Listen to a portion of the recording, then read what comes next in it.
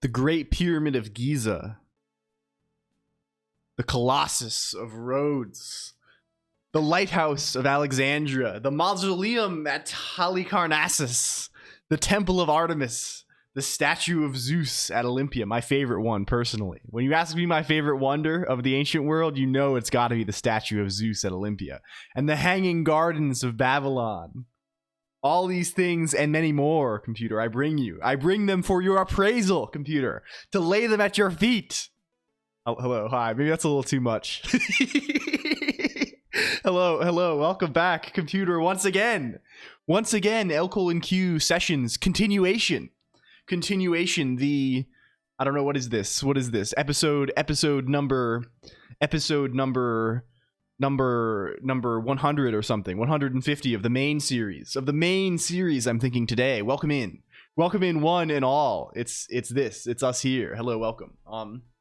It's today, the goal is to explore the 7 wonders of the world.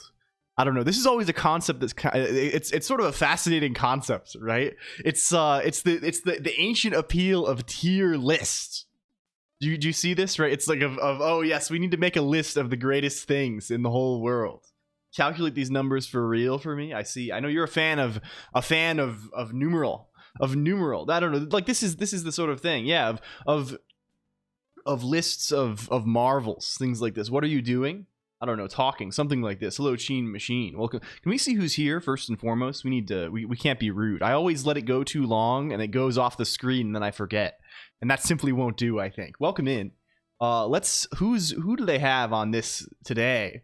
Who did they put on the little screen today? Welcome in Nicola R. Hristov. Welcome in Caddy Shot. Hello. Hello, Jen Dude. Welcome in. Good to see you as always. Welcome in Compiling J. Welcome in Tayumisi. Welcome. Welcome in the 0x539. Welcome in Fighting Annelids. Welcome in. Or are we not?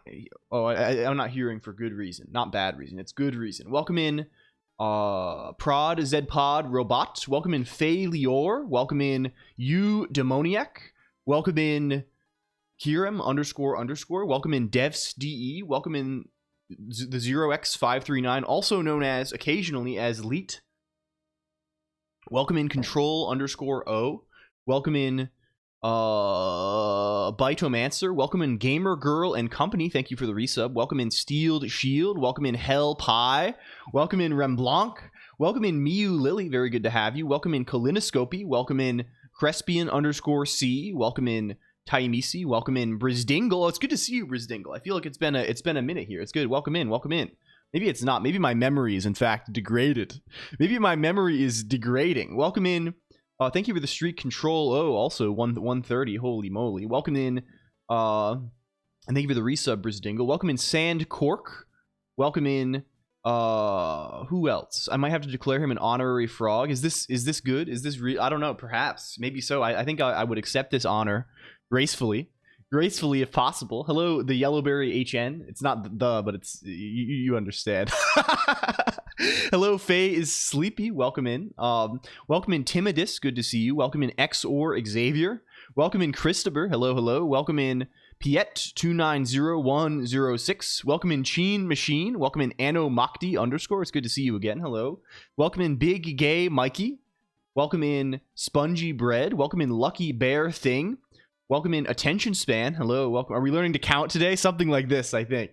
Thank you for the resub. Attention Span. Male pregnancy time. Is it 9 months? It says 11 months. Oh, there's so many different numbers that they're showing you all of the time. What Twitch shows, like, it's almost comical what Twitch is showing me for this notification. Attention Span. The notification looks like this. There's a little box that says Attention Span resubscribed for 6 months at tier 1. They've been subscribed for 11 months ! And then your message, which says 9-month mpreg timed. And then immediately after that, outside of the box, there's another message that says Attention Span subscribes at tier 1. They've subscribed for 11 months, currently on a not. So we have 3 different numbers that they're telling me of months. That they're telling me 6, they're telling me 11, and they're telling me 9 all at the same time. And I don't know what any of these mean, but I thank you. It doesn't really matter. Thank you regardless. Hello, Faye is sleepy. Welcome in. Hello, sit down when I sit down with my female computer and watch some movies. So there's I understand entirely. There's no pressure at all, Bristingle. I'm glad to see you whenever I can. Hello, Masako, welcome in. Hello, Watchmakering. Hello. I think we've caught up now. Hello, welcome in, everybody. It's me, LCOLONQ. You expected something else. I think you probably expected exactly this. This is a hologram. I mean, it all kind of is at the end of the day. That's sort of the concept, right? It's there's, you know, it's just names on a screen at the end of the day, but I don't know. Hello, Wind Up Boy Fade. Also, thank you for the resub. And Expanded Cuber. Do we figure out why Faye is sleepy all the time? Good afternoon to Bridgewater as well. Hello everyone. Can we move over to the main zone? Let's get off of this. Someone was asking what this thing is in the lower corner. I don't know what this is either. I think it's some sort of molecule. Perhaps the chemists in the area can perhaps speak to this. I found this by searching for pyramid on gifcities.com. I went to GIF-Cities. I think it might be a .org actually. I went to GIF-Cities. I found it through Google, and I searched for pyramid, and this was one of the results. Also, this click here to shop for wireless phones, Amazon.com was one of the results. So we had to do this. It doesn't really look very molecular, does it? I think it's maybe supposed to be some sort of crystal. I don't know. I have it. I don't know. Ways to make money for free, kind of weird. I was considering doing do you know that one AI video that was going around like a year ago of like the giant people building the pyramid?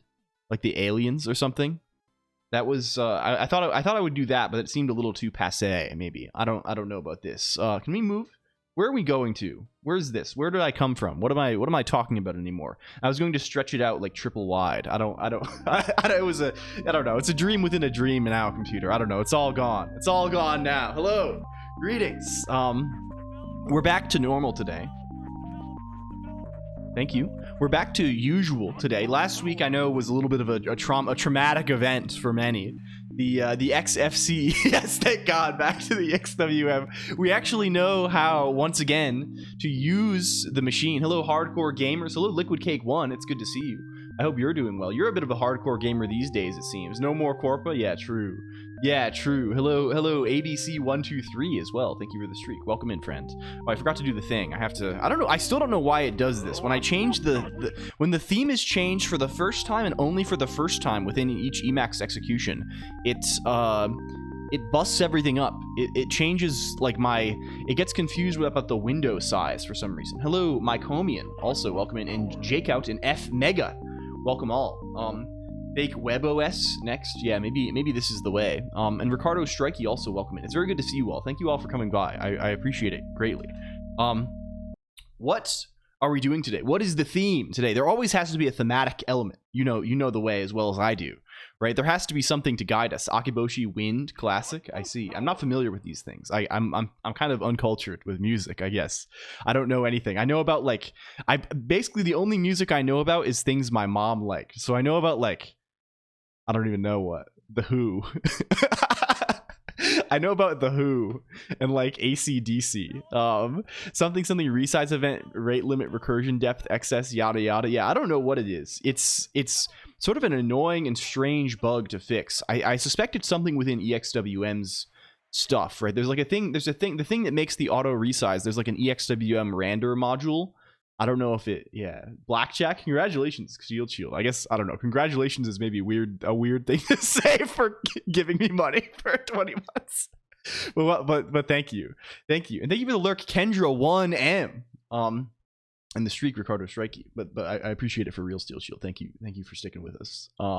Famously a hassle-free piece of software. Yeah. I've had moments of bone-chilling fear I mean, we could see Randa right here, and this is invoking X-Rander. I have had moments of bone-chilling fear back in my less prepared days in university. Back when we were hanging out in the academy, when they were I was asked to can you just plug your laptop in and present? You have this project. Can you just plug this into the projector and show us real quick? Instant bone-chilling. Oh my god. These days it's a little, I understand things a little bit better. I think it's usually roughly as easy as there's the auto mode, right? I know how to do it now, but I remember explicitly like standing at a podium in front of like a small like a, you know, like a grad class, like so like 10 people or something, and just like reading the X-Randor man page, trying to figure it out really fast so it would work. And yeah, but I think it's like I still don't remember exactly, but there's like a just I don't know, display, and you write like you figure out what display it is, and then you hit him with the auto, right? Like this kind of thing. I don't know, something like that maybe. Kind of bad for home setup. Yeah, the way I do it at home when I have multiple monitors even these days is I have like just scripts. Like this is called single for a reason. There's another script called multi, I think, on this machine that just runs on, that just sets up the config for multiple monitors. Hello Violet Marmalade, thank you for the Prime. 8 months. Yeah, it's hard to believe, isn't it? The time really flies. It's hard to believe it's like spring again, right? It's April, right? It's spring. Spring has sprung. It's time for flowers and sunshine and warm rain again. It's good. Yeah, it's excellent. It's hard to even believe we're like a quarter of the way through the year. If you spawn different instances of X, if you like, the question is, can you use different window managers on different monitors? I think you can definitely do multiple instances of X, right? I think there's probably some ways that you can combine multiple window managers within the same. It would require. I'm sure there are at least some things that like facilitate this, but like it's going to be a pain in the ass. Multiple instances of X though is like very powerful. I do this a lot to like isolate identities. It's less relevant now that I'm not like working like a job that requires this as much. Like I still do it to keep some of my personal stuff like away from my from my stream stuff. I have just like I'll on my main desktop I'll have like one X instance on TTY2 that's like connected, that has like my mouse sharing stuff with my other, and clipboard sharing with my other machines, etc. And then the other one is like my personal one that has yeah. We have one screen which is joined all up. Yeah. It's like this, right? It's just you have to be ready to deal with a slightly different paradigm of thing. I don't actually know how things like if you run multiple X's, like I've never done this, like actually like pointing them to different display outputs, and like can you get like nice mouse sharing with this? I assume there are ways, but yeah, I don't know. X is, yeah, I don't know. X for all that X is like a very, very old clunky piece of software with a ton of complexity and nonsense. It's really fun. Like I don't know, like there's just like a lot of cool stuff. No security, so in theory you get all the sharing for free. Yeah, like you can do like the like X has all like the remote stuff as well, right? Like you can run, it's just like a protocol, like you can run it over the network. I think I've never actually tried this, but I've started using Post. One of my machines has a screen just floating in the abyss. All around it are empty void spaces. It's quite good for multi-screen full screen gaming, as mousing out of the game doesn't mouse into something else immediately. Ah, I see. This is quite good. I've run multiple X servers on different TTYs before, but it's not suited for multi-monitor setups. Yeah, I've only done that myself as well. I wish SSH-X actually worked reasonably. Yeah, I don't know. What I really want in terms of like remote control is I really want better Tramp. Tramp, like the idea of Tramp is so good. Tramp is what does this actually stand for? It's the Emacs remote thing. Hello Raymarch, welcome in. Transparent remote file access multiple protocol. Yeah, very good acronym. It's basically a thing for Emacs that lets you open remote files. It lets you like treat remote files as if they were local files, transparently, I guess, given the name. But like basically what it does is it adds like additional stuff to the way that Emacs understands paths. Like do I have a file on another machine that I can like look at conveniently? I guess on the Pubnix maybe, right? Like if I like, there's also SSHFS. Yeah, this is true. Also, you can like just mount the thing. Like if I can open a file, right? I can just give a path in Emacs, right? I can say open fuck2.c, for example, right? With Tramp, I can also open remote files the same way. This is going to open a directory, but like this will just be my home directory on the pubnix, right? And you can see there's a bunch of bullshit happening at the bottom of the screen. But now, like, now I can open, and this file, right? This file, let me open it directly, actually. I can just open this path like I would open any other file. I think it's this, right? Yeah. And it just works, it works like anything else. Just use it in SSH. I mean, this just like, it just doesn't work very well with my thing, right? Because of the way I do like Vim bindings and stuff, it's very annoying to use a nested Emacs in a terminal or something, right? I really would prefer to do everything with my home Emacs, yeah. When using semi-custom shell config, and worse, it fails without good errors, yeah. I found like a kind of a major bug with it kind of recently. I have not reported this, but I was digging around with stuff, and I have like a paragraph written up in my config about like my workaround to this bug. I think it's, if I recall correctly, it's related to like the handling of like file local variables on remote files or something. I don't know what it is. I have to check it again. I've forgotten now. But it is quite flaky. And you need to you need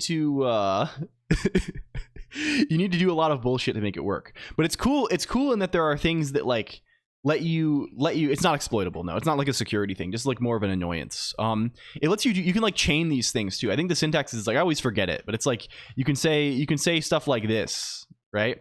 You can chain the methods. So you can say like, okay, SSH here and then sudo, or you could like chain hop SSHs, and like it is very cool when it works, but when it doesn't work, it's like really annoying and flaky and extremely slow also. I don't know why it's so slow. That's like the main concern for me, I guess. I've just not tried hard enough. I mean, like Liquid Cake said, Firefox did kind of work, but felt a bit flaky. Maybe just my internet. I see. Yeah, definitely slow and has huge overhead. Yeah. I love method chaining. Hello, mcollardx2. Thank you for $107. I'm also lurking and didn't like public presentation. Yeah, I don't think anyone likes this particularly. What's Twitch telling me now? I'm being told that I have the "That's a Serve" emote unlocked. Your support helped LCOLONQ reach hype train level 2. I don't know if am I supporting? Is this I'm getting this. Twitch is, no, it doesn't even show up in the interface. Okay, that's cool. A lot of modern renderings accelerated, which over the network out. Yeah. This sort of thing works a lot better if everything is like, I assume, talking using X's like rendering model. Like I think X has some API for like drawing, you know, shapes and windows and things like this, right? And I assume if you're just like doing what hardware accelerated rendering basically is, which is just like filling some frame buffer with pixels, right? Which is property of Twitch in a kind of sense. I mean, in a real sense, probably. Hello, Spikle channel. It's just funny the shape the notification takes. Okay, I mean, all of this aside, what are we actually doing today? I mean, it is April. It is completion gaming April. Hello, Kirsch also, and mental equilibrist. I use remote X11. Can we shout out people too? Is that I always forget that that's a thing until like 20 minutes in, and then it's like, okay, can we actually do that? Does it go? I used it a bunch in the 90s and early 2000s, and it was mostly fine. Yeah. I have been setting some stuff up. I have been we've been doing a lot of stuff, and we'll talk about what we've been doing. But before we get into the other stuff, I want to show you briefly. What we have now. Okay, it became too small for some reason. Is it too narrow? Yeah, here it is. Let's widen a little bit. Look at this new setup. I didn't want to come on too strong and shatter your illusions brutally live on stream. I'm under no illusions as to my relationship with Twitch television, right? We'll get into that seriously, right, March? Serious style. I'm preparing to do my taxes this year, so I am intimately familiar with my relationship with Twitch TV. Gonna be hitting all those follow buttons like it's some lucky lottery, making millions of, I don't know. So yeah, you have normal OOP, right? Look at this though. Look at this. It's got to wait a second because it forgot about DRenv. Look at that. Running close to the deadline. Yeah, I always do it like the day before. Look at that. Maybe we take another step. We get close to John Bat. Look at that. Look at that. Looking nice. Thank you. Hello, Ringle Tingle TV. And even better, what if I go to, where is it? Is it in render? Render over here. If I change the hue, it's kind of hard to see here because there's not enough. We don't have much screen real estate here. If I say let's hue shift 0.5 here, and I press this key binding, it'll take a little longer this time. But not too much longer, hopefully, given what we did last time. Hello, Non-Wizard2. Thank you for the follow. Welcome in. It's good to see you. Or just file an extension? Yeah, maybe so. Hello, Zlav137. You'll notice I'm now purple. You notice we're now purple, but we're in the same place in the game. You see that? We can change this other ways too. Unused variable A. Yeah. There is in fact unused variable A. I'll show you where that is. Multiplayer. There's no multiplayer, but it does allow us to. This is not truly hot reload, but this offers the promise of hot reload that we desired. Hello, Kokoopsy. I had a dream that I was going to be a famous music man and get a harem of hot babes, but my high school friends messed it up for me. Long story. Now I'm saddened for what feels like a very real loss. I haven't felt this way since I was a kid and had a lightsaber in my dream and woke up and could not find it IRL. The dream took place in my bedroom/bed. There's something like this. What do you call it? There's some dreams you wake up and you remember them forever. Like I remember still having a dream when I was probably 7 or 8, and I remember waking up from it and just wanting to go back to it. And I don't remember all the details, but I remember something. It was like I was in a castle, like some sort of thing like this, right? Being I don't even want to say it because it's too, like, it's stuff is embarrassing, right? But like there's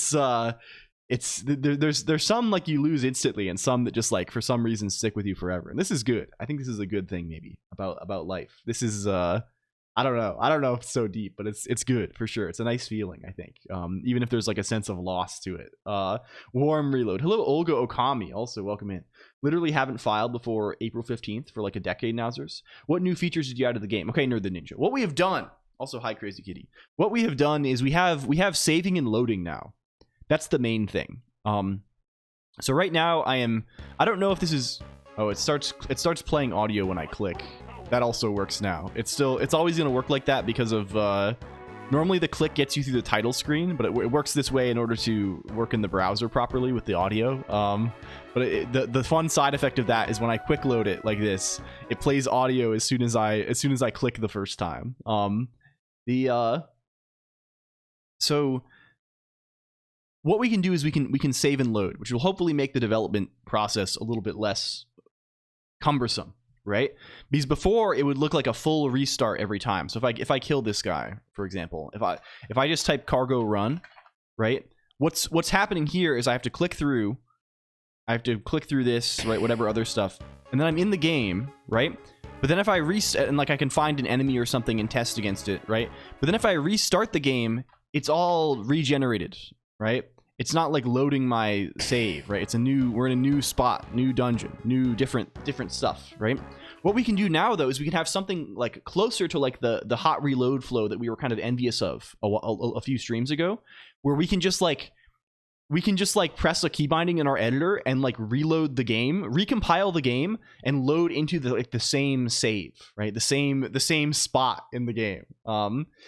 Sleeping with a lightsaber seems like it would represent a real risk to life and limb. Like something like this. I mean, you have to accept the risks.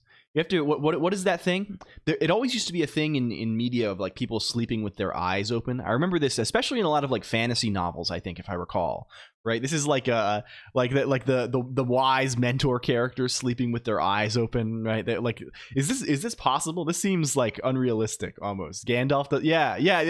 This is where it's from. I think it's probably a lot of things aping this. I had Osmione chasing me and stabbed me, and I woke up. Fun part. That night my appendix burst, but I just went back to sleep with holy shit, what CGI. Okay, good night Eve time. This is good. Can we shout out Olga also? Hope you're well, Olga. Some trick of biology. A friend of mine in school did that once and it was not good. His eyes were burning like fire afterwards because he didn't sleep. Yeah, it seems unpleasant. I don't know. This seems like a special safety mechanism that would prevent me from sleep sabering my intestines out. I think I'd lock it in a very secure cabinet. Yeah, unless there was a special safety. I see. Yeah. I don't know. It's you have to train your warrior's intuition. You have to train your warrior's intuition, clearly. This is the thing to have your I don't know, something like this. But okay, all this being said, we have much else to talk about, computer. Did you see the new news in gaming? Despite no longer being a gamer, at least temporarily, they're doing all sorts of gaming these days. They've been getting up to it. They did Nintendo.com. They went on Nintendo.com and they made a new device. They're doing new hardware on that, right? They call it the Switch 2, which is an unfortunate name. There's going to be a Switch, 2, I hear. Yes. What sort of gaming? They're doing this, right? And they put I don't know really what they're doing with the thing. The pricing is whatever, right? This is just inevitably how these things are going to is the inevitable direction these things are going to go. But it was a Switch U. Yeah, the naming does seem kind of unfortunate, doesn't it? Right? I was under the impression that like a big issue with the Wii U, right? Do you remember they did this guy? This was years ago. They made this fellow called the Wii U after the original success of the Wii. They made a guy like they tried to, I assume, capitalize on the branding of the Wii, but like nobody really like. I think they had a problem like with distinguishing the different, like selling it, right? It's like, why would like I already have a Wii. Why do I need a Wii U, right? And even like I was talking to Maud about the Switch 2, and like Maud like had seen this stuff and like seen this stuff online and was like not under the impression that like it was a distinct console, like just like through hearsay, right? And Maud is like keyed into these things, kind of, at least generally, is a gamer, you know, is a professional gamer even. So like it's the kind of thing where like people, I don't know if people are gonna recognize it as I don't know. The Wii is also just basically a GameCube. So like that's another thing. Half of Switch's good games are just Wii U games. Yeah, I mean I think it was good, right? There were probably good games on it. This is sort of the era where I wasn't gaming as much when this sort of thing happened. I had moved into other realms. Hello, you Daniel Pancake, you me. But the funny part of it is that they put Bloodborne 2 on it, or at least something that appears to be at least an aesthetic successor to Bloodborne 2, and I love this. I think this is really amusing. I don't know. Maybe it's devilish, but I think it's very very entertaining that they did this. The multiplayer, yeah, and they made it PvPvE, which no one knows what that means, but that's what I say all the time, right? Like I'm all about PvPvE. I say that like every other day. Even I'm considering this as my primary field of endeavor. So like I think. I don't know. I think it's very fun. If I cared more, I would be very upset. Yeah, they did Hollow Knight 2 as well. It's actually like a diabolical presentation, right? Like Hollow Knight Silksong like might be like the internet's most anticipated gamer event, but they showed it and like I guess confirmed a release year of this year in a 3-second montage, like as a 3-second clip as part of a montage, and then they're like, okay, here's this game from Software that looks a lot like Bloodborne, the other one that people clamor for all the time. I mean, translators know I do not clamor for Bloodborne 2. I think it would be a mistake to make a sequel to this, and I don't know if I'm particularly excited for the Duskbloods either. But making this an exclusive also is very amusing. Mouse FPS Metroid, yeah, that's the other thing they did, using it as a mouse. Like they have a thing where you can use the controllers of this is this guy, right? Not the Witch, Switch 2. They made this guy and it has little controllers on the sides like the Switch does, right? But you can use them as a mouse, right? Like imagine like, so this face is facing down and you click with this, which one seems extremely uncomfortable. Like it's a very thin, narrow, strange mouse. And for 2, like why a lot of the demos they showed of it, like it feels like they just heard about the mouse for the very first time. Like a lot of the movements that they're showing, they made like they're doing like a wheelchair basketball kind of game, and you have to like have two mice and like wheelchair motion them, which is like kind of novel, but it's like this is going to get extremely old after like one instant. Like it's like they invented the mouse for the very first time, and it's like time to yeah, like it's always the Nintendo thing of like finding a common concept and then being like, our crime is it a common ergo style? Yeah, I don't know anything about this. It just seemed odd. Do not provide mice, and they are all hardcore Emacs users. Yeah, they're all Vim heads. They need, and that, now they're all man, actually, I wonder how easy it will be to control this thing, to use this thing with a PC. I wonder like how it talks to the thing. It's probably the same as the Switch talks to things, so I imagine it's possible. You're serializing the game state, and I'm interested to know how you're going about it. There are so many ways depending on how your game state is organized in memory. The way I'm going about it is broadly quite lazy. We'll talk about it a lot though. Going forward and back, I saw no side-to-side movements of the mouse. Yeah, it was only. I mean, side-to-side feels like it's a little riskier given the thinness of the thing. Maybe, I don't know. Looks shockingly not bad. Yeah, I mean, I'm sure it's competently made. All of these things. I'm very much not the audience for these guys. Like I certainly won't be buying one of these just because like there's nothing. Like I don't know. Maybe if the FromSoft game is good, I'll try and like I don't know. I'll borrow from a friend, or I'll buy a copy and legally rip the data. I'll legally rip the data from my copy of the game and play it on the computer and come up with novel ways to interpret that data on the computer. They just make a switch to, yeah, I feel like you at least got to call it something else. I don't know. The asymmetry between them is painful to me. Yeah, I mean, I think you can probably get this in all black or something. I don't know. Certainly requires you to move the mouse side. Yeah, like for FPS stuff. 10% of battery remaining. Bro doesn't want Kirby Air Ride. The thing is, right? I do have fond nostalgic memories of Kirby Air Ride, but all of those memories come from playing this at friends' houses, and in specifically going to a friend's house and renting a copy of Kirby Air Ride from Blockbuster to go play it for like one night, and doing entirely the city trial mode or whatever it's called, right? The one where you go around and there's like the big bird and you try and get like the pieces of like, what is it, the dragoon or something like this. And like I could capture this experience with far more nostalgia by playing this. I could play this any day. I don't even know anything about the game. I just have these fragments of memories, and I could play it for real literally any day I want, and I have it. There's a Game Boy Color, and I don't see this changing. I have not been enthusiastic about them since the game. Yeah. It's funny though, and of course it's going to kick up the whole conversation about pricing of these things. I don't know. I don't know. I think they probably should be more expensive, but I mean, of course, should is a big word. We'll see if people pay. I have an N64 cartridge I bought from a secondhand shop that has a Blockbuster sticker on the back. Yeah. Air Ride is one of those games they used to have in unnamed local grocery store that I mean, I think it's obvious that is this how local is this grocery store? Can we see? Can I see? How local are you? How local are you? How local are you? Northeast style? Are you all of the Northeast style? Is it Kroger's? No. Are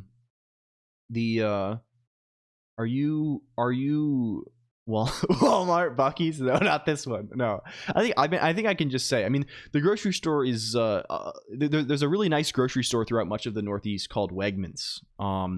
And I remember going to Wegmans, and they used to have like a video rental section, and they had games, and they had like GameCube games and stuff, right? So but before going to a friend's house, right, we would like if we could go to Wegmans, we would grab what do you call it? Oh yeah, Colonoscopy got it. Yeah, you would grab like grab a copy of Pikmin 2 or whatever, and they were so cheap. Like it was like $2. It was like $2 to rent a game for like a week or so. It was so good, and you could just like, man, it was great. It was great. And I remember thinking it was magical because I had like no exposure to like the home console market. I was used to like cartridges, right, where your save data was stored on the cartridge. But with the GameCube, like you could just like rent a game a couple of weekends and then just like keep playing because you have like, I don't know, it was great. What a good time. And this is entirely fueled by nostalgia, of course, but like yeah, damn, this shit was so fire. Yeah, I mean, really, like rental services were great in general. Like this is just like renting just like rocks. It's really good. I think like this has largely been replaced with like subscription services like vis-a-vis Netflix. Like Netflix like Netflix is kind of the direct lineage with these things, right? Because Netflix was also originally a subscription service. I think, or originally was a rental service, basically, right? Like the original concept of Netflix was they mailed you DVDs. I think, right? Like, am I misremembering this? Netflix.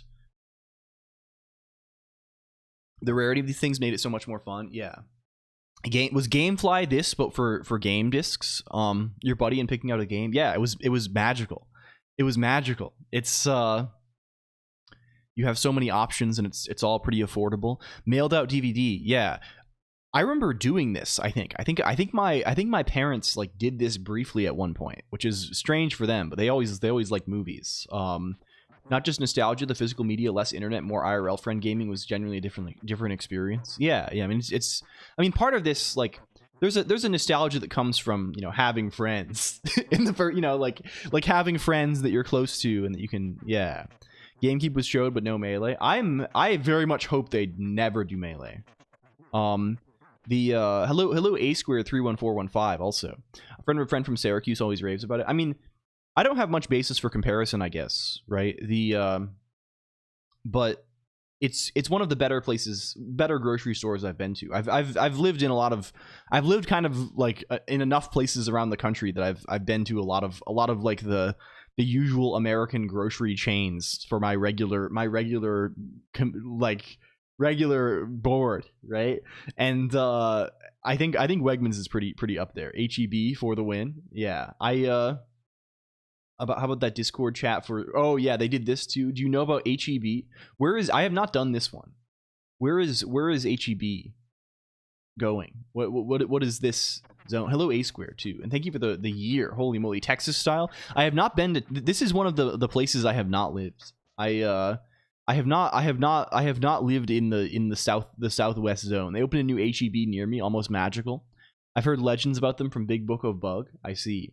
I'm here for beans and beef. Make it good, please. Yeah. Although, I mean, when a grocery store is in reach, Wind Up Boy, I tend to be a little more ambitious with my cooking. When I'm largely living on austerity measures these days, just because it's very inconvenient. It would mean nothing. Melee heads wouldn't play it, and non-melee heads wouldn't play it, both for obvious reasons. Yeah, I mean, I assume it would get some attention just because it's like a beloved game and people like it like casually, but like it would not move the needle on the Melee community, just because like there's no way it's better than Slippy. If you don't know, Melee Smash Melee has like an extremely robust online scene. Is it Slippy GG? Is this the guy? Detroit style za, pep and sausage crumbles. Well, good luck. This is good. The I don't think I've ever had Detroit pizza. Yeah, it's all third party. So what this is it's like a dolphin mod. It's like a dolphin extension, but like you can download like a nice, like they're not doing anything. Like you still need like a legally obtained ISO of the game disc.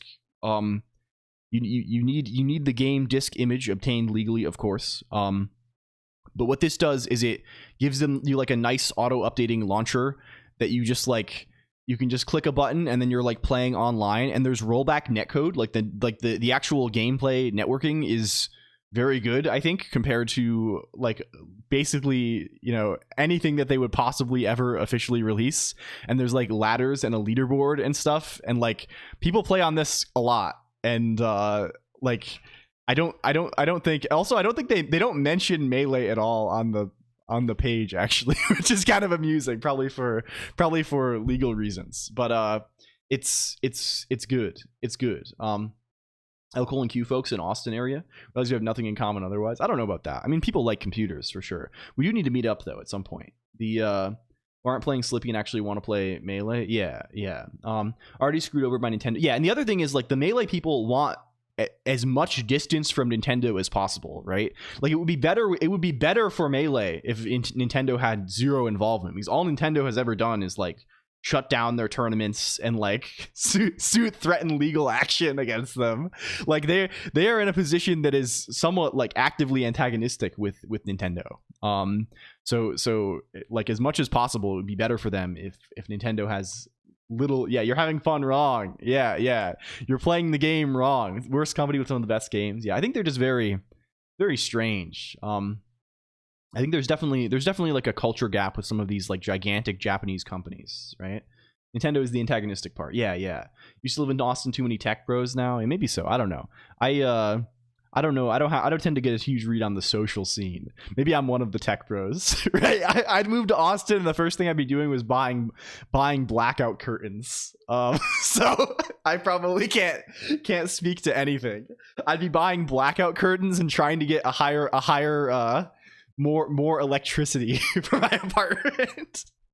So probably not the greatest example of I don't know, keeping Austin weird? Is this what they say? I feel like every city they have like a keep X, like they said this in Portland a lot too. They were always talking about keep Portland weird. But I don't know. I feel like I'm keeping it weird, but the way I'm going to be keeping it weird is not the way that they want to keep it. I feel like the way they want to keep it weird is like having like cool bars and stuff. The way I'm going to keep it weird is going to be a different way entirely. It's going to be a little more, I don't know, a little more wires going on. It was a queer thing. Yeah, probably so. Keep the computer weird. Hello Nulligore, also welcome in. Are not all that weird. Yeah, I don't know. I can't say I've run into tech bros, but then again, I work from home and I shut in. I'm trying to socialize more. Going to a Risk 5 meetup next week. Hell yeah. I did go to a couple of my last employer ran some like Haskell meetups, and I went to some of those and they were quite fun. I was not expecting this. I'll be around while I work on some Terraform stuff. Big hug, big kiss, much love. Thank you. Enjoy, please. They ransom. How rude. Yeah. So I don't know, but I suspect there are probably many people here. I can't even imagine going to meetups. Yeah, I mostly went by virtue of it being held at the office of my employer. So I didn't have to be that brave. I could just like sit there after the workday was done and watch a cool presentation and like eat food and stuff. But like, yeah, I didn't like do anything, but like I had a positive experience with it overall. Give them the risk five systems I have because they're just too much work to get and keep working. I see. Thank you for the lurk, Gamer Girl and company. I don't know. I've been meeting up a little more these days just by virtue of the V thing, right? Like the attendance of V.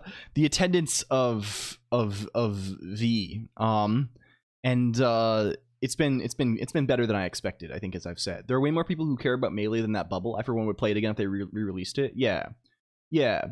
Like people will certainly play, right? Like they would play Kirby Air Ride re-release, or like they would play Soul Calibur 2 re-release or whatever. But like it wouldn't like change like the game for Melee, I think, right? Like there is still like a very, very, very dedicated, like there's a lot of people who play Melee, right? Like it's great when they bribe you to come. Yeah, this is the best. Hello, Anime Weed Dad 69. And I mean, this is definitely probably something that is well known. I would say attention span. This is probably the reputation of this. The I'm going to is the company coder.com. Never heard of them, but it's in walking distance. So what the hell? Yeah. Yeah, who knows what the Netflix? Get out of here, Netflix. Is re-releasing F-Zero GX? Yeah. Oh yeah. I mean, I think we're on the same page broadly, right? Like there's like Melee, unlike those other games, sometimes like Melee like has like a, I don't know. There's like, yeah, there's a lot of enjoyers. And I guess the Melee that I like when I think of Melee, I think of that, right? Others probably think of other things, right? I have more nostalgia. Like for me, like I played Melee a little bit as a kid, again with at like friends' houses and stuff, right? But like for me, Melee is like all my nostalgia for it is like watching Evo, right? Like watching Evo and like the era of the 5 gods and like that all of this stuff, right? Like it's all wrapped up in like this kind of thing. And of course mileage will vary for others. Yeah, I'll play Melee at a friend's house. Yeah, I remember I always wanted to be Kirby because it was so hard to die. Anyone here played in tournaments? I think Kokoopsy has. I've attended tournaments. I have not played because I'm quite bad. What's your favorite god? Armada for sure. Armada 100%, or maybe PPMD, Dr. PP. U2 King's gameplay, yeah, they're all good. It's so good. The storyline is so good. Pro Melee players would hate you. They would, yeah, they probably would. I'm not a very hype player also. I think like the kind of strategies that always like attract me in games are like the kind of things that people think are like really lame, right? Like I love like exploiting like shitty small advantages, right? Like I'm 100% the kind of person that would like can't like get like, you know, get a small lead, get a small lead and then run away, like timer wins, like ledge stall, like this kind of thing, right? Like this is like what I'm into. I'm a freak. I'm a better person than them. Yeah, I mean, this is the nature of fighting games. Armada mentioned when my regularly watched streamers played against Armada in some basement tournament. Yeah, part of the fun of Melee is how, because it was so grassroots, right? How accessible it all was, right? Like I went to like a small local tournament when I was in college just to like check it out and like soak in the vibes, soak in the ambiance, you know how it is. And like Mewtwo King was just there. Like he just drove out and like he was just around. And I think that's kind of common, right? Just because like it's not a scene that's dominated by like huge prize pools, right? Like other esports, right? Like do we know? Do we know like what is the do we know like there's like all of this stuff, like it's like in Dota, for example, right? Dota, you can win big money. Like you can win like real money in Dota. Like the international, like it's like millions of dollars. There are smaller events that are you know, they are less money, but they are still like respectable amounts of money, right? Like you can make a career off of playing big tournaments in something like Dota. Melee, it's like there's no money in this at all, right? Like the biggest event, like maybe you get like you cannot sustain, like people are in it for the love of the game, right? People and like maybe they have sponsors or something, but it's still like it's just not that big. There's compilation videos where people acting really weird at the tournament and you can smell the ambient. Yeah. I think there's definitely more of a Melee is a streamer game at this point. Streamers from Sweden. That's not a huge country. Yeah. Oh yeah. Played against Armada. Yeah. It's actually like I feel like Sweden like pulls way above its weight in Melee. I mean, they have both Armada and Leffen. Have a tourney mode in game. Hello, real nice. No, not that people use. Like if people are playing Melee, it's like the tournament rule set is quite different from like the game rules, I guess, right? Like and people typically play, I think, on modded copies that facilitate some of the stuff easier, right? Like I think like of the like I mean the characters are all like legal to play in tournament. They play no items, of course. The usual rule set is you play four stocks, 8 minutes. And the stage selection is where the stuff really comes in. Like they have like a whole like picking and banning rule set for stages, and I think only like 6 or 7 stages are legal of the game. I low-key stopped identifying. Yeah, I mean you can definitely find some the scene, this community surrounding these things can be less than pleasant, right? I never really got into it. I'm far too shy for this, right? The most I've ever done in terms of like that, like this is sort of what pushed me away from like playing Magic in tournaments also. Like it's a very similar thing. And like at some point with Magic, I realized like, wait, I'm showing up to these events. I have a deck. The deck is like $2,500. I'm in college. That's like that's like half of my net worth. Like I have no money. I mean it's way more than that. This is like the only like positive asset I have. Like why am I going to this and letting these like people who like are, I mean, I don't want to speak badly of people, but like there's a lot of people who are unkind, right? There are people who like are a little unstable at these events, right? It's like why am I risking this? This is horrible. You're not a musician? Yeah.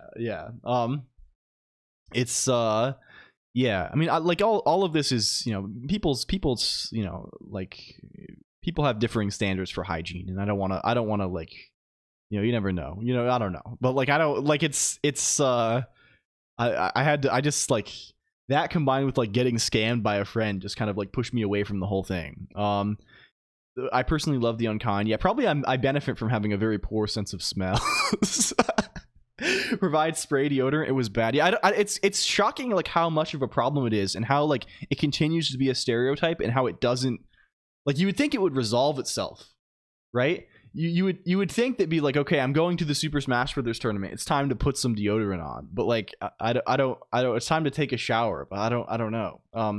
You were not supposed to be unkind, and that killed the fun for me. Yeah. I think just in general the I don't know, people's standards of interaction and trash talk differ wildly. They don't, and I hate it. They just don't care. Yeah, maybe no, I don't know. It's I want to get fun at MTG, and they just keep playing those cards so they can play 5 turns in one is yours. Yeah, I mean this is a part of the fun, though. I think what I despise is the salt. Yeah, hello, chaotic quixotic. There's a general, I don't know. Probably the standard of sportsmanship is not incredibly high. I imagine having a 15-minute turn. Yeah, I mean that's just part of the game. That's just the game. This is I don't know. You get to do it half the time too, assuming you're playing well, right? So it assuming you're playing fair matches, right? Evenly matched, right? So it's just the game as it is. When it comes to salty or trash talk, quite literally no limits. Yeah. This is it's interesting how these things differ culturally, right? How easy it is to mod a GameCube for modded games. That would make sense to mod the game to streamline such rich rules and rules. Yeah. It's yeah, and most people, like probably the majority of Melee matches played these days. Thank you for the gift sub to I Like Boobies. True. The love a human breast. The I think they're mostly played through like modded copies that add online multiplayer, which the game did not have originally. But like they have as an impressive feat, they have modded this in, which is kind of fucking nuts. A giving city in my country, which one of the world's biggest salt mines was from. Yeah. Oh my lord. Okay. I mean that's enough of we've. I don't even know how we got on this. Nintendo, I guess, with rollback. Yes. The hello DJ ZMX. We have to talk about wonders, and we have to talk about oubliettes also. It's all related. It's time to lock in. I don't know about that just yet. We're hardly even an hour in, Big Gay Mikey. We gotta cool our jets a little bit, right? We can't be this is a little bit, I don't know. I've been having this feeling recently where like I feel like, okay, mod we were elite. Oh, we will be elite, don't worry. Mod has a tendency to like, I don't know. She points out sometimes that I have a tendency to, as soon as I'm not like interested in a conversation anymore, I will just like leave. Like mid, it's one of my bad habits, right? I'm trying to like get used to this, right? But I have it like, I'll be talking to someone and then I'll like think of something else and I'll just like leave, like sometimes like mid sentence, right? Like they'll be talking to me and I'll just like get up and leave. And I'm trying to be more aware of this, and I think it's really funny to just say like bye, like say like the idea of like talking to someone and then like mid sentence that you're saying, just say oh bye and just like walk away. Like this is really good. I think this is like good comedy. Maybe I don't know. And I feel like there are no toxic jazz clubs in terms of shit talk and playing standards that will die. Not everything should be like that. Yeah, there probably should be. You do this up virtually on stream. Have you dabbled with Elixir? Only a tiny little bit many years ago, One Fact Tom. When it was first happening, I remember playing with it a little bit, but I have not. I have little exposure in the world of OTP. I want to play with Erlang though. This is on the long list. I just got to come up with a good idea for this. I've done that for me. Very likely the reason I never got a second date with someone. Yeah, I mean, like, it's how it goes. The fans at home can add it. Smash Brothers, surely professionals should be able to design it in their fighting game. Yeah, surely. You would think so. You would think so, perhaps. No longer has time to do anything else because they use programming as a coping mechanism. I would say this is not a problem that I'm prepared to solve, right? But I mean, there are worse things to do, right? I don't know. Programming is like broadly interesting and productive, right? Like if you said, like, I don't know, like maybe this is not the right thing to say, right? But like if you were like, yeah, I don't know, I don't know what to do. My life is falling apart. I'm just out here painting all the time. I'm just like producing beautiful paintings all day. Like I'm just so obsessed with painting it. I'm using it to like as like the guiding force in my life. I'm just out here painting. I'm out here making tables. I'm doing carpentry. I'm just making tables all day, right? Like I think this is fine. Right? Like I don't know. I don't know anything about it, but like the situation may differ, but like I think it's good to just be making stuff all day. Never mind. Drawing in the swiggle dimension, maybe true. Hello, Sergeant Pepper _ welcome in. I thought you were shitting. Oh no, this is not shitting on painters at all. This is positive direction, right? This is, yeah, someone's got to make the pile of complex. Someone's got to make something, right? You got to do something with your time, right? If you did carpentry, what would you make? I know so little about carpentry that I could probably hardly even describe it, right? The most I could say, oh, there's tables and chairs. I have no insight into what the possibility. I assume like anything, you can make anything basically out of wood. I always thought like what is it called, joinery, right? This is kind of cool, nightstand, etc. etc. I don't really have need for much furniture. Hello, Cypher Lunas, also welcome in. Yeah, it's good. Even heard of a drawer once, of an armoire. It's in mind from the start. You should be easier to maintain determinism, right? Yeah, probably so. It's like hacking this onto a game like without the source code seems absolutely hellish, right? It's an incredible endeavor that they've made it work so well. Is woodworking nothing to do with carpets? Huge disappointment in the English language. Yeah, I wonder what the origin of this. Most of your houses are made of wood. Yeah. I have some exposure to this because like my dad is kind of into this stuff, right? Like my dad like built a lot of houses and like furniture and things, and like joinery is things that slot into each other. Yeah. Japanese, that stuff. The Japanese no glue, no nails kind of. This is quite cool. Mortise tenon white maple apron with spalted maple top and legs. I just don't know enough about it. It's one of those things that like I regret now, right? Like not. I mean, I guess it's not too late, but like you always I don't know. Is a day stand the breakfast table? Love wood furniture, hate wood houses. I don't know. I guess I don't know enough to have an opinion about any of it. It's joinery as in database management. Yeah, like left joins and right joins. Hello, Sith Owl, also. A good dovetail joint. Yeah, an IFBB Pro 1. Good afternoon, it's good to see you. These fans are self-selecting. Yeah. So is building housing about money? This is what Colonq has said about from what Colonq has said about his dad. Probably so. Probably something like I don't know. I don't want to speculate too much about these things. It's not like it matters too much. Things are who knows. Moving on. I think you know what I'm gonna do. I'm gonna segue out of this situation that I've now become. I've talked myself into a corner where I'm now like I don't know what to say. Okay, anyway guys, look at this thing we programmed. There was something else I wanted to mention. What was it? God damn, there was something else for sure. There was something else. Okay, bye, but streamer version. Yeah, it's like this a lot of the time, right? I still, right?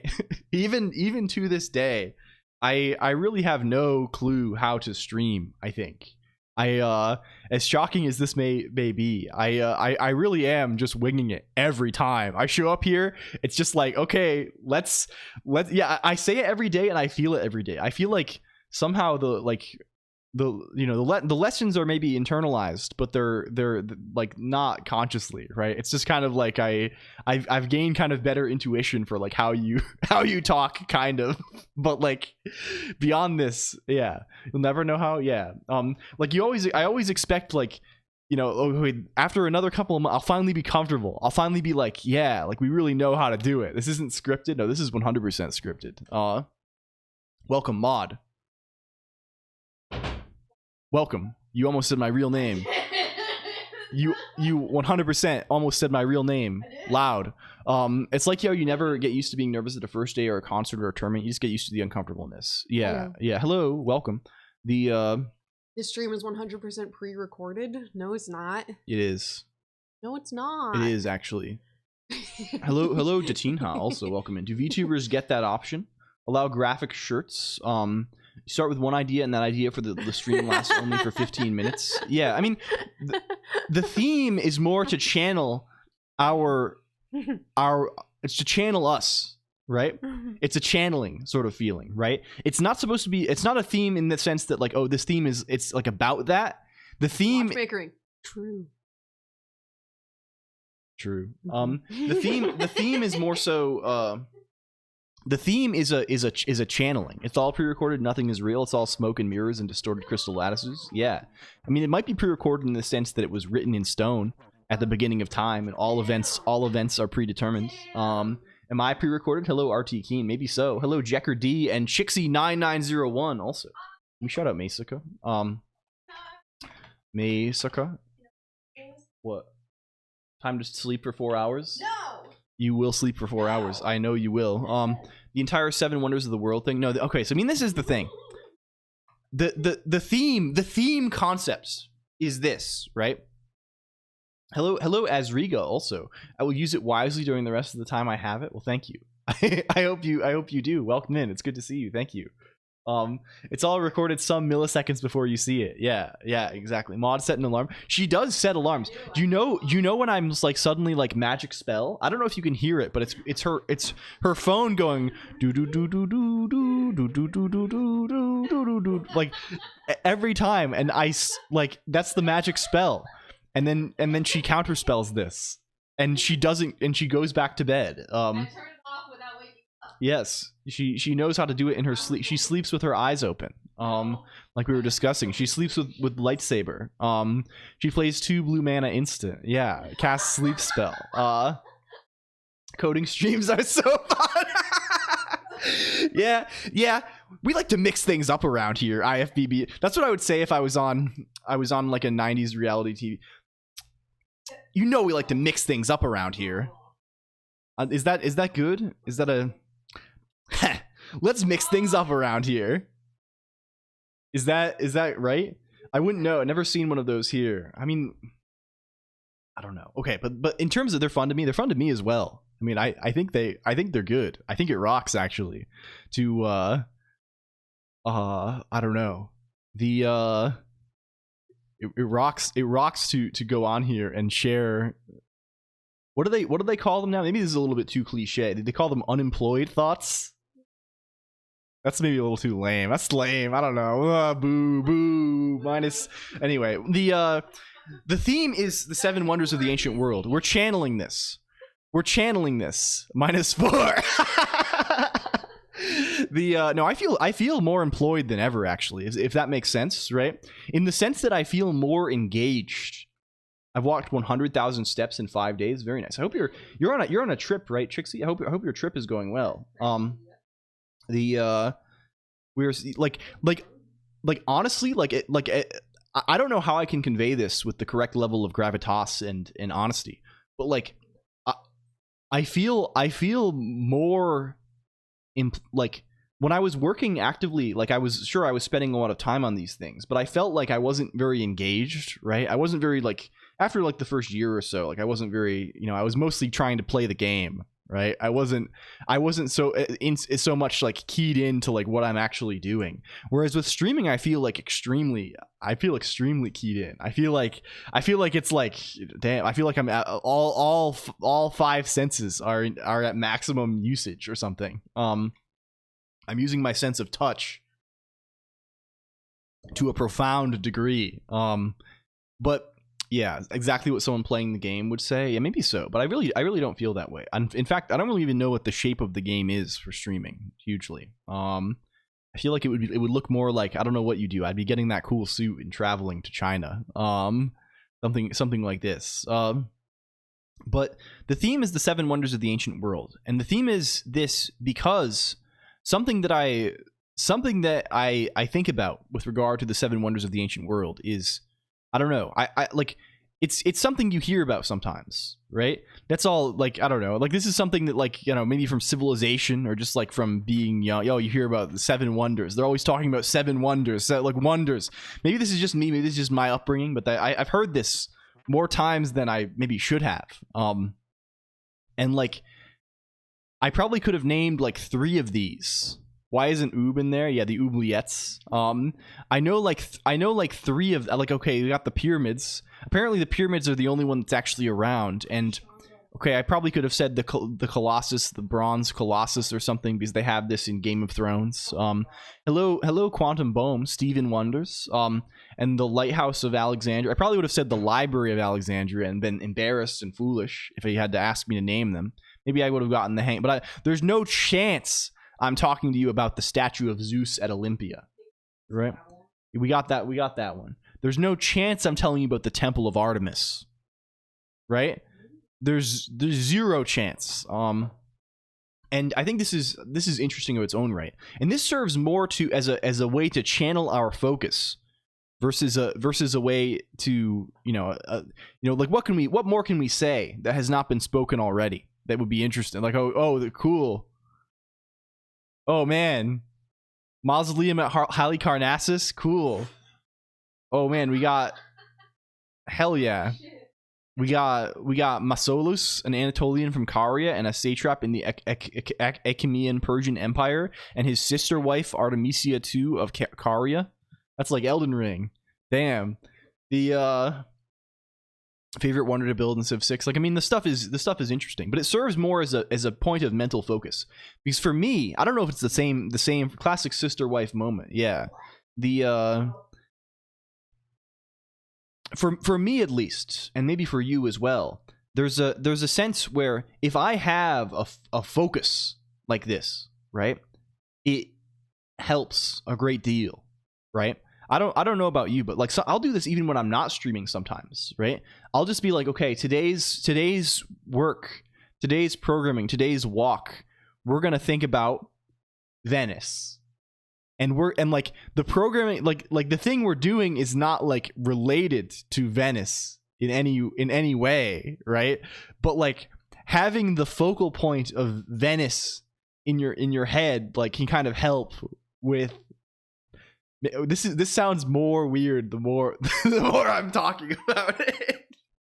But like, it's like this, right? Penis. Yeah, true. Did someone say Venice? Yeah, right. Like I don't know, like having some kind of like focusing, and this is how it's been on the stream since the beginning. I think the first theme that we did like a couple of years ago was, the theme of the day was dueling and baths, right? Like baths noun, not baths verb. Or I guess it is always a noun, but like you know what it, like, as in like a baths, like a structure, not like baths as in the thing that you take. They're related. Is Venice in the room with us right now? I mean, it can be in our heads, in our minds, in our mind's eye, in our mind, our mental space. As in foobar baths, like, yeah, like this, right? Or something like this. I don't know. And duels, like we were reading about dueling manuals and stuff, right? And of course, we can't meaningfully explore these things more than can we see we have the monster manual. We can't meaningfully explore these things, in any real way, but it can help guide our focus. I don't know. At least I think so, right? I can have this in my head and be like, okay, the stream today is about the 7 wonders of the world, right? Whether or not it actually is about the 7 wonders of the world is kind of immaterial. Whether the content of the thing relates to the Hanging Gardens of Babylon in any way, this is immaterial. This is irrelevant, right? What matters is we can all, I can at least think, maybe you can think too, okay, today's stream is about the 7 wonders of the world. Today's stream is about the eternal flame. Today's stream is about the process of creating steel. Today's stream is about etc, etc. Today's stream is about strolling through shady lanes. Today's stream is about what else? What else can it be about? You mean click? I mean, it's not clickbait. It's explicitly not clickbait. I would say, I mean, who's clicking? Like, no one's clicking on this and thinking, okay, it's about the 7 wonders. It's me bait, maybe. I don't know. I'm really confused. Okay, the stream today is we're making a dungeon crawler. We're working on the video game. Playing a song, it's more like a guiding principle to keep everyone on the same track. Yeah. My friend knows about my gizmos. Hello, Kinski Unplugged. Welcome in. You've had real life revelation. Why lock in the destination before the journey? Yeah. All of you. Yeah, true. And of course, to all the programming enjoyers, this is all, maybe this is hogwash. Maybe this is hogwash, but I think this is part of the, it's part of the picture, right? It's part of the picture. Galwa's fatal duel took place on 30th May. The true motives behind the duel are obscure. There's been much speculation about them. Yeah. One of the legendary people of Earth, Everest Galois. What if 8th wonder is dungeon crawler style? One of the founders of group theory and maths? Yes, yes. Just put the oob in the back. I know a streamer whose description is just a red dot. Imagine if yours was the green circle. Yeah, yeah. Speaking of this, our diversion for the day, of course, hello Ascento. So if video gaming proves fruitless, if the juice isn't there, we have not left this off. We might have to discover if this was more of a strong focus on theming RT Keen, we would be trying to determine the 7 wonders of LCOLONQ. I don't know if there are that many. We maybe have like 2 or 3 wonders at this point. We have not really reached the point of 7. And they're certainly not wonders of, I don't know. The wonders of my world are like cool rock. Like I don't know. I have some shells and stuff lying around. Cool. Yeah. My mom brings me rocks. This is I don't know. Maybe this is lame, but like my mom, like she'll come to visit me and we'll go for like a little walk and she'll be like, here's a pine cone, and I'll be like, hell yeah, and I just like keep them all on like a little spot. We got a little shelf. Our mod and his beautiful fans. I don't know. It's not. I don't like thinking about fans. That's scary. That's scary. Which came first, rock or cool rock? It's strong. I think. It's strong. I think we've not abandoned this idea yet. I still think this would be good. We need to. This will perhaps be one of our final. I don't know. We got to do this eventually. This one we probably can't let slip. And it's the sort of thing that we can actually like finish and just have it be done. And have it like have something where people can submit feeds, and then we can have our own hacker news. We can have what's the opposite of hacker news? The problem is like hacker is so good, right? Like hacker is maybe one of the best words for this sort of thing. It's close to, you are an influencer with influence who is influencing. Oh my god. What's that?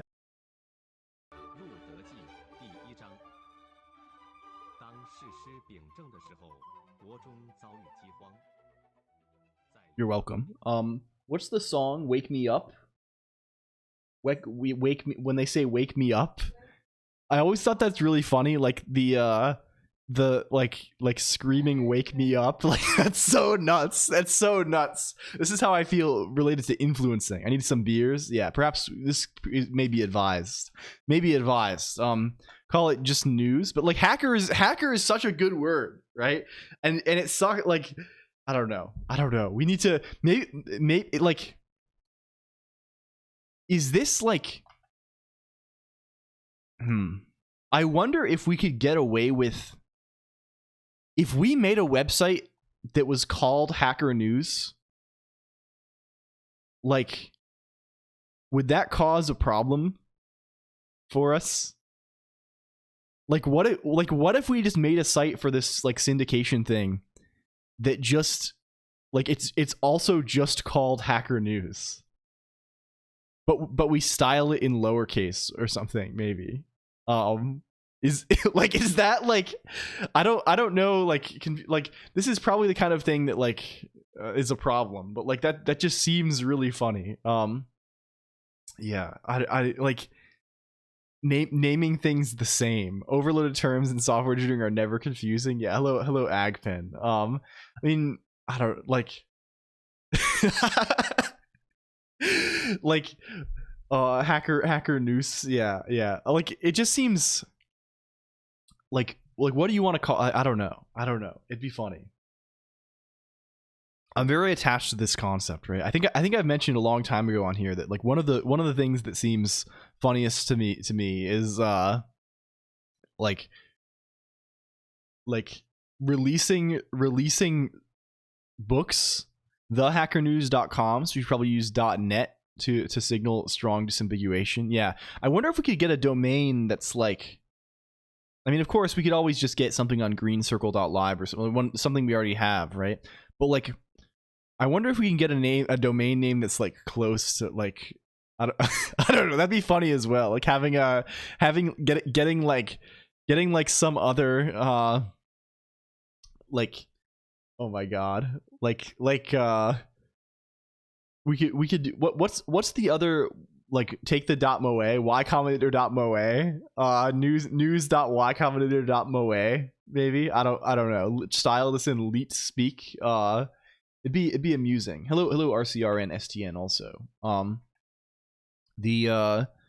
don't know, hackers who like an idea that's always struck me as very funny is yeah, we're just gonna say that and move on without comment. There was news from Hawktua, right? Hawktua noun. She's back and no, like, you can just do that, which is awesome. You can do that. You can just do that, period. Separate point, separate thought. That's awesome. Like, you can just do like, yeah, like you can just do like insane fraud, right? Like, I mean, I guess it's not fraud. It's not fraud. I'm not saying it's fraud. I'm not saying there was a crime committed. I am not committing libel. But I mean, libel, I don't know. I'm not, what is that the word? What's the word? Defamation, I don't know, something like this. I'm not under oath, so it doesn't matter. But like, I'm not insinuating that, I'm not defaming the persona of Hawktua, but it is crazy. It's only libel if it's true, I think. Yeah, maybe so. You can quote me if in doubt. I don't know anything about the law.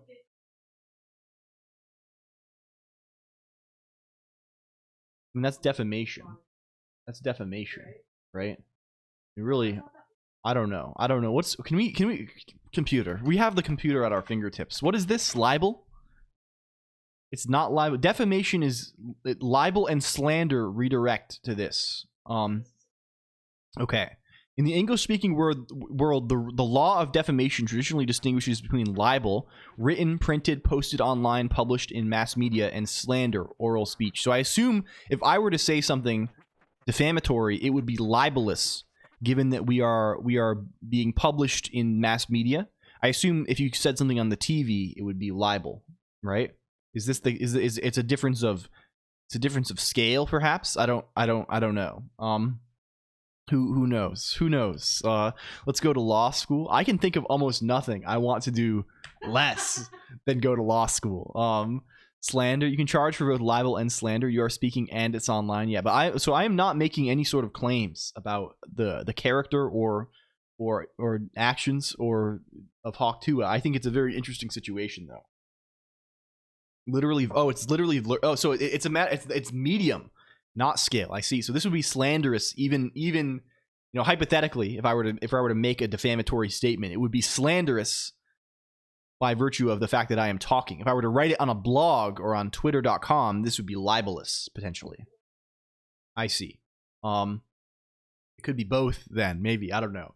If I'm made of letters and I put it on the model, if I'm recording it to the log and then I publicize the log, is that libelous? I don't know. Who can say?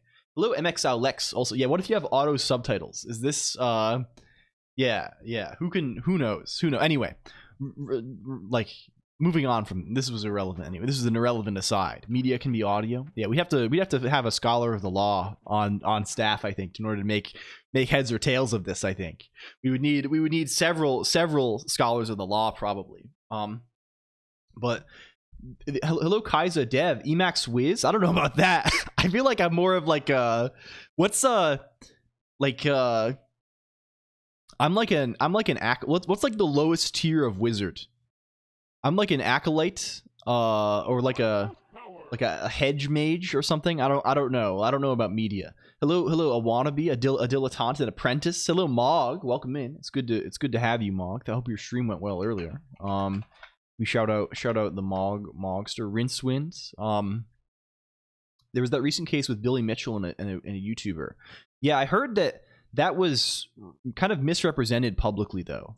Again, I have no knowledge of the situation. I don't who knows, but like it was like the Carl Jobst thing, and like I think the way that was represented publicly, or at least the implication publicly, was that he was suing Billy Mitchell for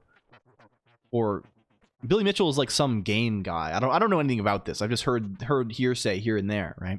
But Billy Mitchell like is a person who like claimed to have like the Pac-Man world record or something like this, or like a records in a bunch of like classic arcade games and stuff. And he like people found out he cheated, and he was suing this YouTuber Carl Jobst, and people were under the impression that this suit was about the accusation of cheating being defamatory. But like I think it was actually about something like way different. Like it was about like Carl, like the YouTuber, like accusing him of like bullying someone to suicide or something, and like that that whole thing, like it just seems like there's a lot of nonsense there, probably PR spins, and like, you know, and the YouTuber lost, right? Which seemed, I don't know, who knows. Yeah, it seems like that's sort of a misplay, perhaps. Objection hearsay is fucking crazy that it actually comes up IRL. Yeah. Minor spelling mistake. Always doing retro streams. I have a great time. Hope you're doing well. I'm doing very, very well, I think, these days, Mog. I'm feeling very good about things. Life is broadly decent at the moment, and the birds are chirping and the sun is shining, which is you simply can't complain. It's so good. It's so good, actually. I've been opening the doors every day, letting some fresh air in. Hello Maradine _. Hedge maze. Life is like a video, a little bit like this, I think. F Mega. It's a very good feeling. You can't get much better. Spring is fantastic. Yeah, I really love the seasons. I think at this point I've come to like really enjoy all 4 of the seasons. It's like I don't really have a favorite anymore. I just like them. I like them a lot when they come. Okay. All this being said, I don't even know what we were talking. Oh yes. Before we move off this topic, this loosely defined topic, the idea of republishing books. I mean, you could do it legally with public domain books. Taking books from Project Gutenberg and then subtly changing them, and then putting them on Amazon.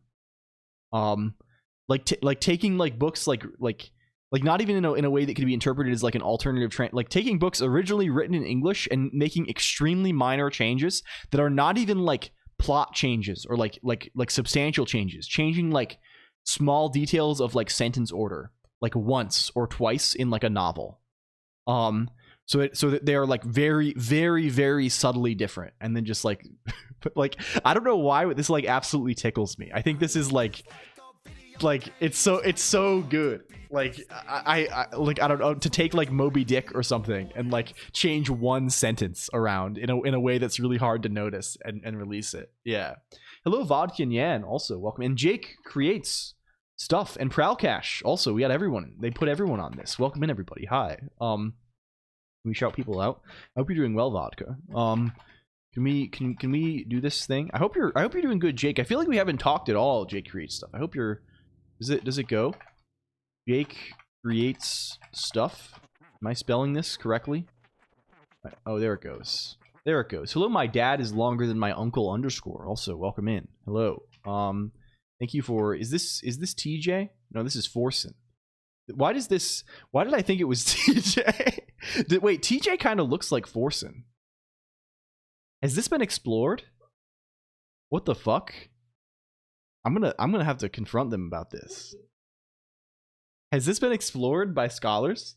I've been busy with doing stuff. Yeah, of course. I don't mean this in a way to indict you, Jake creates stuff, but I hope you're well. We gotta catch up. We gotta catch up at some point. Hello, Lady Vignette. Welcome in. Thank you for the raid, my friend. Will need multiple scholars of the law? I think so. Can we shout out Lady V? How was your stream, Lady Vignette? It's very good to see you. I hope you're well. Please, if you don't know them, please check out. I have to wait another minute. How intolerable! How absolutely intolerable that they would subject us to these conditions. I hope you're well. Lady Vignette does a lot of art. She's a very talented artist. And also does a whole lot of Dungeons and Dragons stuff. So fun. Yeah, I'm very glad to hear it. We still gotta play sometime, Lady Vignette. I'll bother you. We're feeling incredibly normal here. Welcome in Cammy Draws stuff and happy Corvid Day and Lady Vignette. It's good to see you all. Got a raid and run, but have a good day. Thank you. Hello, 00 New. Very casual D&D sesh. I see. What? I mean, if any of you can share, what were the events that took place? Is this casual meant sarcastically? I should probably say also, hi, I'm LCOLONQ. I'm a freak guy. I'm online here. I'm letters. I'm a man made of letters. We do programming. Today we're going to be exploring a little game we've been developing for a very long time. We're trying to work on it a little bit more. Information was gathered. I see. I should also say, if you like this, please feel free to join our area. I recently developed this hot reload thing. This hot reload, it's not really hot reload, it's more of a warm reload thing for our game.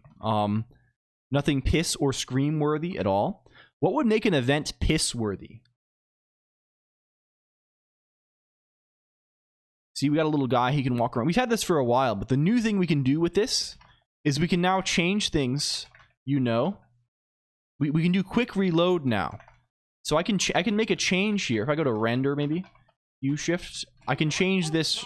I can change some property of the color of the game, press a key binding, and then I have to wait a little bit for it to compile, but broadly it'll drop us in the same point in the game. But colors changed now, right? I can change all sorts of things, right? It's very quick. Hello, FN Lumi and Zulfix, and hello. Name now, please. Fear? Oh, fear is piss worthy. I see. I know. I don't want to know. Okay. So that's our intention today, at least. I would like to talk about what we've been doing on this and figure out what our next plans are, and maybe put those plans into motion a little bit. Because as it stands, we've been working on this for a very long time. My objective in the month of April is to get this into a good state where it can be finished. So it ping-pongs between two different directories, so it doesn't stop the game until the new binary is ready. We could do this perhaps, but yeah. Thank you for the follow, Cammy Draw stuff. Why do those recorded subscriber messages occur sometimes and other times not? I think they occur. They are kind of broken. Twitch is weird in that it sends you two events. There's an event when someone actually resubscribes, like the time when their subscription actually rolls over, and there's an event when someone clicks the button. And originally, I think I had this set up so it would only play on the events that click the button, but Twitch like changed something up recently, maybe, and now, or like a year ago, and now like it happens on both, or like I don't know, maybe it's only one, and for some people those are synced, and for other people they aren't. Like some people definitely like resubscribes automatically when they're not even here. The real reason Chrome is mostly a DLL. Place prefab rooms into the random rooms would be a big easy one. Yeah, and our objective here is entirely to make the game fun, right? We have no goals right now about like prettying the thing up or even changing the UI necessarily, other than to serve like, let's make this game fun and at least, I don't know, pleasant to play, right? You could sit down, make it so you can sit down and play this and have some sense of like, hey, I'm enjoying myself a little bit. Hello, Octorinsky. Hi. The tolerable to play. That's it, right? So, what's the path to that? What needs to be taken? Last time, previously on LCOLONQ, we uncovered the idea that maybe stats would be fun, right? And through this thing, we came to a realization together that like maybe we could consolidate a lot of different things in the game, right? The game is currently kind of it's sort of a weird mix, right? It's something kind of between Pokemon Mystery Dungeon and The Binding of Isaac, or like Risk of Rain or something like this, right? In the sense that like it has like the sort of this like mystery dungeon roguelike style gameplay where you're walking around a dungeon. It's turn-based fighting, right? There's enemies there, you know, they do things, right? It isn't really incredibly fleshed out beyond this. We thought we had it kind of fleshed, but the flesh was maybe a little bit rotten, I think. I want a 90s like recap of that. We have done this before. Complete with sepia tones, big gay Mikey. We have it's just I don't do it every time because like every time I decide to do that, it's like I stay up way too late the night before trying to edit it. But like we have done this guy. It's probably easier now because we have people make a lot of clips these days, which is extremely helpful for that kind of thing. I'll take off the computer. Bye, everyone. Have a really good weekend, and we'll see you if you have the opportunity on Tuesday. Thank you, Ezriga. Please enjoy your weekend as well. We will catch you on the reverse, on the B side. So we came to this idea that like maybe we should consolidate a lot of different things, right? Maybe instead of having like a bunch of stuff and then having items be like these bespoke modifiers and things like this, maybe we should just have everything just be like the characters basically be a bag of items that determine all of their statistics, and everything is computed from this, and components, which were kind of the existing stats, like how many heads, how many arms, how many legs you have, right? This would be kind of worked into this stat system, and all will be well. Hello, WWV, WV, WVV, WV, WV, WV, WV, WV, WV, WV, WV. Hello, welcome in. Here for your monthly check-in. It's good to see you. Hello. I hope you're doing well. I think last time we left off, I just like took a hatchet to this thing and just like ripped out everything that touched the components system. Right? It's Doctor. Oh, hell yeah. Congratulations on the PhD. I hope it all went well. This is huge news actually. Is WWV WV WV. Yeah. This is awesome. Hell yeah. Happy the slog is over. Yeah, I bet. What a yeah, that's quite a drag at the end, I imagine. The end existing processes that yeah. The big dubs. Hello, Fizz. Wait, this is LCOLONQ. I see. It's emote. Wait, did this actually happen, or did it only? Oh, it's happening again on my. It's the Twitch emote fuck on their client. The end was a real bad time. Yeah, it goes like this. It goes like this for sure.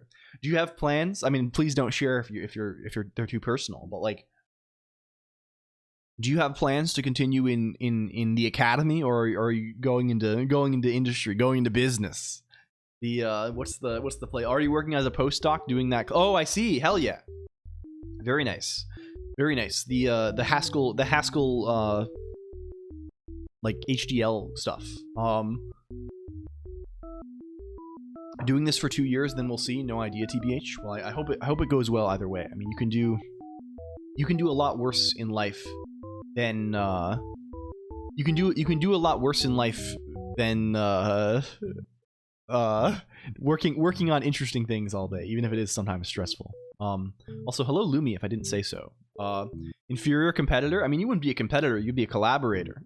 And you're welcome to do this, right? We're more of a we're all in this together. We're I don't know, one merry band than anything else. I don't have any charm careers. I don't know. I think you would be surprised, right? You said so already, lol. Not only did I say hi, but did I also say hi again if I was missing you?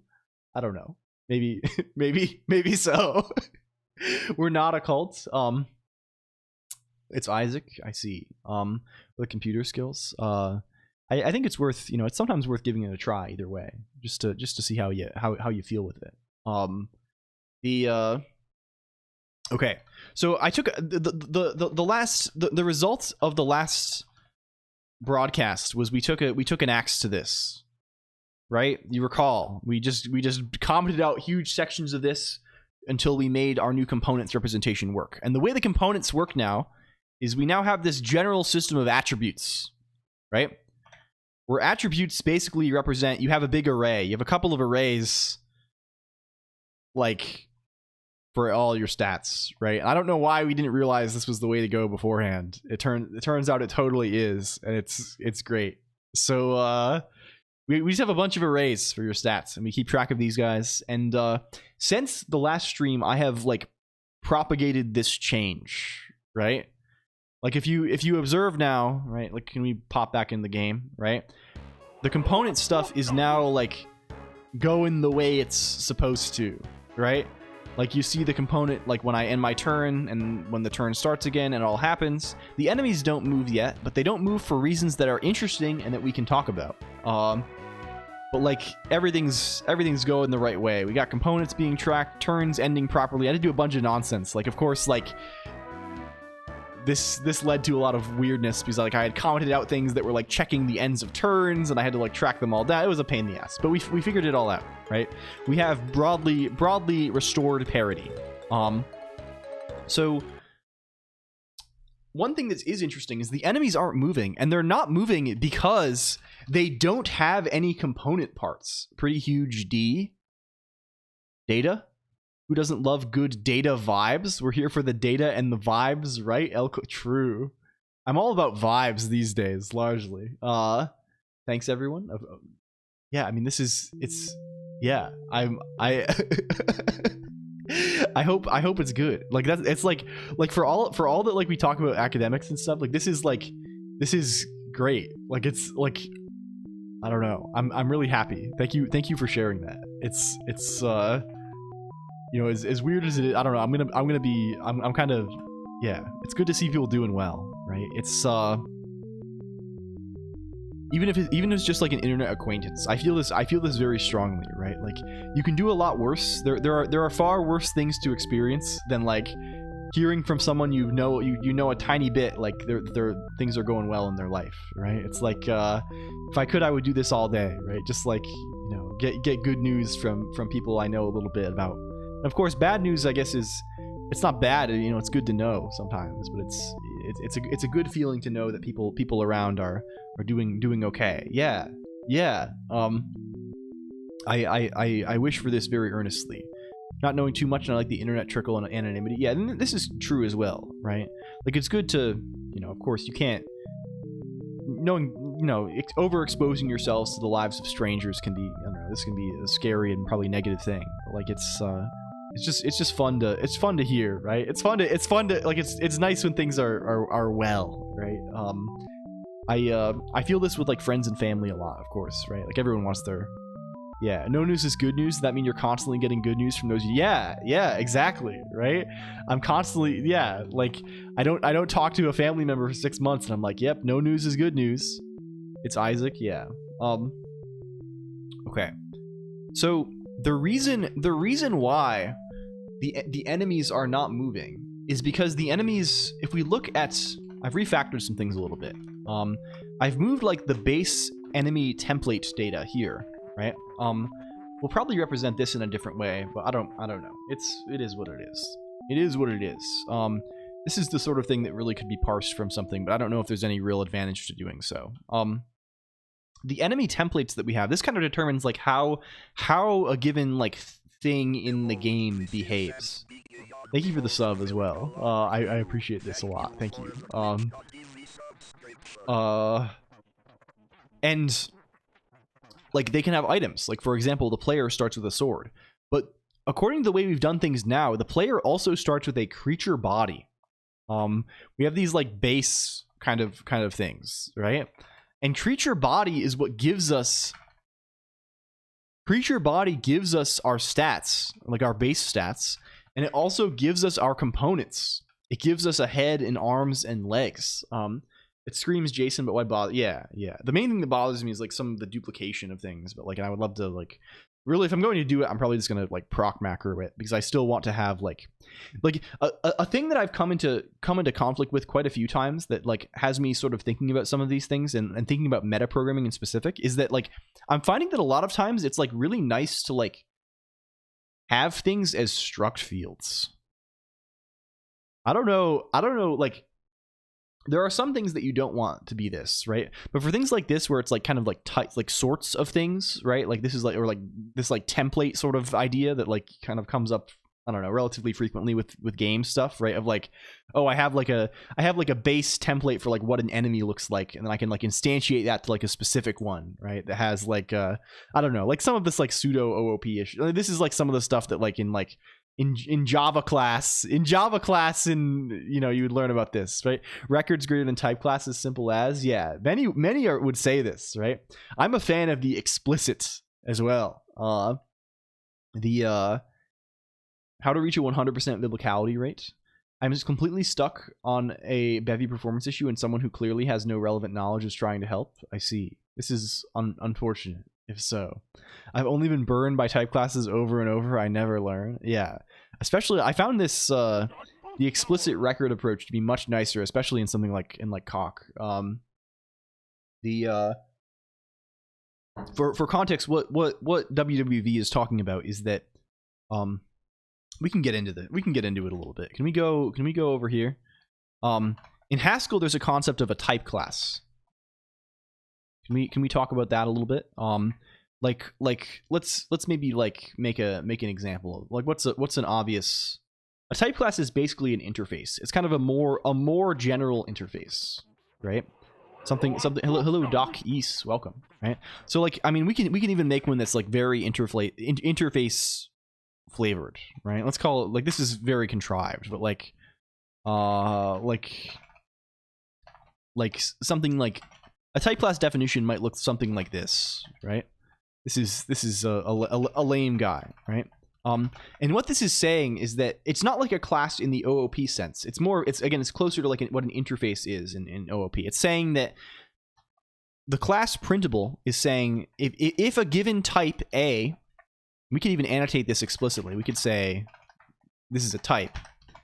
If there's a type A, what it means for that type A to be printable is,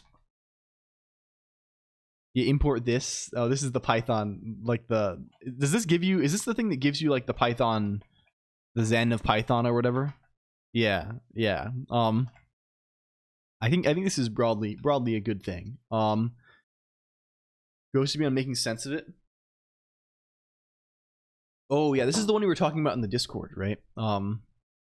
About when you look away. Yeah, this is scary. I wonder when I know little. I don't mean to add to the deluge of people who know little, probably trying to help, right? But I don't know. My first, I know little about graphics, right? But my, like, is it possible that it's like actually more expensive to? I mean, no, it couldn't be. It couldn't be, right? This would get culled early, like not even culled early in terms of like culling geometry, but it would get like, I was thinking in some sense maybe like this off screen, like doing the off screen draw is somehow more expensive. But I like, there's no way it can be, right? There has to be something like before the actual draw is happening. Hello Dover Cliff and Sun 312772, also welcome. It kind of could be IDK. Like it knows what, like, I don't know. Like,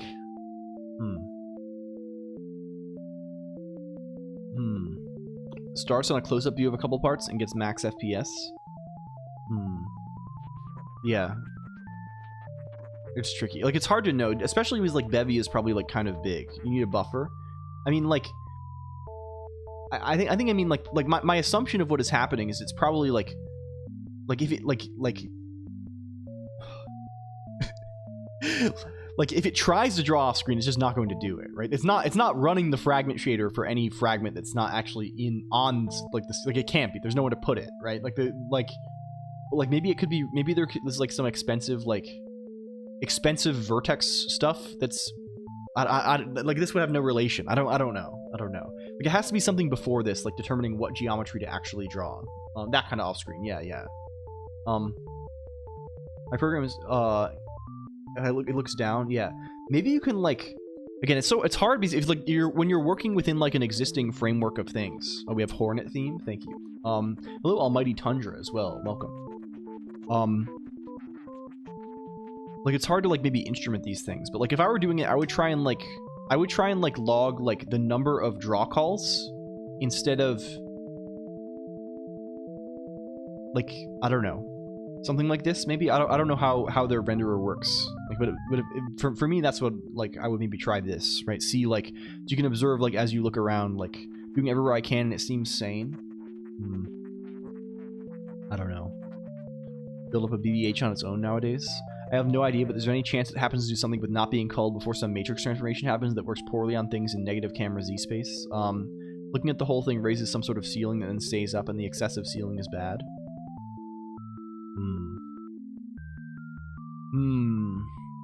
Yeah, this is tricky stuff. But yeah, anyway, a type class is this, right? This is a type class. It's saying for some type A, we have a value of this type, right? And that's what it means to be printable, right? And the interesting thing about type classes in Haskell, right, is that, like, there's kind of like this, like, implicit passing around functionality, right? Like if I make a new guy called, I don't know, called print twice, right? And print twice says, given an A that is printable, take an A and, you know, perform some IO action, right? And print twice, let's say it looks like something. This is very contrived again, right? This is like dynamic dispatch at runtime, right? This function, you can pass it any A such that there exists an instance of printable for A, and it'll build, right? This will type check, and then at runtime there has to be some kind of, like, dispatch that tells you, okay, what printIt function, like, am I actually calling on a given A, right? And the way this works in practice is, like, this whole thing, this whole business with the type class, it's basically just like a struct, right? Like it's a record, basically. Let's call it printable rec, right? That's parameterized with some A, right? And the fields of this record, you could have multiple fields, but, like, in this case, it looks like this. Hello, Aki Nyanya, welcome in. It's good to see you, Aki. Hello. Aki Nyanya. Speaking of hardware, WWV is here. Aki Nyanya does a lot of, I think, if I'm not mistaken, Aki is involved in am I misreading this? I think this is the case. Am I correct or wrong? First of all, what were you up to today, Aki? Second of all, I think Aki is involved in some of, like, the Yosis, in general in hardware stuff. It may be worth checking this out, WWV. Because WWV just got their PhD, and they're working with Clash, which is like a Haskell HDL thing. Welcome in if you're new here. Hi, I'm LCOLONQ. I'm a freak guy. I'm a freak guy. I like computers. We are attempting to develop video gaming in Rust, I guess. We're kind of far along with it. We're trying to make it fun now. This is our main concept. We were just working on some hardware. Very nice.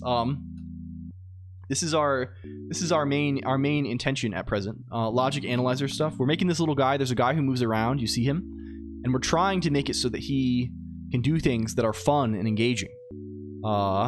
Logic analyzer stuff. Very cool. Very cool. Little fella. Yeah. Was the max number of W's taken? Hello, Polyglitch, and also Grillo Del Mal. Welcome.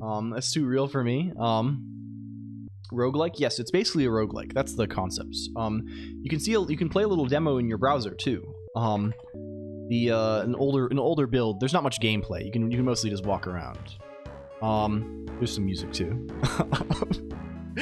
Hello, A. Korenchkin. Welcome in. Good to see you. I hope you had a good stream, Aki. I hope things are good, and please check them out if you have not.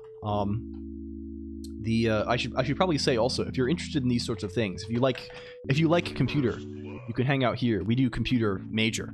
We have various computer enthusiasts around. We like going on there and talking about things.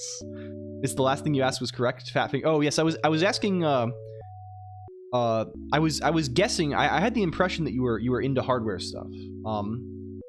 And I was asking if I think I had the impression that you were involved in some of, like, the Yosis stuff, like the open source synthesis RTL guy. Yeah, yeah. And I was bringing it up because our friend WWV, etc. in chat room just got a PhD working with some HDL stuff. Not related to Yosis, I think, but with Clash, which is like a Haskell thing. In a similar space. I worked there. Yeah. Was not an HDL stuff. Well, I mean, but you worked on your postdoc is. I see. Okay. I see. But you're like in the zone, right? I don't know shit about HDL. I mean I guess like I mean it in the general sense of like heart of like, yeah. Not in the sense of like VHDL or in the sense of like, I don't know, like I bring the PL energy to the project, so I don't know. Yeah, sure, but like you're floating in similar spheres, maybe. I don't know. I'm putting my foot in my mouth. rewind. Yeah, too much Haskell. Yeah. Was firmly PL. But no, we were talking about type class. I don't know if anyone actually cares about this, but I don't know. I like kind of like it's often nice. This gets into like Rust trait stuff too, right? It's often nice to like explicitly pass around like the record that lets you do the dynamic this is basically a V table, right? Like in C++, whatever term, this is it's a V table, right? A table of function pointers passed around to do dynamic dispatch. And like being explicit with this fellow is often a nice thing to do, right? You run into this even like Rust kind of does similar things, right? In the sense that like if I have a trait in Rust, right? Like, thank you for Minecraft. If I have a trait in Rust, like the actual like methods of that trait are kind of it's kind of weird getting how those methods actually are dispatched, right? There is a V table like this for the trait, presumably. Maybe it's compiled out, right? If it's identified to be like, you know, but like there is at least conceptually like a table like this. But which table is passed is dependent entirely on the type and what instances of the trait are in scope, right? And like there's all kinds of weird restrictions you have to apply to make this kind of be sensible, right? Like this is like the orphan instances thing, right? Like you don't want instances, you don't want like instances of these classes or of traits or whatever to be separated from either like the declaration of the trait, from both the declaration of the trait and the declaration of the type, because then it becomes annoying to like determine like, oh, which one do we pick, right? It's annoying in general, right? Like you like there's a lot of cases where like, I mean, maybe here's one. Can we get a good example here? This could even come up in Rust probably, right? Like, can we do it in Rust actually? Where's test.rs? I'm not as adroit in Rust, but we can see like maybe we call this I don't know. Like what do we go for with this guy? What's like a good example that doesn't put us in hell? What's a good example that doesn't put us in hell? I guess like something like this. Like I don't know. Like semi group is probably the correct yeah, same brain. I was trying to think of something that's like more general. I'm like, okay, because I want to do addition and multiplication, but then it's like, well, fuck, inverse and multiplication is kind of a weird pain. Like, I don't know. Well, like, right? So like, I don't even know how I think you just say self in Rust, right? That's how you do it with these guys. I don't write enough like complex Rust, right? But like, let's say we have like a method called combine, right? Semigroup is basically a thing where you can combine and the combination is associative. Good night caddy shop, right? This is like a common thing. Like lists, for example, have this nature. You can append them, right? And the append is associative, right? Or like, you know, there's various ways to define this for numbers. Like, let's say we have, I don't know, we have self, we have other, self, and we return self. If you ever decide you want to do another stream each week, a Colonq teaches something stream would be cool. Yeah, this would be neat. Maybe this doesn't work in Rust. You can't do it. It's evil. Is it evil in Rust? I mean, we just need the type here, right? This is how you do these guys. And then we have, I don't know, something like cannot have self in the second argument. You can't have dyne of this trait. Wait, you can't do this? Yes, you can. You totally can. I would assume you can do this. Maybe no. Like again, I don't know enough about it. Like probably like the dispatch I assume happens on, you can't have the receiver. Yeah, you can still this is just the type, right? This is just saying the type of whatever we're doing. I'm here for the gamer session. Welcome in Ziona Gaba. We love gaming. Let's maybe write a shitty little example, right? Let's call this, let's write an instance of this where like our combine is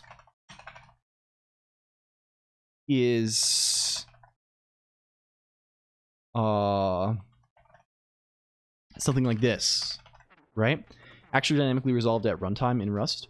It isn't unless you have, I mean, you can have like a dyne instance of the crate in a box, right? And this will be dynamically resolved at runtime. Once you have self, dyne is no longer supported. You can even have, I don't know all the restrictions of the, I'm just talking like the way, like this is immaterial to the current thing, right? Like the thing that's funny, it's like there's a lot of cases where like you could conceivably have multiple instances of this thing, right? What about this instance? Only goes through references? Yeah. I mean, sure, we can make it, this presumably works, right? But like we're not worried about it too much. Right? You could presumably, like there are a lot of cases where there are like multiple sensible instances of the thing for a given type, and there are instances for other types as well. Like we could make an instance for, I don't know, for string, right? Wow, I should have just left these self. Fuck. I don't know. I don't even know what the append operator is, but we're just gonna say this instead. We'll say this instead and be lazy, right? Like you can write all kinds of instances. The problem comes when you have multiple instances of the same type, right? This is kind of a no-no, right? Like if you're like a Rust, I assume this is the case. I don't actually know if there are any like fancy Rust features for like helping resolve these cases, but in general, you wouldn't want to do this, right? Because this is like, how do you determine which one is used, right? Because like when I write a function that actually takes something that's a semi-group, right? Like probably the natural case here would be like, I don't know, like a fold or something, or like fold one, or who knows, right? But like if I wrote like a function foo, right, that has some type parameter x, right, and it takes an x of type x, and there's a restriction that x is a semi-group, right? And if I have main here, right, and I call foo 10, right, what is this going to do, right? Like, yeah, you need to express it something like, yeah, you need basically what you need is you need a new type, right? You need to wrap it in another type, right? Explain more about add. Show me how that looks. Yeah, there's like I mean, and this is not even wrapping it. This is like a separate thing. This is like making like an empty type to like pass at the type level as like a witness of which one you're selecting. You can do it in a bunch of different ways. But either way, it's awkward. It's awkward and kind of weird. It's just like a singleton. I mean, this is not even a singleton type. This is a type. This is void, right? This is not unit. This is void. This is a type with no members, right? It's like it's kind of similar to some of the like I think some of the related stuff in Haskell they call like, I don't know, so this is mostly like some of the older ways they did, like this is like a phantom type. Is this the same thing? Yeah, phantom type brand is the technique. Something like this. It's called never phantom tires. Yeah, I guess we're not finding results. Rust phantom is unit. Yeah. Either way, it's the general concept. Like you're passing something that has no runtime representation. The phantom tax type, yeah, true. It just says a little like identifier at the type. It's basically a symbol, right?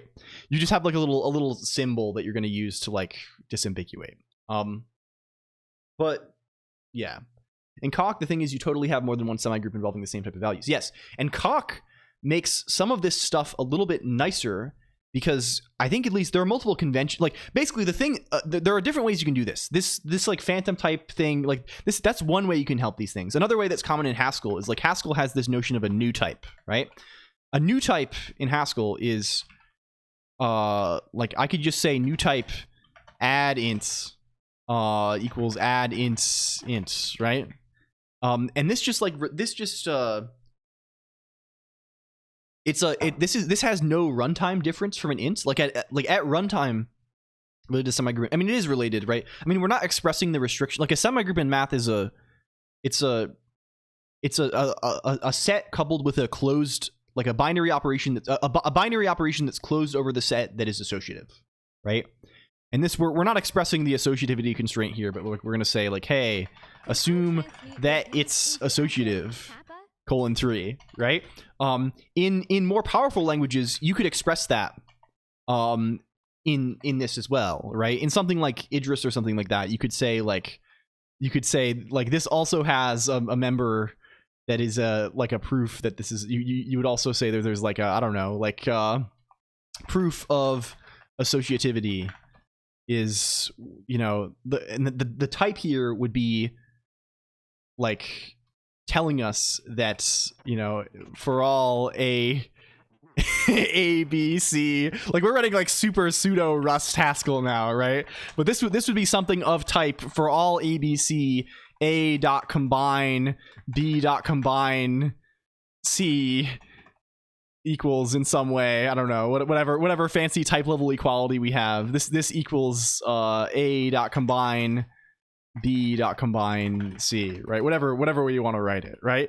Like you can do this in fancier languages, but in languages of, you know, our limited mortal tools, right? We cannot either express this type or, in, you know, there's no meaningful way to say this, right? So we just assume these things. Even Haskell, like Haskell largely assumes tons of stuff, right? Like Haskell, like if I go down Google, do I have Google search on here? Google Haskell? I should really add that as one of my things. It's probably more relevant than Bulbapedia. Also, hello Script.sh and hello Diablo Project. Hi computer, I'm so glad I met you all. You mean a lot to me. I'm very glad to meet you as well, Diablo Project. I hope you've had a lot of fun here. I think you have, but I hope it's good, and I hope things are going well for you. We'll regardless of if you can make it a lot, we will be here. We'll be here when you get back. Exclamation point H. Oh, I see. Very nice. Can we bring up the actual H semigroup, please? Can you hello? You are having fun? Get it twisted? Yeah. I mean, I'm having a lot of fun. It's borked. It seems to be borked. Semigroup Haskell. Can you just bring it up? Hello? Hello? Are we dead? Are we dead actually? Am I live? Like, can you hear me talking? Jamie, bring up the Haskell documentation. Can you hear me? Am I still, you're live? I'm not. Hello? Okay, I think this is my internet. So I don't know what internet died, given that I'm still streaming. Okay, it's caught up maybe. Hello again, Miyu Lily also. Hello BFG Kirby bit also. Well, not normal, the clonkers normal. Yeah. Hello. Thank you for the fucking GBA tweet, BFG Kirby bit. This was sick as hell actually. Good work on this. This is awesome. We gotta, we're still not loading. That's gonna be a problem. Hello Neko Janayo also. His latency to chat reading even when disconnected is so low. Okay, we're just in hell, I think. And also my model died. I didn't notice this. Thank you for the sub to BFG LG. Welcome in LG also. Okay, we gotta pop this up. Sorry, my volume was low. I don't know what the fuck I'm saying anymore. Hello Yuki BT. Everyone arrived in the instant that everything is exploding. Hello, hi. Everything is on fire. Briefly, for some reason, we should be able to watch Twitch streams on GBA. Someone needs to look into that. Yeah, I wonder. I mean, it's like I think you mentioned that there's like an actual like VGA. Like you'd have to have like a very custom cart, right? I mean, I think probably the way to do it is just like I think the GBA is like, I mean, given the way that the I think the GBA is fast enough to copy like, you can basically copy the frame buffer from the cartridge every frame. The link cable is definitely not. The link cable's bandwidth is extremely low. GBA link cable. I mean, everything just caught up. The bits dost be biting, thou dost not concern thyself. Oh, all of Octorinsky's things finally came through because the internet came back. There's VGA input cart, but perchance someone could make a cart that just straight up has. Yeah, this is how I would do it if I had to do it, and I knew more about hardware stuff. I would attempt to make a custom cart, or like I would attempt to turn a Raspberry Pi into a cart, basically, right? And I would just make a region of memory on the cart the size of a frame that is always is always the current frame, right? So like whatever way you need to get it to the Raspberry Pi, whether you decode it on the Pi itself or you decode it and like scale it down and send it elsewhere, right? Whatever you do, you have the video data on the Raspberry Pi. You make this available in memory somewhere, and then on the GBA all you do is you just copy this. If this is too slow, then you can look into like basically like kind of compression, right? So like just do like even something as small as doing like screen diffs or something probably is like, and like some keyframes probably like does a lot. Good morning, Mickey Noon. Also, there were GBA FMV cards. Yeah, like what brought this up, Trap Exit, is I don't know if you BFG, do you have the link? I don't have it on hand easily, and Twitter is horrible if you're not logged in. There's probably an encoder for FFmpeg already. Yeah. I know if I'm sure that's like, I mean, it kind of has to work that way. But I think the link cable GBA. Do we know? We have the GameCube Game Boy Advance link cable. Do we know can we get just the normal link cable as the 60, like you would do this but GB video player? Yeah. Yeah. Play a full motion video in color together with music. Yeah. Link cable is slow as fuck. It's basically like serial. Do you want my tweet? Yeah. If you have it, I just don't have it. I'm not logged into anything on this machine, and I don't have a way to easily log in. So yeah. So the context here, Trap Exit, is that last stream BFG did this. I think using some of the existing tools that like to convert to the format that those FMV things did. I mean, it is broadly the same, right? Like, what does it actually look like if we try and go group style on this? Like, this is actual like video and audio running on the GBA, which is very sick. It's very crunchy, but you could, yeah. VOD is symbols per second. Yeah. I love this video. It's wonderful. Yeah. Say how many possible symbols there are. I think in this case, probably not. I think probably one, or and it's probably more. It's probably not just like a single bit transfer, but like, yeah. One of your methodology is the right word to be on the title. So yeah, we gotta figure it out. I would be interested in doing something like this. Maybe I've been deep in the GBA hole for quite a while, as you have probably seen, and I have some aspirations. My main fixation, BFG. I don't know if you've been here to hear me rant about this. Is the way that like for example, if you plug in your GBA to the GameCube to play Pokemon Coliseum. Well, of course, two possible symbols. I'm being silly, right? Get back to building my 3DO video player. Yeah, but the way the GBA handles things. So let's imagine this, right? You're 12 years old, right? You're plugging in, you have Pokemon Ruby on your Game Boy Advance, you have the cartridge in your Game Boy Advance, you plug this into that cable we looked at before, right? This fucker. You see this guy? Maybe some of you had this guy. They were always kind of rare, I recall. You plug this into your GameCube, You plug your guy into your GameCube. Yeah, unless we're counting in. Anyway, this is a bad joke. You plug this into the GameCube. You boot up Pokemon Coliseum on your GameCube. You turn it on, and suddenly you can play against your friend. You can go into battle mode, and you can play against your friend using your Pokemon from your Game Boy Advance game. How does that work? Didn't Pokemon Coliseum come out after? Right? Like, how do they have this compatibility? The way it works is so fucking sick. It's so cool. The way it works is remote code execution. There's this thing on the GBA called they have this multi-boot mode, right? Where if you boot the game, if you boot up the system, I think there's a way to do it holding a specific button combination, or if there's no game in it. When you boot it up, if there's no game in it, it first attempts to like negotiate this little handshake across the link cable, and if it gets the right response, instead of booting from the cartridge, it reads a bunch of bytes over the link cable. Yeah, it's how download play works. It's also how like there are similar download play stuff like going GBA to GBA, where you could like plug them together, and if one person only had the game, you could still play. But it downloads a small ROM into, like, it has to be small, right? Because like there's only so much RAM on the machine, right? So it's much smaller than a cartridge, right? But it downloads a small ROM into RAM and then runs this instead. But you still have access to the cartridge. Like if you go on and you plug the cartridge in again, you can still read from the cartridge, right? So this is how Pokemon works, right? When you plug in your GBA, Pokemon Coliseum sends an executable program over the cable to your GBA.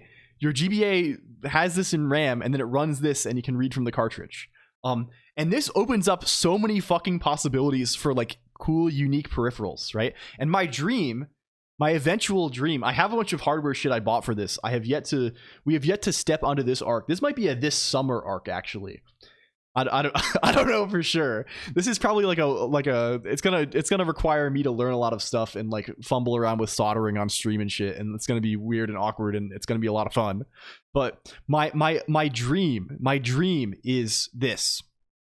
I want to make a little service where I can build a little device with a little Raspberry Pi guy, right? That's connected to the Wi-Fi in my house. I want to plug this thing into my Game Boy Advance, and I want it to read my Pokemon team off of it.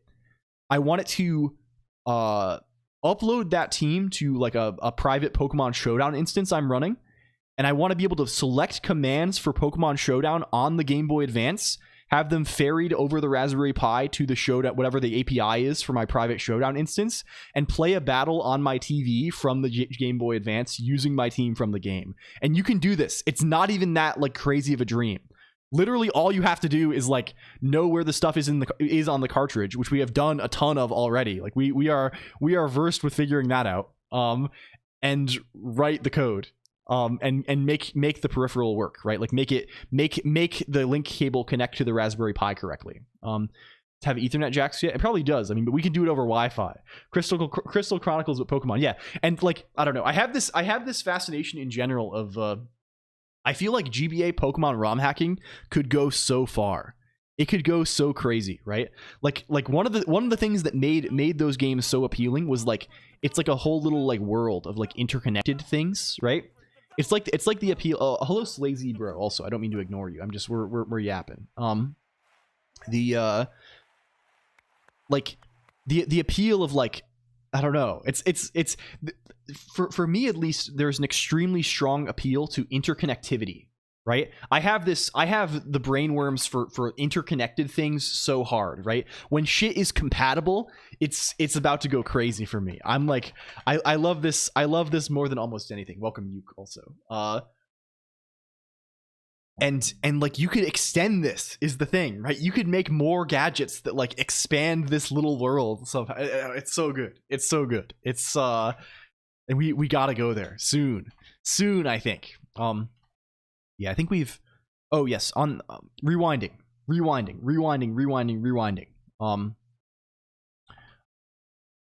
I think the last thing on this notion is that there's a way to do this without doing the type class thing or the brand thing. That's what we were trying to Google, right? We were trying to Google Phantom type brands, and it died for us, right? And oh no, that was the one from before. We missed that. I don't know what we were trying to find. Who the fuck knows? Rust or Haskell or a GBA, was that the connection? We are running something far worse on a GBA, Anime Weed Dad 69. Our GBA project is we are Oob GBA Val features. Yeah, I don't know. I do really want to make a sick, like, if I had infinite time, which I kind of do, I guess. I am young and unconstrained. If I have infinite time, which I like, I really would like to make a kick-ass Pokemon ROM hack. We are not running eLisp on GBA, but we are producing code for the GBA via eLisp. Hello Camden 820202, and soon we will be running a weird little pseudo Lisp that kind of resembles C maybe a little bit on the GBA. We have like a GBA assembler written in Lisp. Only after Elflin. Yeah, this is the arc. I will not give up on this. I mean, what's the difference? I mean, there's kind of a lot of a difference. I don't know. The presence of the runtime makes a big difference. Okay, but the last thing I want to say about this is the way you can escape from this mire of having to do shit is like just passing these explicitly, right? The difficulty here is not that I don't know, like this is impossible to disambiguate. The difficulty here is that this doesn't tell you what instance it is. It's just saying like find an instance for me, right? Other languages have like named instances, right? There are like Idris has this, I think. Idris docs. Does Idris save us? Idris, please save me. Idris 1 documentation, save me. Language reference. Do you have information here? This is mostly new stuff. Idris docs interfaces. I think they call them interfaces explicitly in Idris. Here's Idris 2 at least. Idris 2 definitely has it. Does Idris have named interfaces? They better. They totally do, right? Do they not really? I think they do. I think there's something else. ZIL did the same for Infocom Z Machine. Maybe I'm thinking of another guy. I'm pretty sure. Yeah, it does. It does here. They use the same example. Yeah, they use the exact same example. Holy shit. Yeah, so man, every programming languages person has like shares extreme worm brain. I don't know what it is. They use the same example of, oh hey, we have a semi-group instance and we can define an instance called plus semi-group, and we can define mult semi-group for natural numbers, right? And then you can choose which one you are using, right? Which I guess is similar enough to like the Rust way. Whatever. It's fine. PureScript has this also, is kind of nice. It's something that could perhaps be explored, and it kind of solves a lot of annoying problems, because then it's like less like Rust has all these weird situations where it's like can we find one? Where's one of these guys? We're like, you see here, we're using rand RNG here, right? I would normally just like qualify this and not use it explicitly. What if I comment this out? We're going to obtain error. It's going to tell us gen range, no method named gen range found for struct thread RNG in the current scope, right? And I get this by, I have to have this trait in scope, right? Because of the way like trait resolution works, right? Like it would kind of feel nicer if I could, like, I don't know, having like a including the implementation of the trait rather than the trait itself kind of like feels, I don't know. Who knows if this is the way it would be structured, but like it kind of helps like level this disconnect a little bit. My sense is that this disconnect largely exists because of that like implicit passing of the vtable behavior.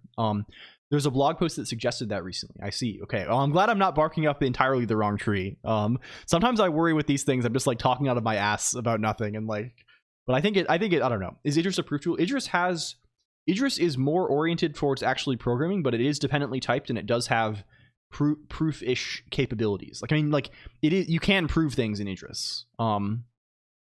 It is. I don't actually know the whole Idris soundness story. I don't know if they do like a like a universes thing. There are. This is getting into deep into the PL weeds, but there are like. We can't. Well, I can't. Yeah, there's. Okay. Just brief. We do it quick. We are one worm. Yeah, true. We do it really quick. There are. I finally got in. Welcome in, Pete Eater. Is this technical difficulties? I apologize if so. The way there's this idea of an interactive theorem prover, right? A proof assistant, right? Colonq is a big example of this. Maybe the classic example. There are others, of course. Isabel, HOL, maybe is another guy, right?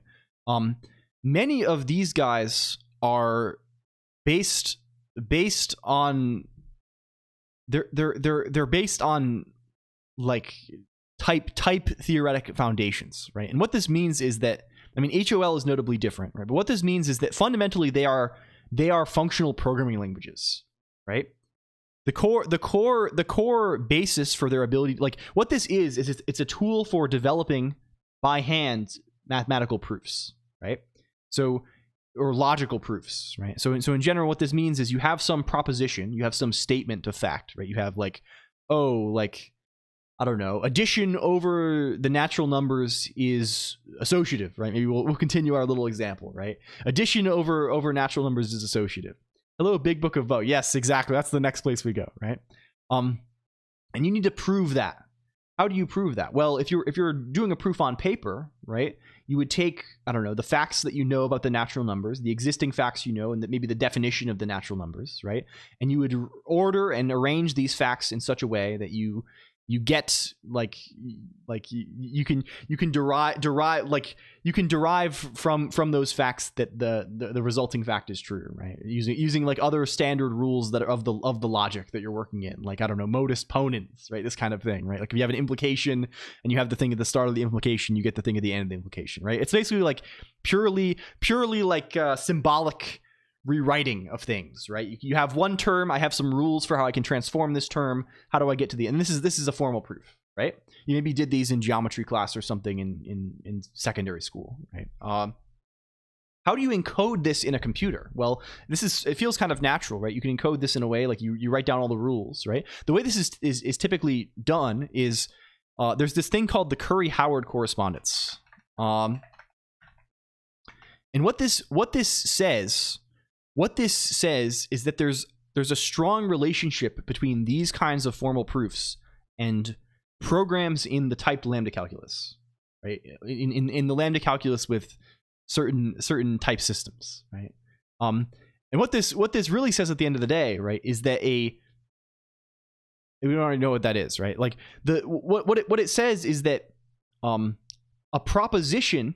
There's a strong relation. There's a correspondence between a proposition, like saying, like, oh, maybe, you know, addition over the natural numbers is associative. There's an association between propositions and types, right? And there's an association between proofs of those propositions and programs implementing types, right? In a real way, in a like, you can construct a language like a lambda calculus with type system in such a way that writing a, like, you can encode propositions as types, and then proving them is as quote unquote simple as finding programs that satisfy those types, right? And these types are obviously a little more like complex than, like, I don't know, in C, like integer or whatever. These would be kind of vacuous propositions, right? But there are more complex types that you can think of, right? And many of them are simpler than you might expect, right? So, like, some of these things correspond to very obvious things, right? Like, let's sorry, I'm like full. This is like my area of like special interest a little bit, so I have to, like, it's cool as fuck. If you haven't seen this stuff, like, it's very worth. I'm not gonna do it justice. It's very worth exploring, right? Implication is a very easy example, right? And you can think of it a lot in this sense of, like, give me this, right? So what does it mean to have a proof of, I don't know, A and B, right? What does that mean? Well, to have a proof of A and B, that A is true and B is true, you probably need a proof of A and a proof of B, right? This is the kind of thing, right? You need, like, they're independent, but you need both of them. You need to know A is true and you need to know B is true, right? It turns out this is a whole lot like the same kind of like feeling in your head as constructing a pair, right? Right? And in fact, this statement, you might write this something like this, right? If I have an A and I have a B, I have an A and a B, right? Maybe we can write like I don't know. You might write this in a different way, right? You have both A and B. This is just a function, right? Like we could call this A and B, right? And this function is just okay. We have an X and we have a Y. X is an A. X is a proof that A is true. Y is a proof that B is true. What's a proof that they're both true? Well, we have both of them. This is just like tuple, like a tuple. The idea of having a pair kind of encodes the same sort of feeling, the same logic as a proof of A and B, right? If you think about it this way. Similarly, A like or like A or B. This is like either, right? In Haskell or in Rust, they call this results, I think, right? Like the idea of results. This is kind of the same notion as having A or B, exclusive or, right? Kind of, right? It's sort of a having a result of these. It's sort of a proof that either I have the one or the other. I could have both actually. It is actually inclusive or, right? I could have both of these guys. But I have at least one. If I have an X that is this type, I know I have either an A or a B. One of them is true, right?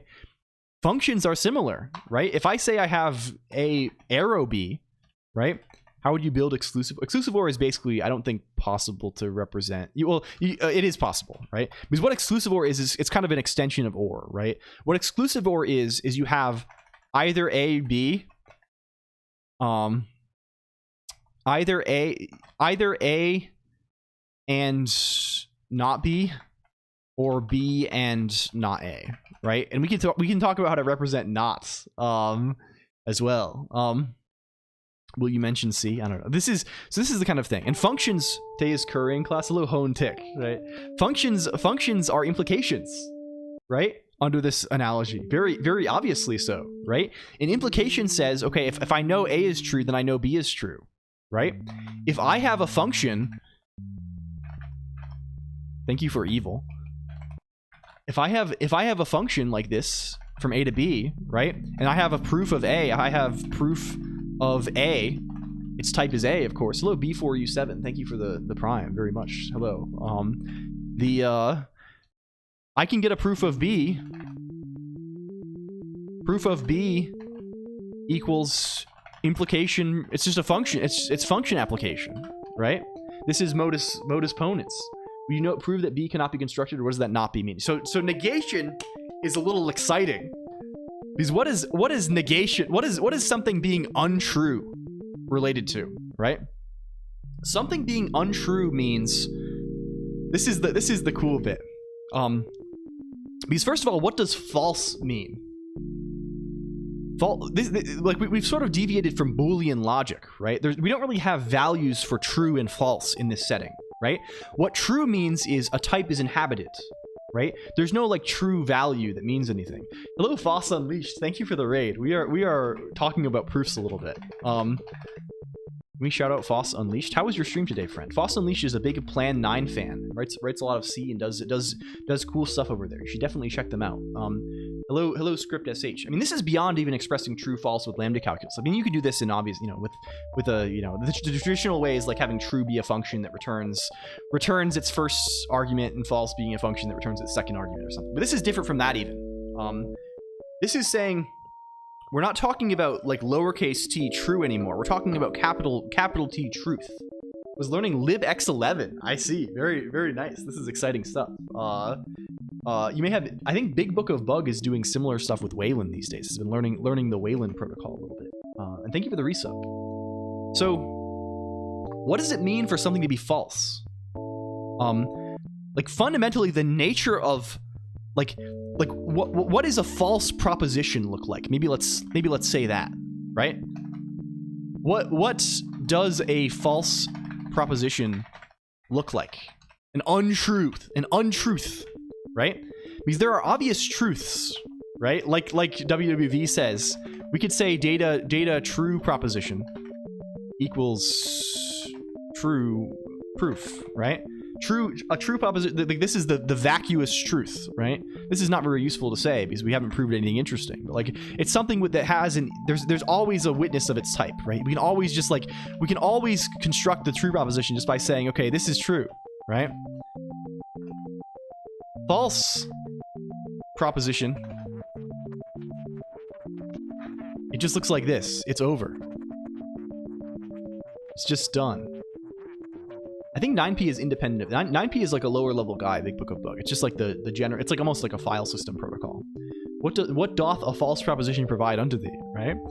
A false proposition is a proposition where there is a type, right? Remember, propositions are types. A false proposition is a type where there are no inhabitants, right? It's a type with no members. Yeah, you mean exactly, right? Like, yeah, it's like Fuse, a protocol for file systems. This is false. What's the song playing? Big Gay Mikey could answer. What is, or perhaps classical music enjoyers could answer. Like an empty set. Yeah, exactly. Right? It's an empty type. Right? Equals false. Yeah. Like there's no occupants. You can write this in Rust as well, right? Like Rust has these fellows as well. We were just talking about them before, right? But they're interesting in the sense that in functional, in like something like Haskell, right? What does this mean? It's an enum with no members, basically. What does that actually mean? And this gets into something a little bit interesting. Do we know about explosions? Have you heard of explosions, computer? Are you familiar with the idea of explosions? Welcome Prodzy Pod also. It's good to see you. We have an idea of the principle of explosion. And the idea of the principle of explosion is the idea that any statement can be proven from a contradiction. Right? If you already have a contradiction, right? If you've proven a contradiction, you can prove anything, right? If you have a proof of false, right? If you have a proof that false is true, right? You can prove anything from this, right? This is the principle of explosion, right? And it makes sense, right? Once you have this contradiction, it's all out the window, right? You have nothing left, right? You have no means by which to ground yourself, right? Haskell contains explosion. We have the principle of explosion in Haskell, right? If I write a function called explosion, this is just a normal Haskell function. This code compiles. This runs here, right? What I'm writing right now. And we take a false proposition and we produce anything. We can put anything here. Let's say we want to make, I don't know, an integer, right? We want to make a string. We can produce a string from a false proposition. How can we possibly do this? Well, I mean, this is actually lazy. We just say hi, right? But we can actually do better than that.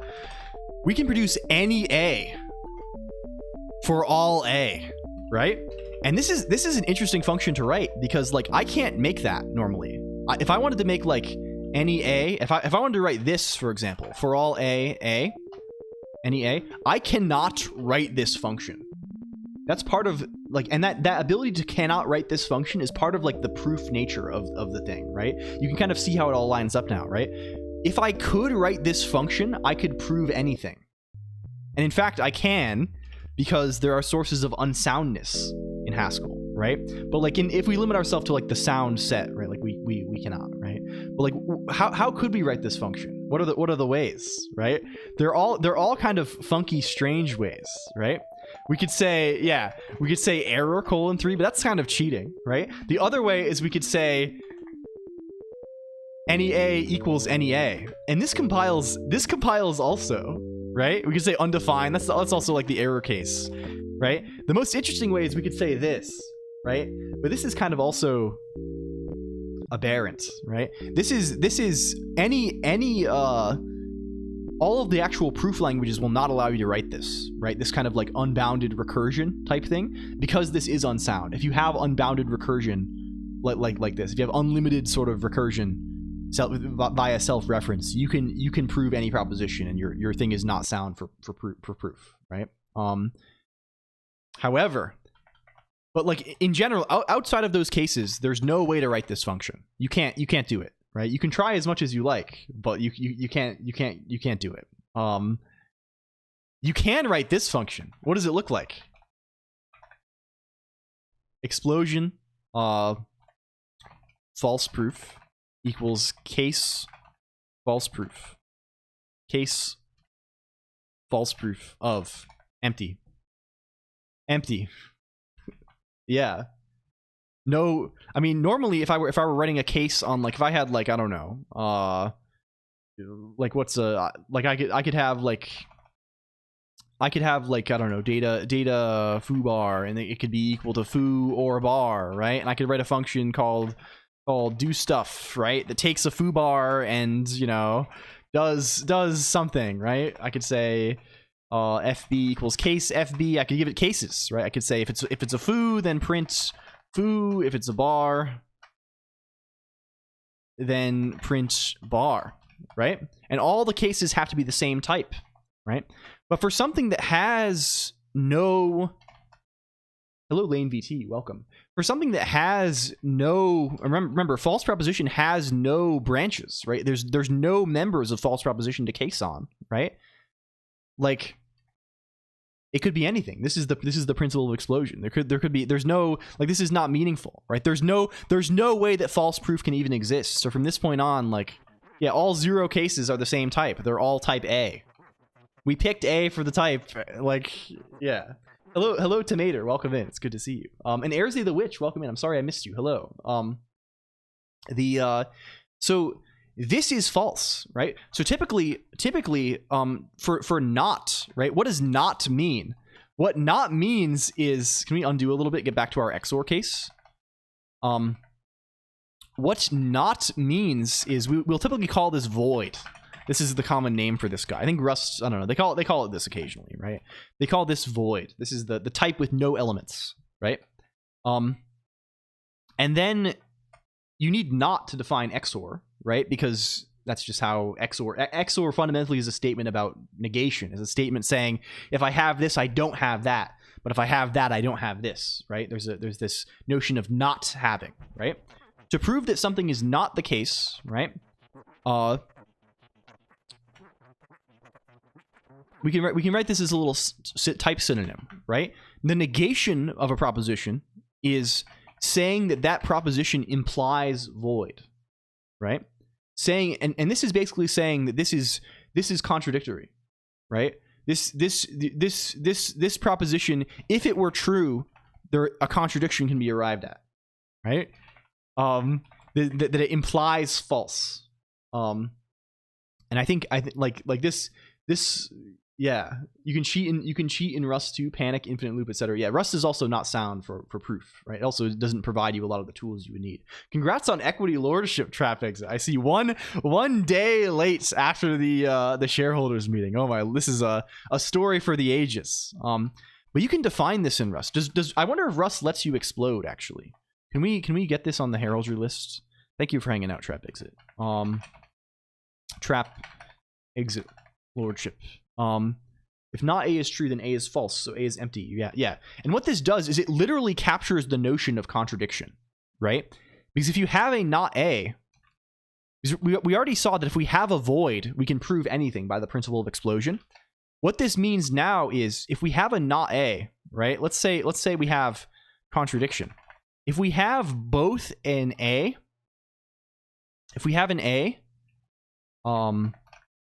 let's write it like this. If we have an A and we also have a not A, then we can write any B, right?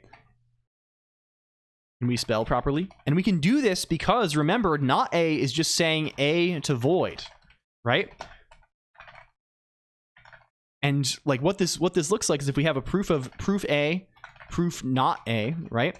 We can just say case proof not A, call that on proof A of nothing, right?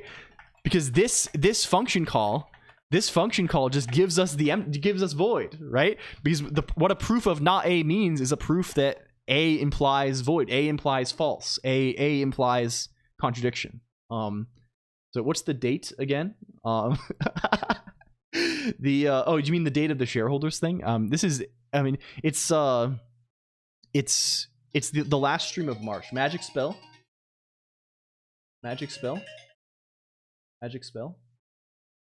see. You were sleeping very soundly. Okay. This is the current date. It's the 4th of April for me at least. Oh, you mean canonically speaking? I don't know what. I think we had a. I mean, April Fool's was April Fool's, so I think it is canonically April 4th. We had a bit of a speed up interim period. There was some chronological weirdness going on there for a while, but I think we've escaped from it. But yeah, either way, this is how it is, right? And this is cool, right? Like I don't know what to say other than like this is mad cool, right? You could write XOR like this now, right? We could write XOR AB equals like what would this be? Either like it literally, like this is as its actual type, it would look like this in Haskell, right? It would look like either A and not B, or B and not A. And there are probably nicer ways to represent this if you look at it a little bit, but this captures like the notion of exclusive OR, right? You have either the one in the proof that not the other, or the other in the proof that not the one. Yeah. And like you can imagine how like proving things in this setting would go. Like it's literally just like writing functions and like using these things to like manipulate each other, right? It's very like tactile, right? In the sense that like your proofs are like actual first class values that have types, and you can manipulate them using the usual rules of your type system, right? Like it's literally functional programming. And it rocks. And if you're interested in any of this stuff, like first of all, you should tell me, and we should talk about it. Second of all, you should check out one of the dependently typed languages, because the languages that provide you with enough power to express these sorts of things often are dependently typed. Because the dependent typing basically means you can kind of like talk about value level things like actual integers and stuff at the type level, and that's often useful for like you can say interesting stuff, right? You can actually reason about real values without doing a lot of really laborious construction. What would you have to change about Rust? I mean, to make it, I mean, you could probably do this already to reason about it. You would need a bunch of stuff, right? You would need to do pure logic like this, right? You would need to ensure that the language like doesn't have these like soundness holes, right? And these are much more. This is actually getting back to our original motivation. This is the second time I see. Wait, it is. Your equity level is in fact.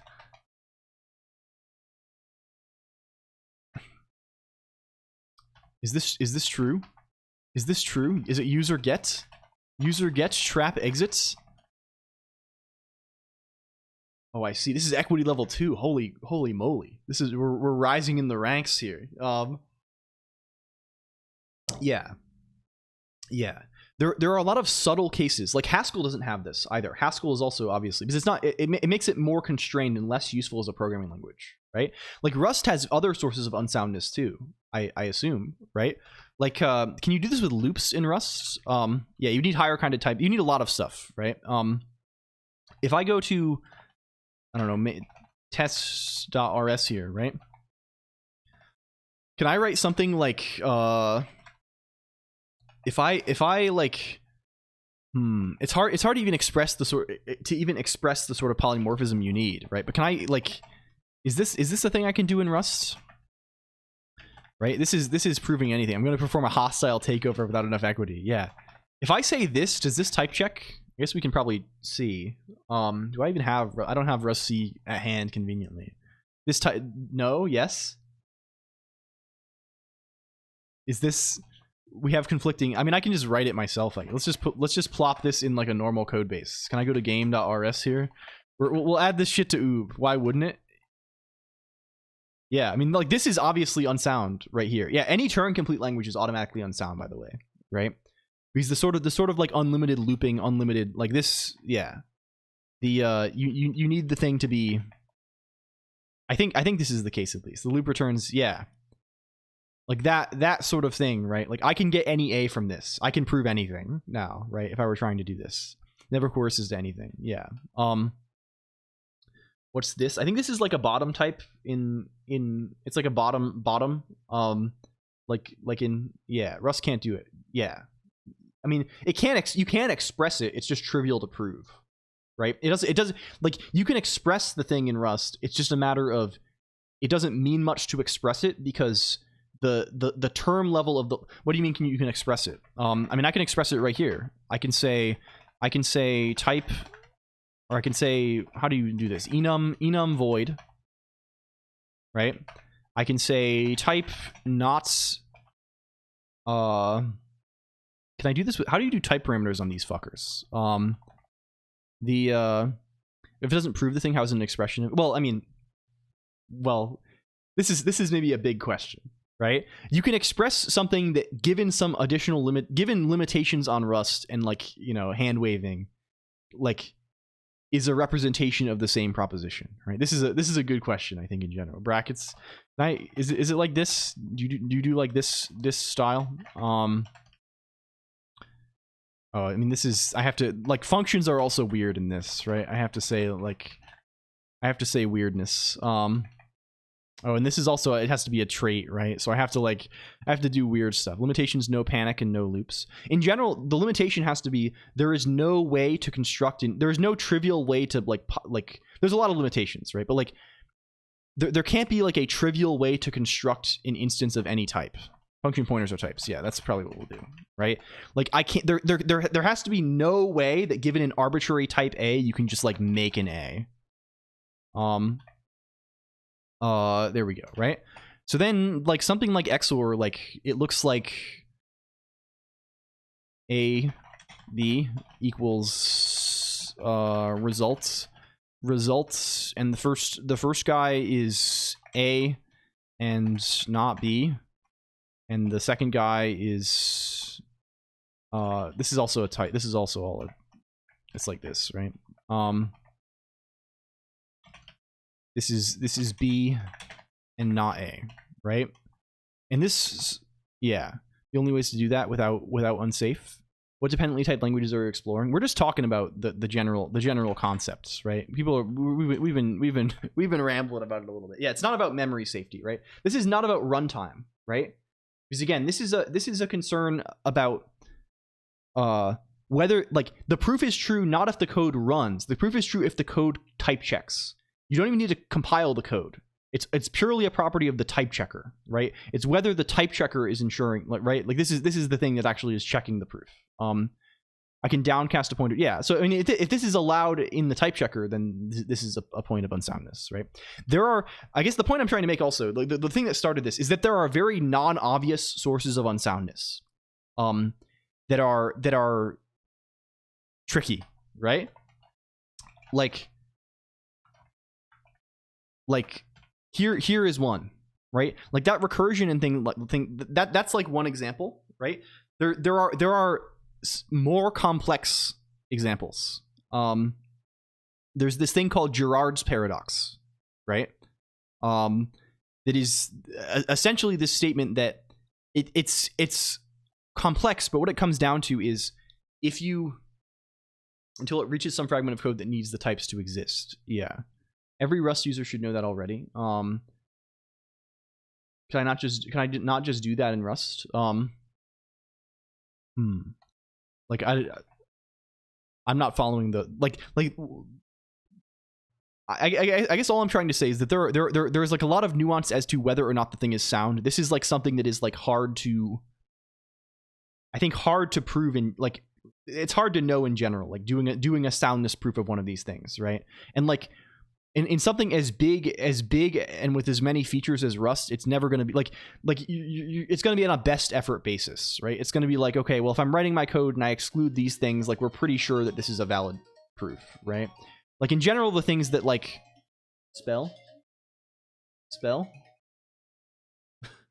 you okay over there? Oh my god, that crazy Rust belt project. Is this a thing?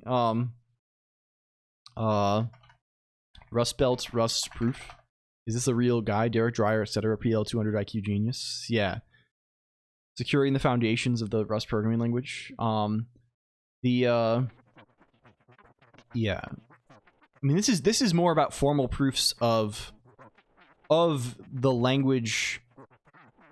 This is formal proofs of the language, of like a subset of the language itself, right? Of some of its safety guarantees, right? This is independent of like the ability to express proofs in maybe it's somewhat related. I don't know the way they went about it. I think they did most of this in Colonq, right? Like, yeah, I don't know. Either way, I guess the long and short of this whole conversation is like, it's hard to explain some of this stuff until you get a feel for it. I would strongly recommend, if you have any interest in this kind of thing, you should totally check out. You should 100% try and play with Colonq. This is extremely good. Yeah, now called Rock. Actually, they've officially rebranded it, I guess. You should play with Rock. Can you do that on Twitch? Well, you can play with Rock on Twitch 100%. Try playing with this, and also maybe something like Lean. Lean is Microsoft's effort in this dimension. And if you want something that's more programmy, something like Idris 2 is also a good option. All three of these are going to be very, very fun to play with. Colonq is definitely more on the theorem proving side. Lean is probably in the middle, and Idris is like more has these capabilities, but is more leaning towards like actually being like a programming language that you can write software in. Like it has like a JavaScript backend, and you can like generate JavaScript from it, and like I think it has like a Ches scheme backend, so you can kind of like write decently performant code with it. I don't know. Like these things are interesting. Are they all FP? Yes, they are all. If you are familiar with Haskell, they are very, very similar to Haskell. You will feel right at home. If you are Colonq, a little less so, right? Colonq has more of an OCaml flavor. I think Colonq is implemented in OCaml actually, but Colonq is more on the ML syntax side of things, and Idris is more on the Haskell side of things. I think Lean is also kind of Haskell-y. We see him. They're all ML-y, right? Functional programming in Lean. Lean has a lot of resources put into it. Yeah, Lean is ML-y as well, right? This is like you know, OCaml standard ML flavor, right? If you look at this, I'm like, oh wow, it's ML. So yeah, you should. Graydon Hoare is excited about Lean 4. I think a lot of people are excited about Lean 4. It's like it's cool, but just because there's so much like there's like a lot of like these things traditionally have like can now rock out with their cock out. Hello, V Architect, welcome.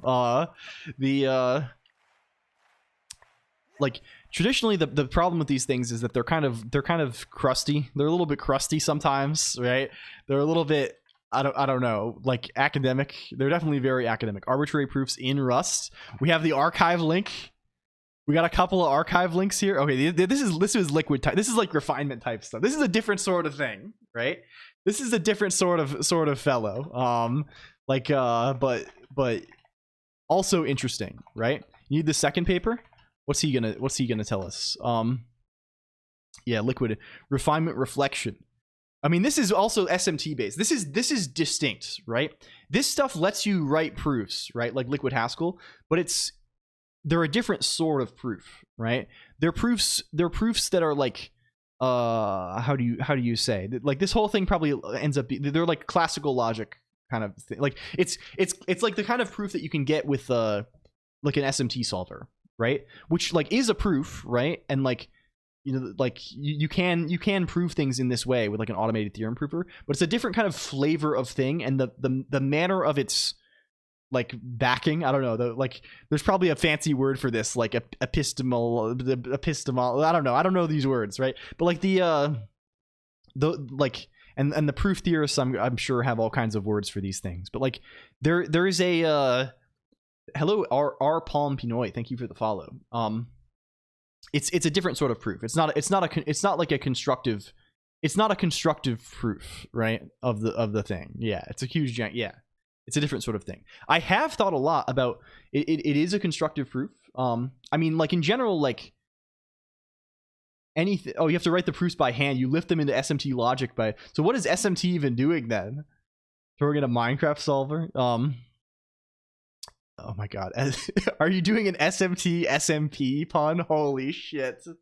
Add constructive proofs to refinement type systems. I see. Okay, this is kind of cool then. But it's still different, right? It's a little bit of a hacky, strange thing. It's different from like the obvious like encoding in the types of all of this to say this stuff is complex and cool, right? And there are like cool parallels you can draw from this, right? Like magic spell. It's the final curtain. The one thing that I think about a lot with this, like if I had, you know, in the eternal quest to have infinite time, right? If I had infinite time, if I could go into my meditation plane and work on this for 1,000 hours and then come out tomorrow, I have a lot of interest in maybe like it seems like this some stuff for finding like solving for like SMT solvers, which are a totally different side of the fence, right? Like something like Z3, right? Hello F collector. Hi mod clone. Like this is also a theorem prover, but this is a theorem prover in a very different context, right? This is a theorem prover where you give it like propositions, right? There isn't like this like functional programming correspondence. This you give it propositions and it tries to find a proof that they are true, right? It tries to, or more specifically, you give it terms with unbound variables, and it tries to find variable assignments such that the thing can be true. Or you know, this is the thing, whether it's satisfiable or not, right? I have some interest in like. I feel like there's probably a way where you could use some of this inference in a guided way to infer terms to do program synthesis. I assume there is work done in this zone.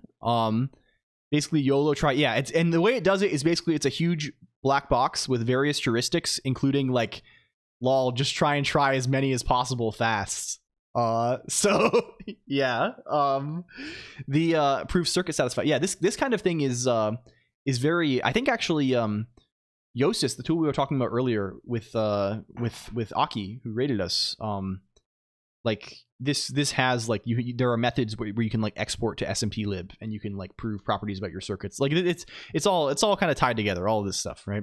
But I have this like long-term, you know, low level. I have this idea of like trying to use Z3 to like guide term inference in Haskell or something, right?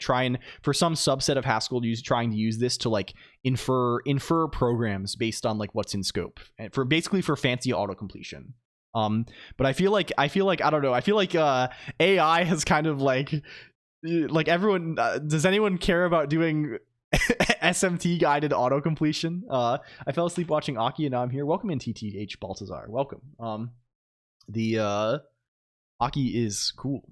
Aki is neat. Circuit property SMT stuff is exactly what I'm doing in my postdoc. Write a circuit in Clash. Prove shit about it in SMT. Yeah, I have done some of this in my past life as well, although not with Clash. Make the LLMs do it. MML tactic. Yeah. we gotta go inverse here. I mean LLM. I mean MLL. I mean what's what are those things called? Pyramid schemes. What are they called? MLM with access to an SMT solver. I don't know. Presumably, given the current stuff, it's probably not too hard to make. What are you coding today? Video game. Although I think we've just been on like an hour-long tangent about type systems. But yeah. I just love that shit so much. There's something just like so satisfying about it. Just brute force your problems away with floating point math. Hello, Pure. A massively multiplayer lake, also known as an ocean. True. 5:30. I haven't done laundry. Is this a major issue? Tactic being those things you can use in Colonq to guess what terms to use.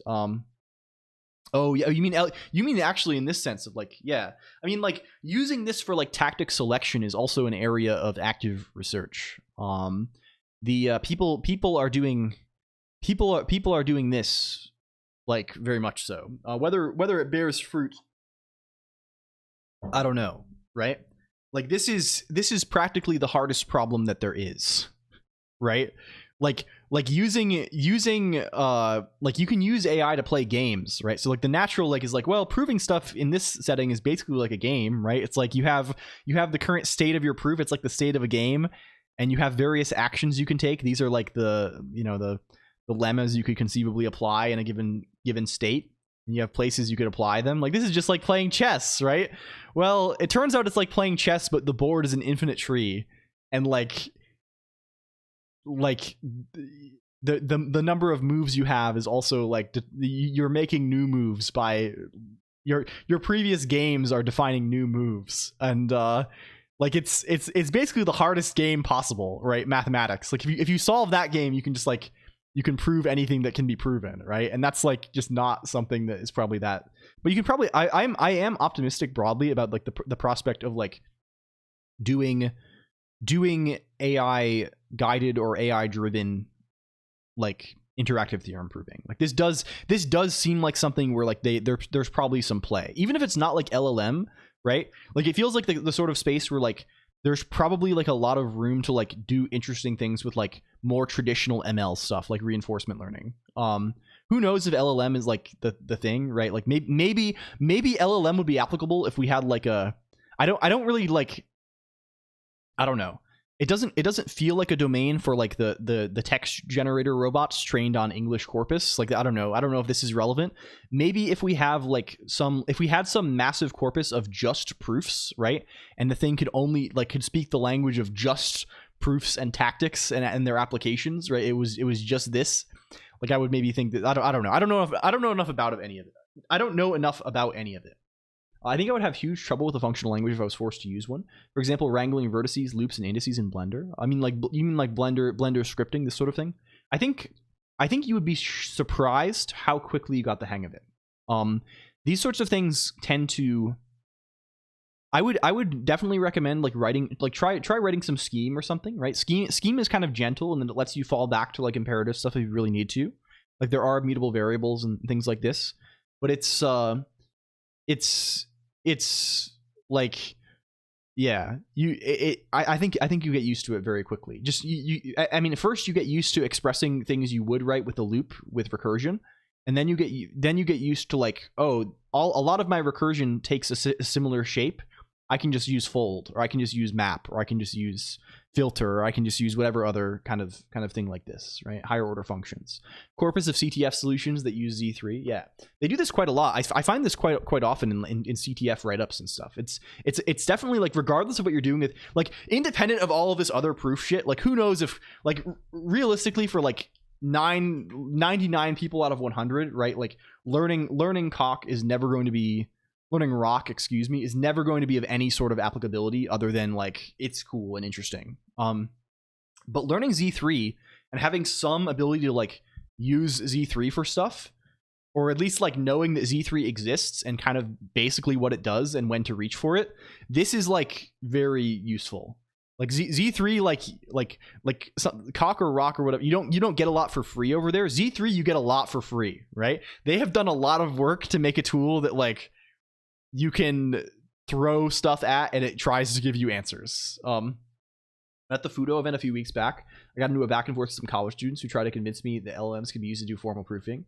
They both couldn't trust code generated by it, but you could use them to write trusted proofs. I think, okay, this is partially true-ish, right? If you write the proposition yourself, right? Like if you write out what you want to prove, right? And you have a sound formal checker, like I don't know, something like Lean or Colonq, like some sound interactive theorem prover, right?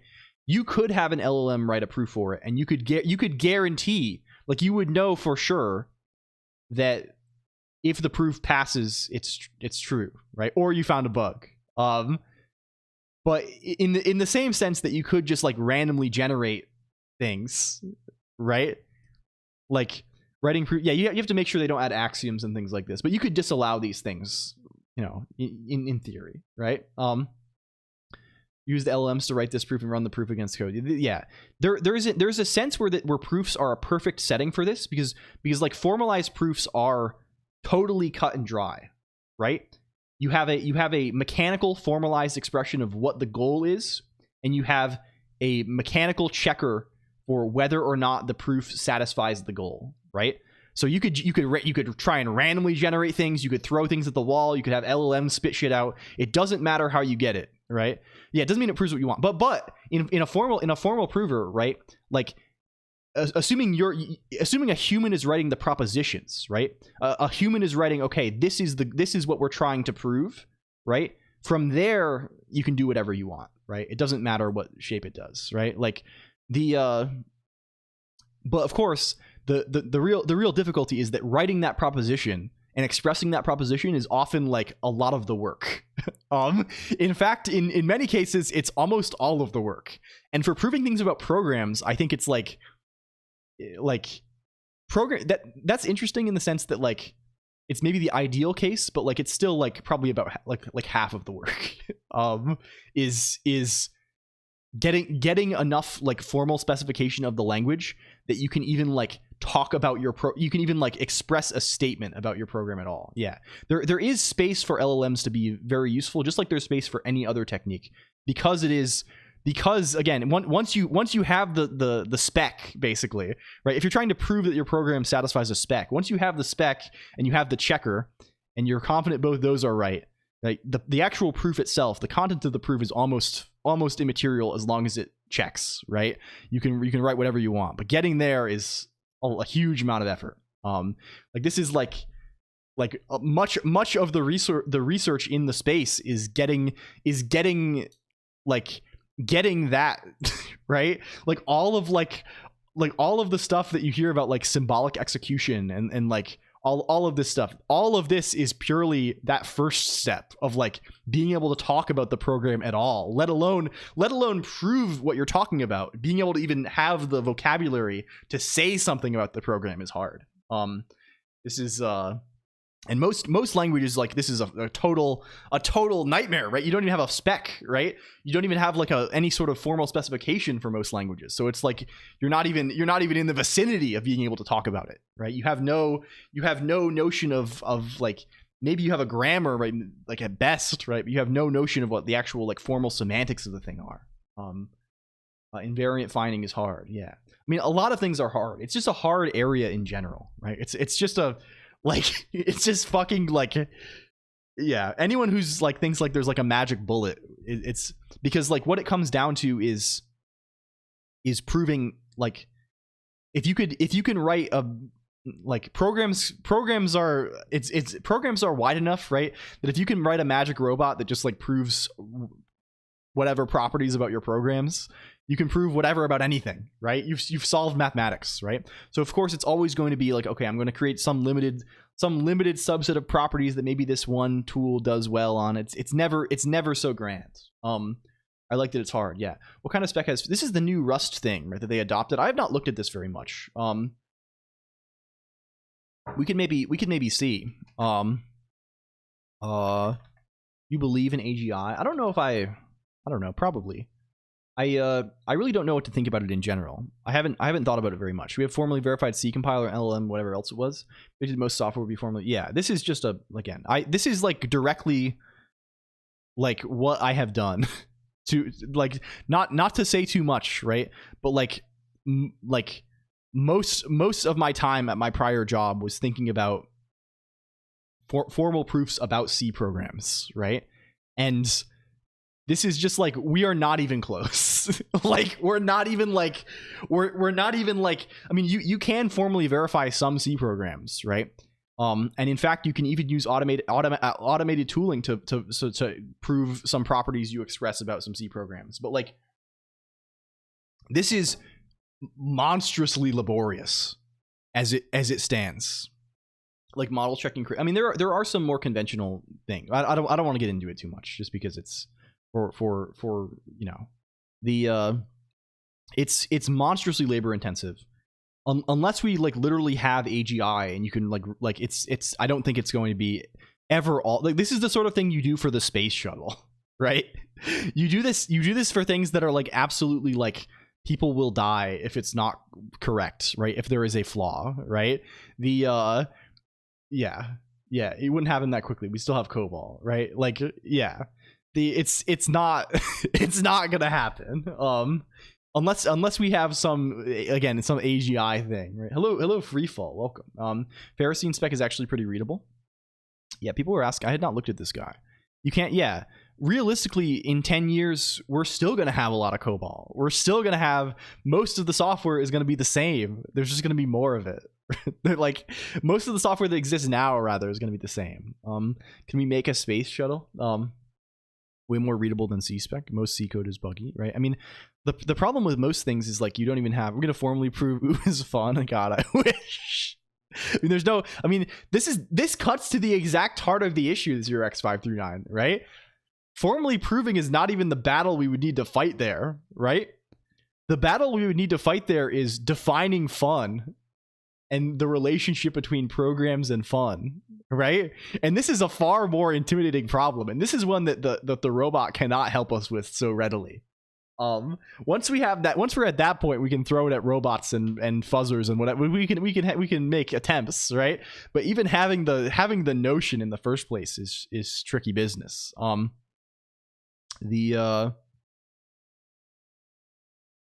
Yeah, I mean, this seems like it's, I don't know, I would have to read. I'm not meaningfully evaluating this in any kind of sense, but like there is a spec. Who knows if this is how formal it is, right? I mean, people have different standards for what is formal, right? Like the useful sort of formal is mechanical, right? And I think we're still a long way from that, probably. Hello, Joe B. Also welcome in. Replace it with JavaScript. Is this true? I think this would. I mean, the process of performing the replacement would be hellish. It's hellish enough that it would never be. It should not be done. Probably. This would probably be an improvement, though. I mean, in fact, I'm sure it would be just by virtue of the fact that there are more people who are writing JavaScript, right? And therefore maintenance is probably much more efficient. It was not machine readable. Yeah. Hello, Henrik Mark. Also, it'd be awesome if Go docs were also that great. JS mentioned. Yeah. People hate on these things too much. People hate on COBOL too much, probably too. It just doesn't. It's not so. It's yeah. Whatever. Rust TUI library I haven't seen before. Please share if you have it. Can we shout out Airzy the Witch also? Does it go? IO crafts. Do we have it? Do we have it? ARM has a machine readable spec. Yeah, this is pretty cool. I think there's actually also it's not a specification in terms of the semantics of the thing. x86 has machine readable documents for the instruction decoding, at least. I think there's like, I'm trying to remember where it is or what it's called, but there's like a big pile. Like if you're ever writing an x86 disassembler, which first of all, God help you. God help you if you need to decode x86. Second of all, if you're doing this, you might want to look into it. I think it's real, right? Can I find this fellow? Where is he? x86 hardware. Misplaced your ARM docs. Thank you. I've been looking. Okay, we'll talk about that in a second. x86 decoding XML op. Where is this? Where is he? This is, is it? What is his name? I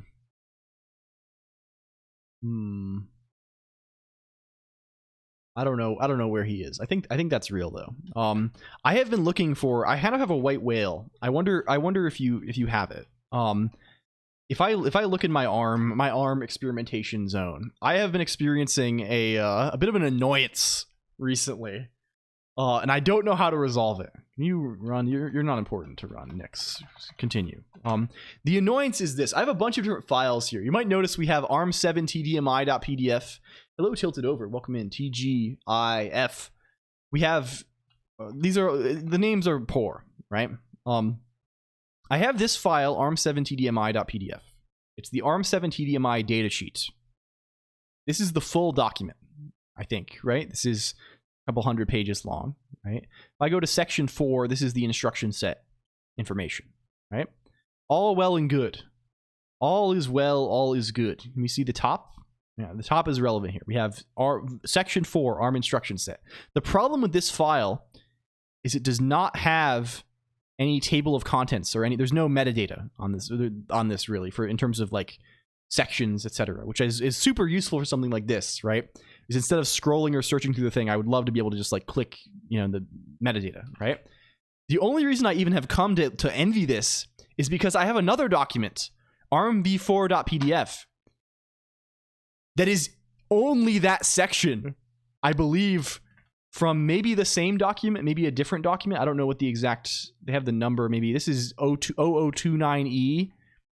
This is 0029E. This one is 0084. I don't know the lore. I've tried Googling these numbers, and this one does have that, and it's extremely useful, right? I can go here, I can see MLA. The problem is it's only that section. It has the table of contents for the whole document, so I know it exists, right? But it's only, if I click this, it doesn't go anywhere. The table of only this section of the document is included in this PDF. And I found another document, ARMv4 full, that has that, but it's a different document. I've been using this at least somewhat because it is useful to have this, but it's different, and the sections are different, and there are different. I think it's either an earlier or I don't know what the correlation is between the times, but I think I don't know what it is. So if I could find the actual document that this was stripped from, but with the entire thing, that would be extremely helpful. And now we will check actually. Does this go? Creator of Toho is also an Emacs user. Which file does Gidra recommend? Zunz, it looked like, how are you using this? Yo, is this actually true? I mean, those names are just the names I gave them. I don't think that's actually, those are real. I think it is like, I don't know for sure. This is wonderful though. Hell yeah. Holy moly. The you know we're in good company. The official editor of Toho Project. You cannot complain about that. Is this recent? I don't, that fucking rocks though. This maybe has the stuff we need. Does this have at least? Oh, those look like the same versions to me. Is this that first one? This is a data sheet for the guy. This is 0029E, which I think is a version that we were seeing. Yeah, and this is only section 4. This is the one we have. It's only, I think this has table of contents probably. I can't see it on GitHub. This is only section 4 again. And like, I wish we could get the entire 0029E document. I mean, this claims to be that. It does. This has all the sections, but does this have table of contents? Let's see. Can we see? Does it? No. It's over. It's over. It doesn't. They released the spec on April Fools. Man, it's like I really feel like I need to like do some pandoc trickery with this, and like I feel somewhat motivated to like try and rip it out and turn it into like an info manual or something I can search more easily from Emacs. The problem is there's like nice diagrams and stuff, and I don't want to lose them. Like it'd be a huge pain to like it like really materially takes away from the thing to not have like where's ones that are actually good. past the updated scroll now. Hello, Takeda. Welcome in. Like, yeah, like OCR it in place. I mean, like the text is text. Like it is at least on the copy I have. You can copy it, but like I would love the figures, right? I could screenshot them. It's just gonna be a lot of laborious manual work. I don't know. Maybe I'm the does this guy have it, or is this only, this is also just section 4. This is technical reference manual, which is maybe has, I don't think this one actually contains the descriptions of all the instructions. This one has the time. I've seen this one also. It just has the timings. Original zone tweet from 2009. I see. Aren't we able to index it? This is powerful. Thank you. Yeah, I don't know. So I don't know all of the I don't know all of the lore, I guess. This is an earlier version. Maybe has, yeah. I'm probably fine working with what I'm doing now. But like I gotta, there are a ton of data sheets around as you, yeah, I like don't go to any effort, of course, but like if you see something, I would love it. Sorry, I'm pouring water. We'll get there eventually. We'll and eventually, hopefully, our own things. Any ordinary runs of text in the table of contents, it gets tricky. Yeah. I mean, it's, yeah. Maybe we can, like, we have both documents. Maybe it's possible for me to like strip the table of contents from the original and apply it somehow. I haven't looked at PDF surgery that much. And you recognize, I don't think ARM1 ever, like, I don't know very much about these things, right? I don't think this ever happened, right? Like publicly, right? This was maybe an internal thing only. Is this the case? Maybe I'm wrong. Maybe I'm thinking of something else. Do we know the concepts? Where's the history? ARM1. I guess it was. Maybe. Was used but for very early stuff. Yeah. Second processor for the BBC Micro. Sure. Yeah, this is I don't know any of the earlier stuff really. Or I know little about ARM in general beyond like what little we have done. What does Archimedes use? The ARM, this is ARM 2. The before ARM 7 is pretty hard to come by. Yeah. ARM 7, like, yeah, well, I created the repo. Oh yeah, good. This is very good. So to at least document. I don't know. I said that in a really weird and awkward way. I apologize. I don't know why I'm talking so strangely about it. It's cool. It's cool as hell. The okay, we have to. We have Chixie Robot sending heartfelt pleas about imposter syndrome that that are blindsiding me, that are taking me by surprise and causing me to respond in unexpected ways. I'm being subjected to unexpected stimulus. It's like I feel like I'm in one of those rat experiments. They're poking at me, and they're poking and prodding in all sorts of different ways, and I just have to. They're trying to measure my responses. The robots are now. The suspicious. Soon they'll have robots trained in the exact ways that will make LCOLONQ laugh or cry or get angry or cause any other sort of emotion. Oh my, that's actually okay. This is more of a sicko 2023 LCOLONQ idea. Train robots, train fake robots to send messages designed to elicit specific emotions. Hello, Spheriphoria. Thank you for the raid, friend. Welcome in. Hello. Can we shout out Spheriphoria? How was your stream, dude? How was it going? We had a bit of a psycho idea.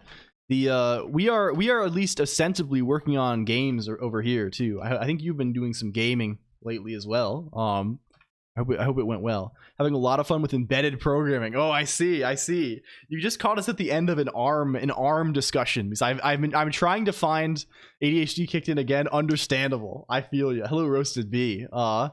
you don't know Sphero, please check them out. They're I think you probably know Sphero if you're here, but I never want to take that for granted. You should check them out 1 million times. Also, if you're new, Discord IRC, check it out. I'm LCOLONQ. I'm a guy. We're also working on 1,000 different projects. The main project today that we're at least trying to explore a little bit is we can do this now in the video game. I have made my Emacs talk in such a manner that I see you dying. Hello, Kodetsar. Welcome in. Do your filthy business, computer. Welcome. I want to make an Oberon box at some point. Yeah, this is kind of exciting. I have some fondness for the idea of Oberon. See, we're in the game. You see a little guys here. I wanted to have hot reload because they're always talking about this on handmade. I've been thinking about I'd never really experienced this, but I was watching a bunch of people talk about Animal Well and stuff, and they were talking, and I was like, damn, I want hot reload. That's cool as hell. But I realized I don't really need hot reload because, like, that just seems like, what if I just had a way to save and load saves really fast? That seems nice. So we kind of have lukewarm reload, but it does let us do interesting things. Like, what can I do that's visible? Like, I can see we have purple orc on the screen. We have purple orc. I can just change him to, like, where is it, in render? I can change his hue shift. Let's change it to 0. And if I press this, it doesn't boot very fast on this machine. In fact, on this machine it compiles quite slowly. But it's better than the previous process. And on my actual desktop it goes very fast. But see, he's green now. Wow. And we're in the same spot. We're in the same spot in the game. Like, you can move around and it saves and reloads. Like, I can just press this. This won't have to rebuild, and we're, like, still in the same spot of the game. Wow. It's neat. You can gaming, and this will hopefully make some things a little bit nicer. And then beyond that, just we've been rambling. I'm trying to find a specific I'm trying to find ARM documentation for another project, and it's like I don't know, every manual I find has some kind of flaw. Like the one that has the full manual has no table of contents. The one that has the table of contents is only one section. Yeah. Add runtime parameters to avoid the long compile times. Yeah. Trigger audio activation on key presses. I mean, we could for sure. I'm intentionally not doing it because I want to maintain parity. Oh, I mean, you can do this. Wait, can you do this in the web? The browser wait, is that what you're suggesting? The browser lets you Wait. MDN web audio. You have information on this for me, computer? Hello, cool coding cats. Welcome. It's good to have you, cool coding cats. How much RAM do we have on this machine? I think 8 gigabytes. Shout out Masica. We have already, but we will again. She's so nice. We'll say it twice as soon as. Is it off CD? It is. We like Masica. Masica also does a lot of really cool stuff. A lot of low-level programming, if you're into this sort of thing. This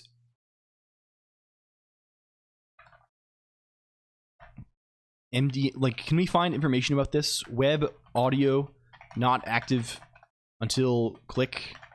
Is this a thing? Private trailer room being catered to. This is maybe good. This is maybe good. If it's really the case that we can do this with keyboard, that is very good. I mean, it's sort of believable that you can. MDN user activation. Is that what it's called? MDN user activation. I think I believe that. They've triggered some kind of event.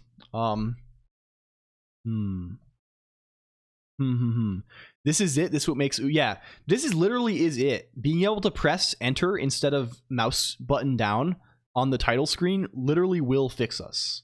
This is everything.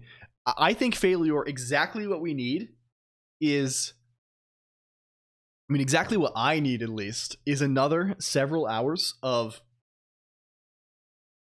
what do they call it? Bike. I need to play with the technology for several hours instead of actually making the game fun. Okay. The user activation property. You can use to query information. Sure. We have sticky activation. Sure, I see. Making the game, yeah, engine work is life. It's every time, like, it's like, well, I could make enemies, I could make level design, or I could like but what if like, I don't know, what if I can palette shift things? Like, damn, I know the potatoes are important, but you tease the meat so early, then just demo warm reload 3 times. Yeah, I really didn't cook at all yet on that. We probably should do that. We've kind of been rambling too. Let's this is probably a good enough time to start locking in. Let's stop fucking around. Can we begin? This is going to be our area for today. This will be our area today. Do we want wide or long? I think actually we want long. How do we get to that world? How do we make that a world that we can live in? Like this, I think. Like this, I think. Perhaps.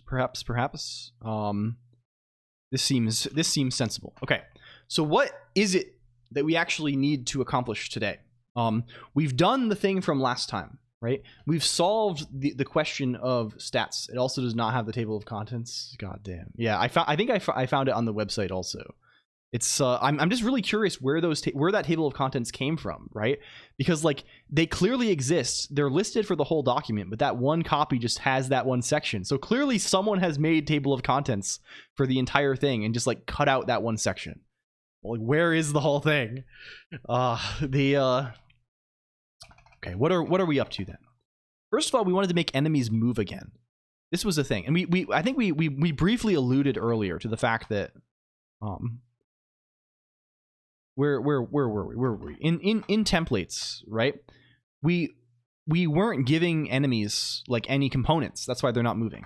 If we just like naively copy creature body to all of them, that will make them move. It might make them move a little too much, actually. It might cause them, I don't know. I don't actually know how this interacts with our current. I think they'll only try and move. They won't try and attack yet under our current AI guy. Just add it for all of them, just so the first one we see will be guaranteed moving.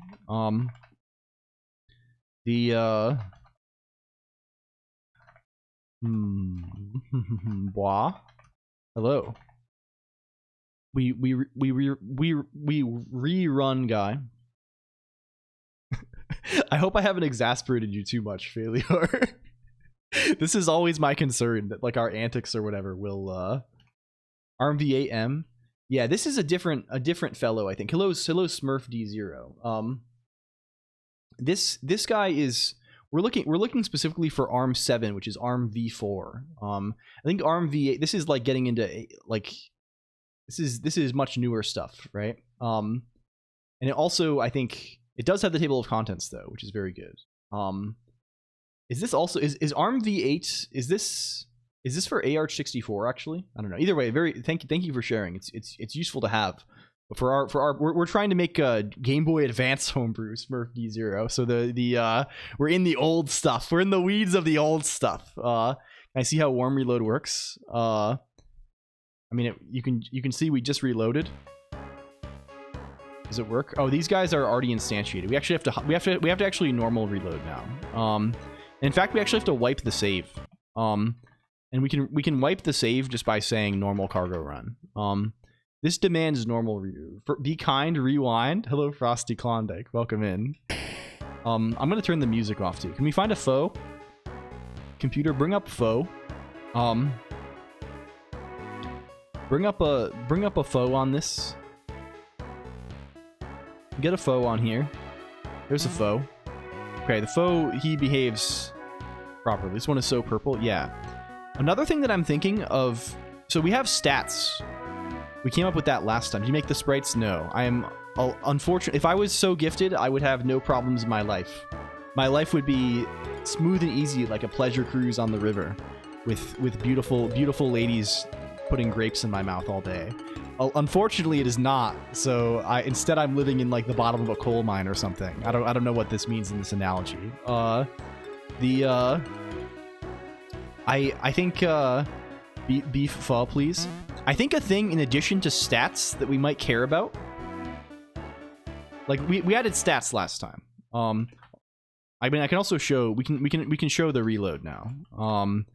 I can say this. I must go and restart my router. I believe in you. Best of luck with coal mine streaming. Thank you, Pete Cedar. Your support is always highly appreciated.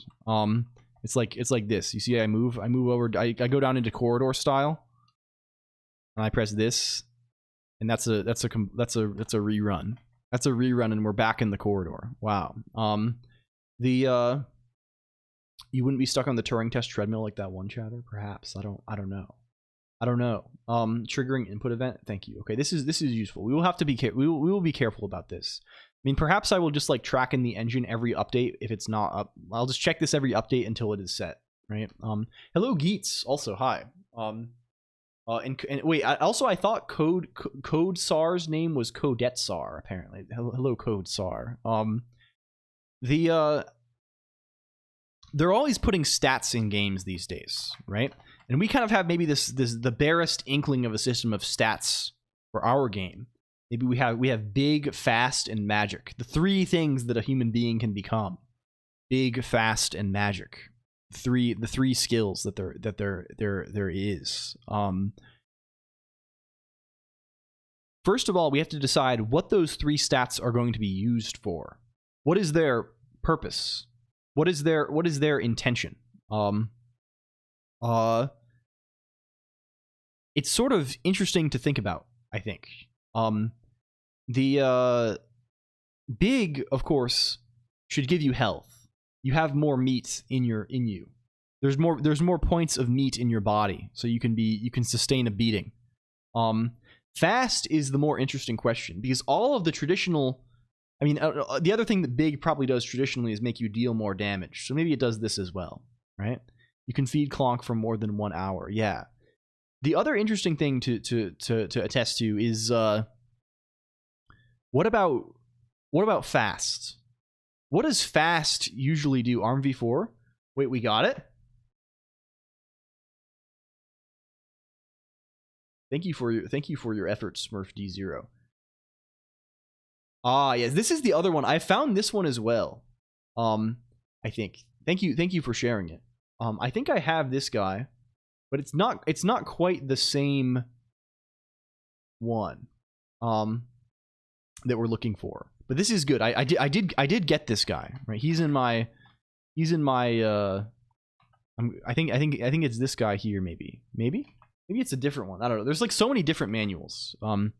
It's different from the exact one that but this is good. Thank you. It's probably the option to move multiple squares in a turn and also evasion. Evasion is randomness, which you don't want. Yeah, this is the question, right? How, like, if you are more than X faster than enemy, you dodge. Yeah, this is good for one thing, right? Maybe fast can be, I mean, we can think of very unconventional things, right? Like a guaranteed dodge is one thing. We could think of maybe your amount of speed, your speed factor is a resource, right? That if you have too fast, you can dodge, 2 attacks. We can think of it in interesting kinds of ways, I think. It doesn't have to just be like, this gives you a percentage. The slower you are, the more you can dodge. Yeah. Make a spreadsheet because you're vibing. You're vibing. They have this in DCSS, actually, LG. They have, is it this fellow? Yeah. Dungeon Crawl Stone Soup, one of the gods is Shabrados, who is like a snail god. And the conceit of this character, we have Mishimali 1 sneak fast, true. The conceit of this character is you get bonuses when you kill things that are faster than you, and you move slowly. And also as you gain more favor with the god, you like, this makes you move more slowly. And you get you get debuffs, you get punished if you ever use like a haste item or something that makes you move quickly.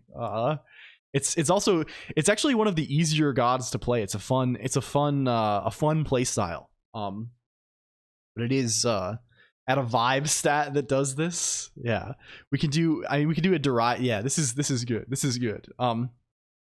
We should probably work out what the stats actually do. And we should also work out Failure mentioned something earlier about how, oh man, this one is very purple. I think this is one of our strong points of right now, right? And one of the points of game design leverage that we should rely on heavily is the fact that it's really easy to make things different colors. Right? Purpleness stat, yeah. Like, to some extent, yeah. Like, there's a sense where, like, I think we need the second piece of the RPG puzzle. What do you have alongside stats? You got to have elements. You got to have, I think, you got to be getting a little bit classical. The classical elements, perhaps. We have items. Items are somewhat core, right? What about elements? What's the deal with these guys? Do they have any of these on there? I don't know. Only issue with colors is color blindness. Yeah, this can be a concern, but we can probably signal them in other ways than colorness. Than color. Colorness is not a you know. Can we go alchemy elements? Like lead and mercury in these things. Is this the way with alchemy? I mean, this alchemical elements is kind of fire, earth, water, in-game currency, wind. Yeah, this is good. What are the ones that Kingdom of Loathing does? Kingdom of Loathing does, I think they do hot, cold, spooky, stench, and sleaze are theirs, and they have like the whole little rock paper scissors kind of thing with them. This is fun, but there's almost nothing more fun than rock paper scissors, right? It's one of the best things that there is, right? And this opens up endless pleasant complexity. Oh, I have rock, they have paper, I need to run away for now. Oh, they have scissors, I have rock, I must seize the advantage. Oh, I came down to this floor, the floor is, there are some indicators on the floor that seem to indicate that this is a scissors type floor. Actually, it would be very funny if the elements were straight up rock, paper, and scissors. That might be a little too much though. And also not suited to the original intention of elements in that they give us gameplay space, right? They give us we can change colors of things and represent them, or change symbols. I've been thinking about this, like, I don't know. I have the rock paper scissors thing on my mind because I think Grimmy was reading what's the manga Kaiji? That goes so hard. God damn, that goes hard. This is I don't know if like people have seen this guy. It probably has some kind of appeal even with even if you're not like a manga head. It's older, and it's like it kind of goes crazy. The first like arc of this is about a guy who has like gambling debt, who is like, he has to go on a boat to play a game for his life, and the game is rock paper scissors but with limited plays of each one. It's crazy. It's nuts. It's really good. There's a lot of interesting strategic thinking. Are you departing? Do you have a minute? I would love to hydrate myself. No, she's coming here. I need her to say hello, because otherwise I will die of thirst. Otherwise I will perish of thirst. No, I won't do that. I'll try my best. I still have some left. We're good. Orangeness, banananess, yeah, something like this. So I think like, let's wipe out our current. We've sorted this business out. What do the stats actually do is question 1 of the day. Question 2 of the day is what's the deal with elements? Deleting notes. They're in Git. These notes are in Git. Okay. Hello, you're gesturing at me to get up. Mod just woke up like 4 seconds ago, so she might be. Hello. Hello. OMG, hi. OMG, hi. A², I'm going to try my best. I try every day very hard to not, but you know, sometimes we get a little goofy. Hi. For anyone who doesn't know me, hello. I'm Colonq. I'm Colonq's wife. I'm here while he takes a little break. He'll be back pretty soon. What are the elements? like the humors or like the actual element? I'm trying to think of the funniest answer. Just type them in the guide. Oh.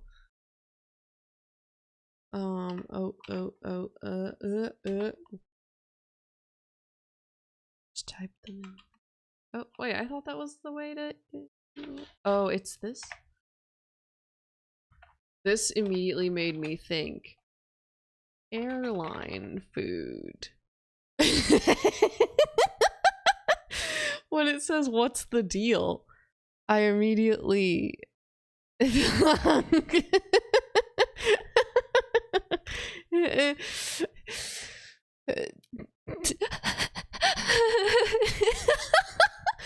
We could expand this. Yeah, okay.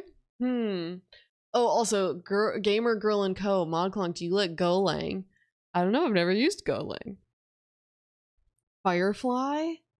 Oh, Firefly is good. I like that a lot. Oh, it's... Water fowl, also really good. The fourth humor. Slapstick. Get it? Do you get it? Do you get it?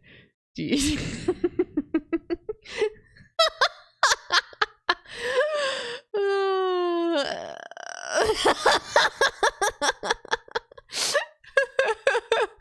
My day is going. It was pretty good. The weather was okay. What? No types of comedy.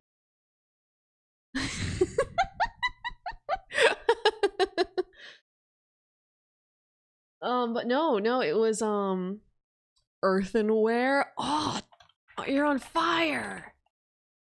Oh, earthenware. No, it's a pretty nice day out. There were no managers at my work today, so got to just goof around a bit. They were all at their quarterly managers meeting. Ooh, what is the deal with elements? Is that how that the phrasing on that goes?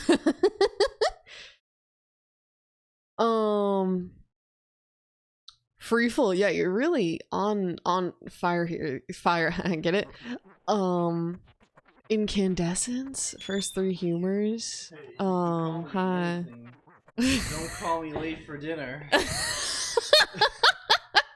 We've been really having a great time.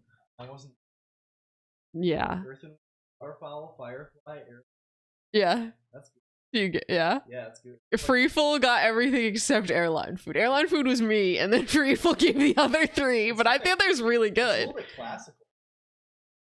Also, I was asked what the fourth humor was. I said slapstick.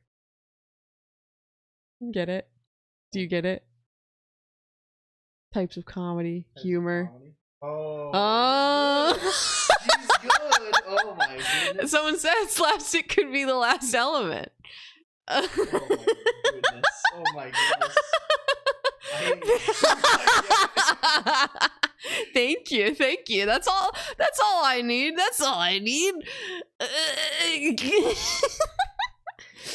Late for dinner is an element. Oh. I thought those were pretty good. Okay. Yay! Maybe. I'll be back. I don't know if we have enough space on this. Maybe we do. Hello, hi, we're here again. It's me. Yes, you did. It's here. You may have it. Hello. Oh, also, I wanted to inquire about the buzzing. The purported buzzing. Do we have any buzz enjoyers around here? Anyone who's hearing the previous buzz? I was wondering if this has been reduced at all. I did disentangle my cables. If anyone was hearing a buzz before, you are still hearing a buzz. Speak now or forever hold your peace. Hologram, what is your best dad joke? Hmm. It's a good dad joke. I don't know. Hmm. What's a good one? Hmm. What did hmm. What did the son call his father?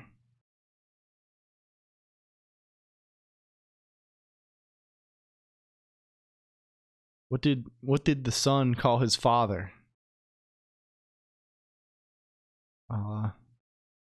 Yahtzee? What? Dad.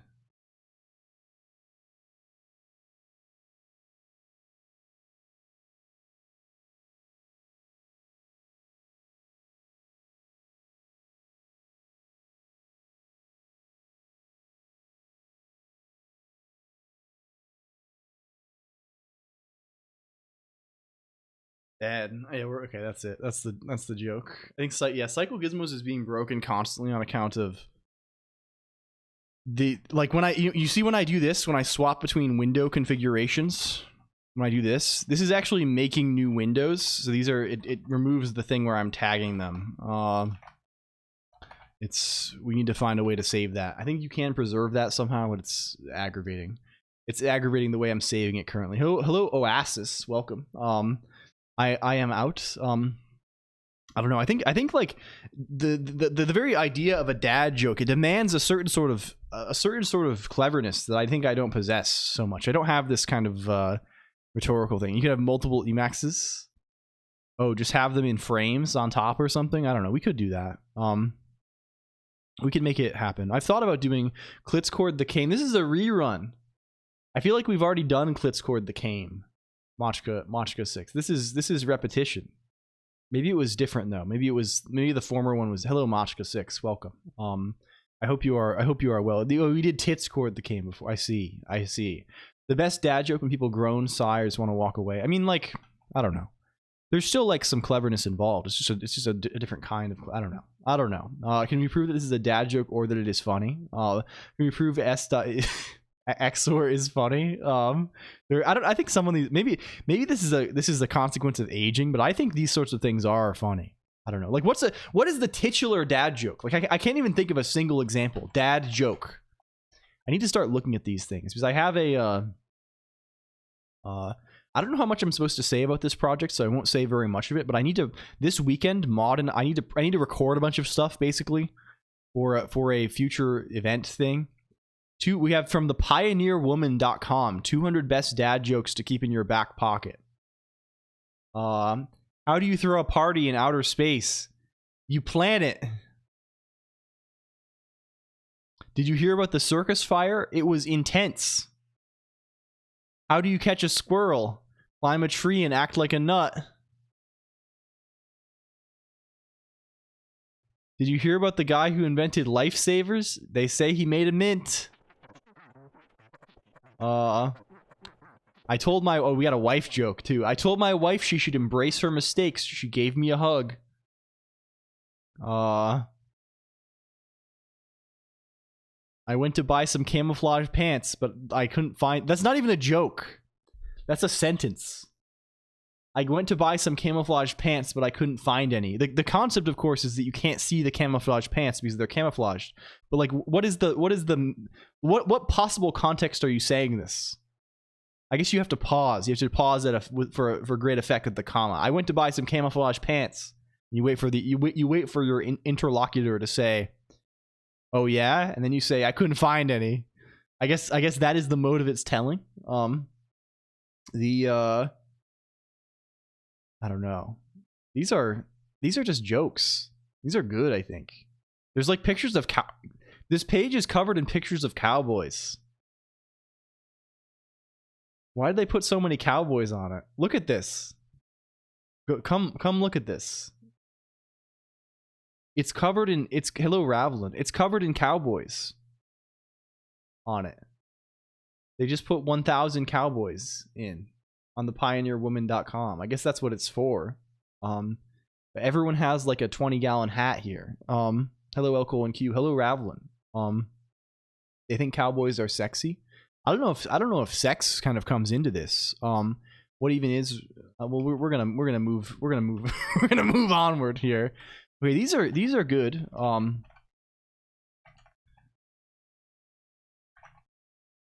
Something like this. There is no verb. How do you tune a fish? There is no verb. I don't know who that website is for. It's for pioneer women, clearly. If two vegetarians get in an argument, is it still called beef? Aha! Quintessence. That's pretty good also. But like, you know, all things is hello Weasley13 also. I'm unsure if your boost did work, but you can. Hello. Hi. I hope you're well, Weasley13. Good to see you. It's been quite good. What do they actually, I mean, usually what do they do? Usually it's rock, paper, scissors in some way, right? I feel like this is relatively easy to handle in terms of like, oh, you're attacking, you know, your attack is this thing, you know, ostensibliness. God, I really do say it too much, right? I think this is like my main, no, it's still there. It's just hidden. It's hidden beneath the waves. I'm using the power of folding to, Winnow sounds interesting, but nothing beats the simplicity of a good old rust crate for me. Thank you. You could ostensibly decrease your usage of that word. Yeah. Like, it's just one of those things. Like, it makes me sound like an asshole, right? Like, if you say ostensibly, it's like saying orthogonal, right? I feel like it has like such a. Congrats on the clone, LG. How many are in the queue now? We gotta catch up. Oh my lord, three in the queue. Hello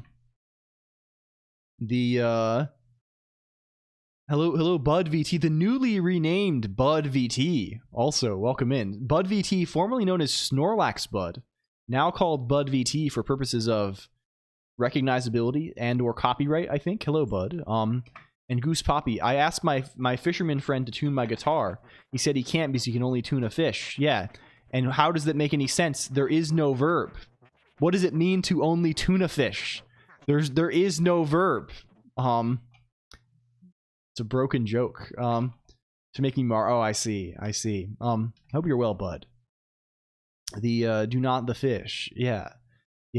Oh, also, speaking of things from the same origin, I think I mentioned the like, so in Kingdom of Loathing they have a concept of I think I mentioned that like they have a lot of slang, right? And one slang term that I think that is very applicable to many like online games and things is they call people who are like relentless in the pursuit of like optimal gameplay dick stabbers. And the origin of this term, I had like poorly misquoted it before, right? I had said like it's the origin of the term is the expression there are people who it's something like there are people who play this game who, if you gave them the option to fuck the prom queen for 10 points or stab themselves in the dick for 11 points, would always stab themselves in the dick because, hey, free points. The hey free point I had missed, and I feel like this is an important correction because the idea of hey free point goes so crazy. It's so good, and it so perfectly encapsulates like how, like, I mean, this is how I play games, right? I sign up to play MMORPG. I sign up to play Minecraft. I hop onto World of Warcraft. Hello, Lua Nico 7. I hop on World of Warcraft, and it's like, yep, it's time to torment myself. Yeah, the idea of free point is essential. Addicted to it. Schedule 1. This is new gaming. Where people say they fimsh all the time. Yeah, this is good. This is powerful. The who does this? Alkaline VT is always talking about. Where did the M in fish come from? They're doing this all the time now. 10 and 20 is just a rescaling. Yeah, I think it's specifically funniest in the telling of it being 1 free points. And it being 10 and 11 is far better than 10 and 9, I think, in this. We have to remember this for the future. When I inevitably retell this 100 times over the course of the next year, when I inevitably steal the same joke and retell it 1,000 times over a decade, I need to make sure it has the the perfect attenuation. I don't know. Okay. This is what do the stats do? What are our stats? Big, fast, magic. These are the 3 ways you can be as a human. Big. Well, like let's think of some easy examples. 1 big equals 1 HP. Maybe that's a simple enough thing. I think we want one of these guys to be HP, and this seems like the most natural for it. We need at least one thing each of them do before we do other things. What the fuck does magic do? What does fast do? We can say something along the lines of I don't know. Like you have to think of a way to not make it like strictly better, right? Things that this traditionally does are things like, I don't know, like move faster. What are other things? Like I don't know. Hit rate / avoidance, right? This one we can't do, right? We're not doing percentages. We're not about that around here. Thank you, Remblock, for the water as well. And Peter Sake, welcome also. One card game that's been around for 37 years. Giving up the idea that the game can be perfectly executed. No, I think we are giving up on that potentially. I think as part of the stats initiative, we may be having a little bit chunkier hit points. There's not necessarily a reason why we could, but like if the game can be perfectly executed, it makes the stats less interesting because there's no reason to ever have health, right? Except for like as resources for like other things, right? Or like, you know, like if you can avoid all damage by not playing sloppily, you can, like, why would you ever care about your health? You should just give yourself damage, and like you should just like, right? You should just like do whatever. There like if you can do that, like nothing matters, right? Like nothing matters. Your health, your damage, like it's all irrelevant. It's just reducing inconvenience. Multiplier to affect damage or health. Like magic, like I feel like this has like a certain connotation, right? Like what could this even be? Like there's a lot of stuff that like we don't really have like a well-defined visibility system right now. That's maybe something we should consider.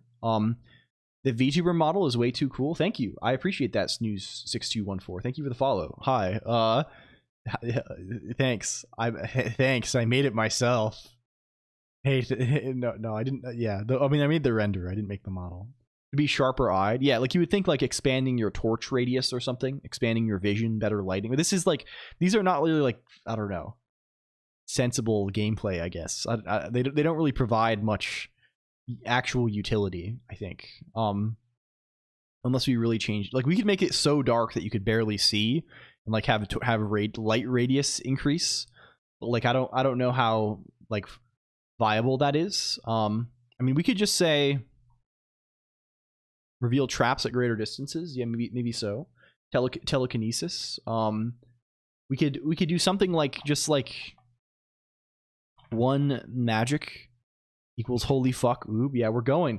Prodsy Pod, I don't know if you saw our decision. We made a commitment during the shareholders meeting that this month, April is oob. I have been jumping around too much, and it's making me confused and discombobulated, and I assume this is happening to others as well.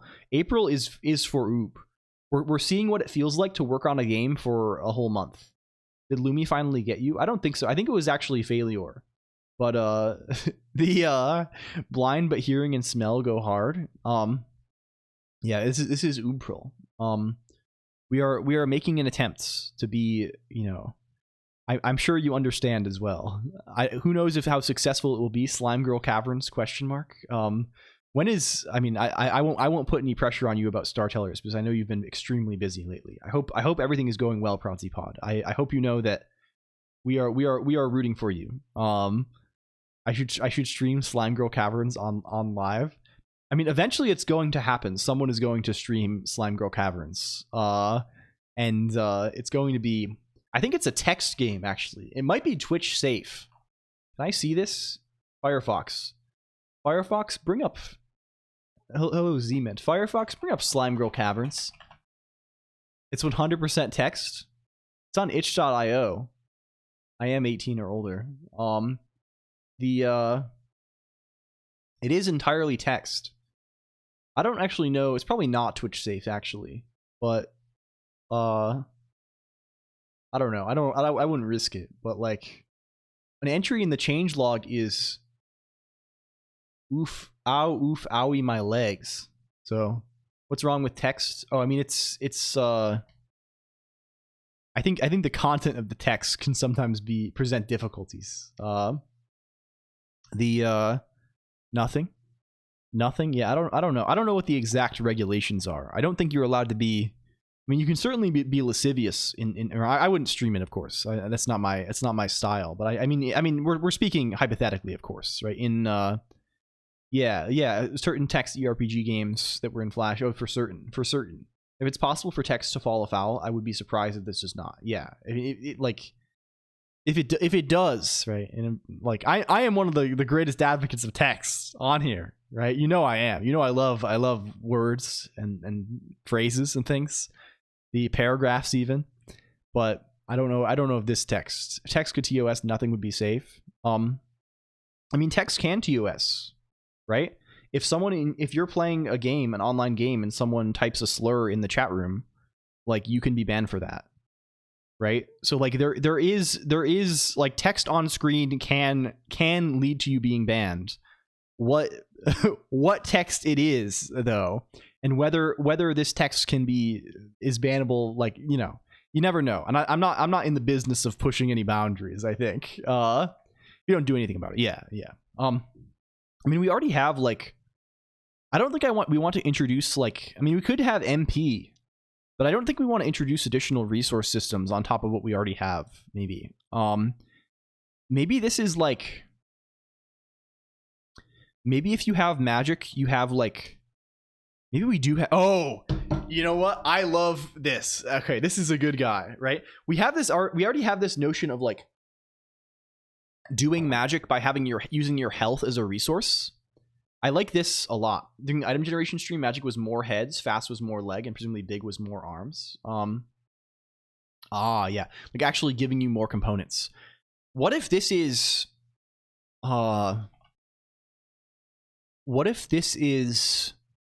one magic, especially if we're making it more of like a fighting e-game and less of a tactics e-game? Yeah, psychological hit points. One magic crystal used before HP or actions. Something like this. I don't know. You have a little thing on top. Like, I'm imagining, like, we have a thing on top of the screen that, like, even if the healths are, like, higher, I'm imagining they're not going to be that high. Maybe you have 10 health. You're really beefy, right? Like, maybe it's not actually, it doesn't actually protect, because if it just, like, protected you, it'd just be the same as health. But maybe this gives you, like, kind of pseudo health that is regenerated more readily. But you only spend it on actually, like, casting stuff. That kind of fits well. It goes halvesies. Maybe so. Like, I think this is, like, kind of cool, right? And it gives you something tangible. It's, like, not obvious. 50% goes to HP, 50% goes to regen bar, and maybe so. My main I don't want to, like, I don't know. What is fast then? Like, what is a thing that fast can do? Like, bonus health that's only used for magic. Yeah, that's the exact concept he meant. This, like, points in the magic stat is you get extra health that gets used before your real health for casting, right? Most of the spells are like, okay, you spend 1 health and it does a thing, right? This is the usual. I mean, there are some things that aren't like that, but like this, there are many things that are like health is like one of the main resources that you have. What could fast? I feel like the 3 basic, like, systems of the game that are not this attribute system, their health, their components, and like, what's the last thing? Like it's basically just health and components, I guess, right? So both of these things interact with your health, right? And also note This is bad right now. This is quite, I mean, we need to have regenerates on faster schedule. I don't know what this is going to look like. I don't even know. I honestly think we probably want no health regeneration. Maybe we have this regenerates each new floor or something. I don't know. Something like this. Whereas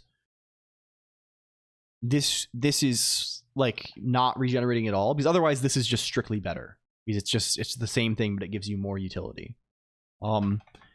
Fast, on the other hand, right? I feel like this should interact with the components somehow. Magic for actual healing. I think healing, like, I think I still want healing to be quite limited. That's like, I don't know. We'll see how it goes. Maybe not. We'll see. Like, we're working it out still.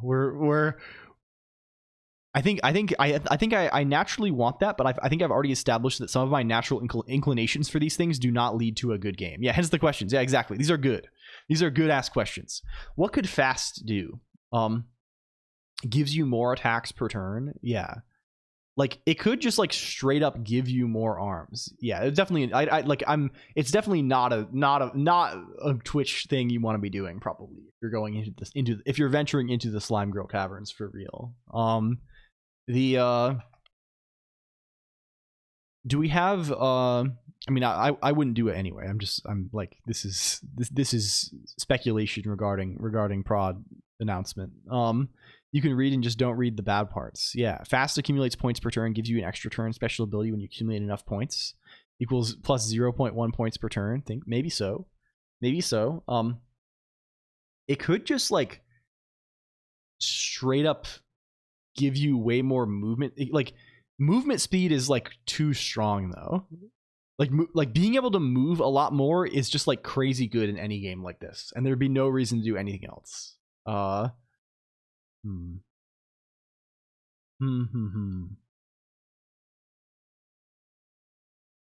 What is a speed metric? Higher speed of you? No, there's nothing like this. The way the action economy works, Camden 82002, is it's kind of weird in that it's basically a party. Like you have a party, but your party is your body parts. So like you move around the map. Like the way it works is it's your turn, and then it strictly alternates turns. Like it's player turn, enemy turn, player turn, enemy turn, player turn. On your turn, you get multiple actions, and on the enemy's turn, they get multiple actions, right? And they are not interleaved at all, at least in the current design, right? So on your turn, you have a head, 2 arms, and legs, right? So you can use your head to do something. Maybe you can use each arm to do something, and then you can use your legs to do something. And in general, moving. The move action is like this ends, or I think actually the way we were thinking of it is your last leg action. Spending your final leg action ends the turn. You could also manually end the turn, but like this, so you cannot. There's a cadence where you cannot like move and then do thing, move and then do thing, move and then do thing. Good night, Timidus. Thank you. Are you an octopus? I mean, you're a human by default, but there are various things that can cause these components to be modified. Like, this is one of the earliest concepts, like finding a spider mask, and the spider mask takes away your legs and gives you a bunch of additional arms and gives you the ability to move using your arms. And then suddenly you are more versatile, because you can like, you know, you can use your resources more flexibly, but maybe you found some other item like boots that let you do something special with your legs, but you can't do that anymore. Which element is spider? I feel like spider is neutral element. Spider is like, I don't know, spider might be airline food. So it's void element. No more Achilles heel. Yeah. Spider is bugs. It's bugs element. What about, but if we're doing stat, what could fast do, right? We had some notions already in the existing items planning. Shout out Geop bug. Wait, is Geop confirmed bug now? Is that? I've kind of fallen out of practice with regard to the bug based lore. I don't know very much about it anymore. Can we bugginess element, arachnid elements? Is a thought experiment, if you use all your leg moves first, would your turn end? Yes. however, the exact structure of the end of turn is a little bit this is all in flux. Like we can change it to be how we wish. Could let you do charge attacks. Yeah, I think you mentioned that, like running in. I don't know. It might be too. I feel like that doesn't really fit the idea of fast so much. I don't know. Like fast, it's kind of like evasive. I don't know. Maybe. Like what can you do with fast, with speed? With speed. It could just be additional damage. Like straight up. Maybe that's too good though. Maybe we don't need to think about that yet though. Like what if it is straight up one fast equals. No, things have more. We're with the addition of stats. I think we're gonna make things have more, a little more, right? Like that's kind of the move with the stat thing, right? That was sort of what we were agonizing over, right? I think like, at least in my, maybe I didn't explain that too clearly, right? Like let's add stats. Let's make it so you cannot just like play perfectly, avoid all damage. Let's make it more of like a traditional dungeon crawler with like back and forth hits and things like this, where there is unavoidable damage, where you do need to like fight. More damage is probably good. Yeah. 1 damage on attacks. And this kind of like lines up well. Like it's 1 damage on all attacks. On magic too, everything, right? You're just doing more of it whenever you attack. You're hitting them twice when you could. Yeah, you can just balance this later, right? Missing is good for speed. Yeah, this is true also. The problem is we don't have any random elements in the game. Apart from like level in terms of the combat, I would like to avoid randomness. Maybe this is a pipe dream. Maybe the way we're moving, it's better. It won't be any fun if there's no randomness. But I think randomness is, I don't know. It's nice to like avoid, like, I don't know. I have it in my head that maybe it would be fun to not have that so much. So yeah, fundamentally this is how it is, right? And the core balancing question here will be, how do we make fast not broken? Right? Like how do we make it so that the fast is not the most broken thing in the game? And the way we need to make it not the most broken thing in the game is we need to make it so the numbers are tweaked, and probably the number that it's going to take is the HP numbers are going to need to be higher as an attack or combat than fast. Yeah, maybe we call it fight, big fight, and magic. The three powers. Speed also generates heat. Perhaps elemental heat. The more food you need. I don't think we're going to have food. At least we don't have any. There's no consumable items. This is a gameplay element, but this would be good in general. We're trying to introduce just enough that we can play with. Okay. What other things can we potentially derive from these? Like, it'd be nice if stats did multiple things. Also, that also makes it a little more engaging. Add deities. Yeah. Let's try and determine one more thing. To not broke fast, maybe use cap or some diminishing, like not linear gain. Yeah, this is true. We should maybe think about this. I'm stacking big fight so I can stuff nerd magic players in lockers at the LAN. One thing of note, right, is that +1 damage is, I don't want to do fractional things. I want to avoid fractions as much as possible here. If like it makes the thing a little less clean. I think I don't want to think about dealing 10.8, you know, whatever. I don't want to think about this. I want to think about whole numbers as much as possible. Integers, the world of the integers. But something to consider is,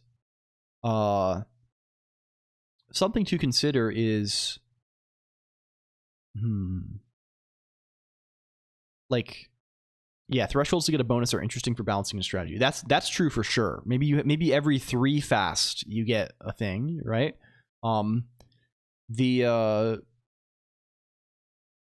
This is way, like, if you deal 5 damage by default, this is a very different story than if you deal 1 damage by default, right? If you deal 1 damage by default, fast is insane, or fight is insane, right? Like, this is nutso, right? Because you're doubling your damage. Whereas if you deal 5 by you know, this is a 20% gain, which is like still significant, but like much less significant. So like, how good this is these guys are, you know, it's obvious, right? It's like what you're subtracting from. The current level up might not have any immediate effects. Yeah. The problem with this is it can create some complexity in that it can be hard to convey what it's actually doing. The X for, yeah, there should be X damage on attacks. I think honestly, I kind of like this being 1-to-1. One, like, I don't know. Not in terms of like as 1 HP, but like maybe as like 1 action. Maybe that messes up the balance. We haven't designed other things though, but like there's sort of a nice sense there where it's like, and then you can do things like you can have like spells that cost like, that's actually really fun. Regardless, uses 1 crystal regardless of action HP costs, right?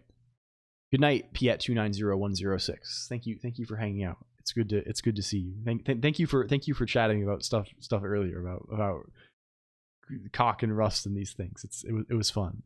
Hello, Topiary Hedge also. Yeah. Inflating all the numbers would probably be useful for balance. Yeah.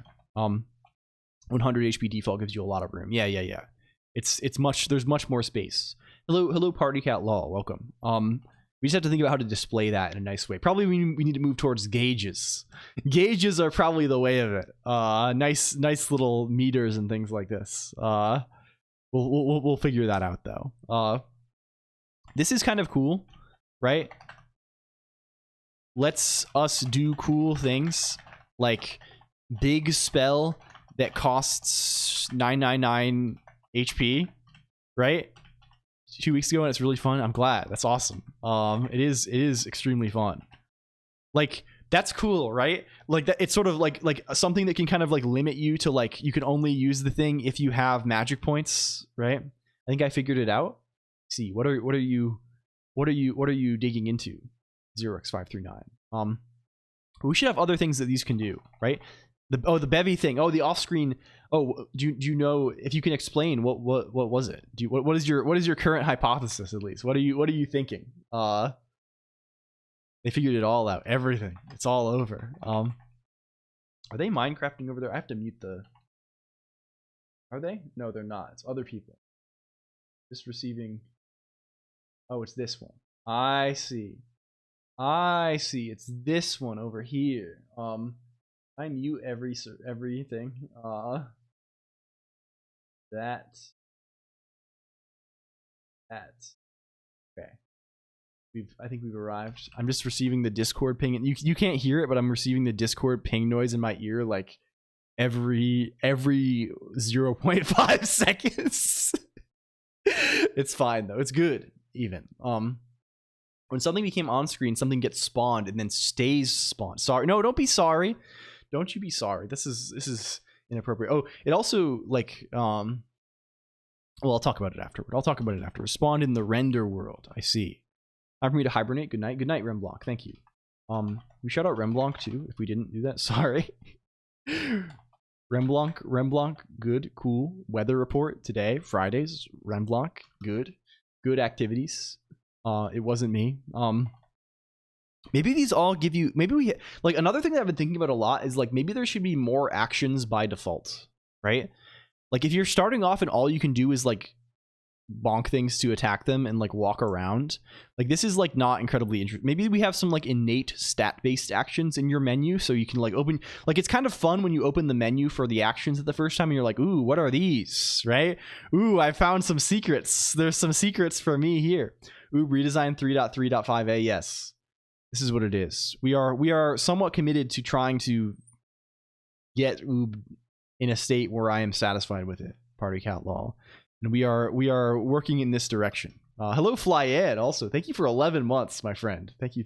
I hope you're well. Happy Fly Day. I hope is the Monster Hunter thing out now? Did that happen? I hope you're enjoying it. I haven't been playing much because I kind of quit gaming.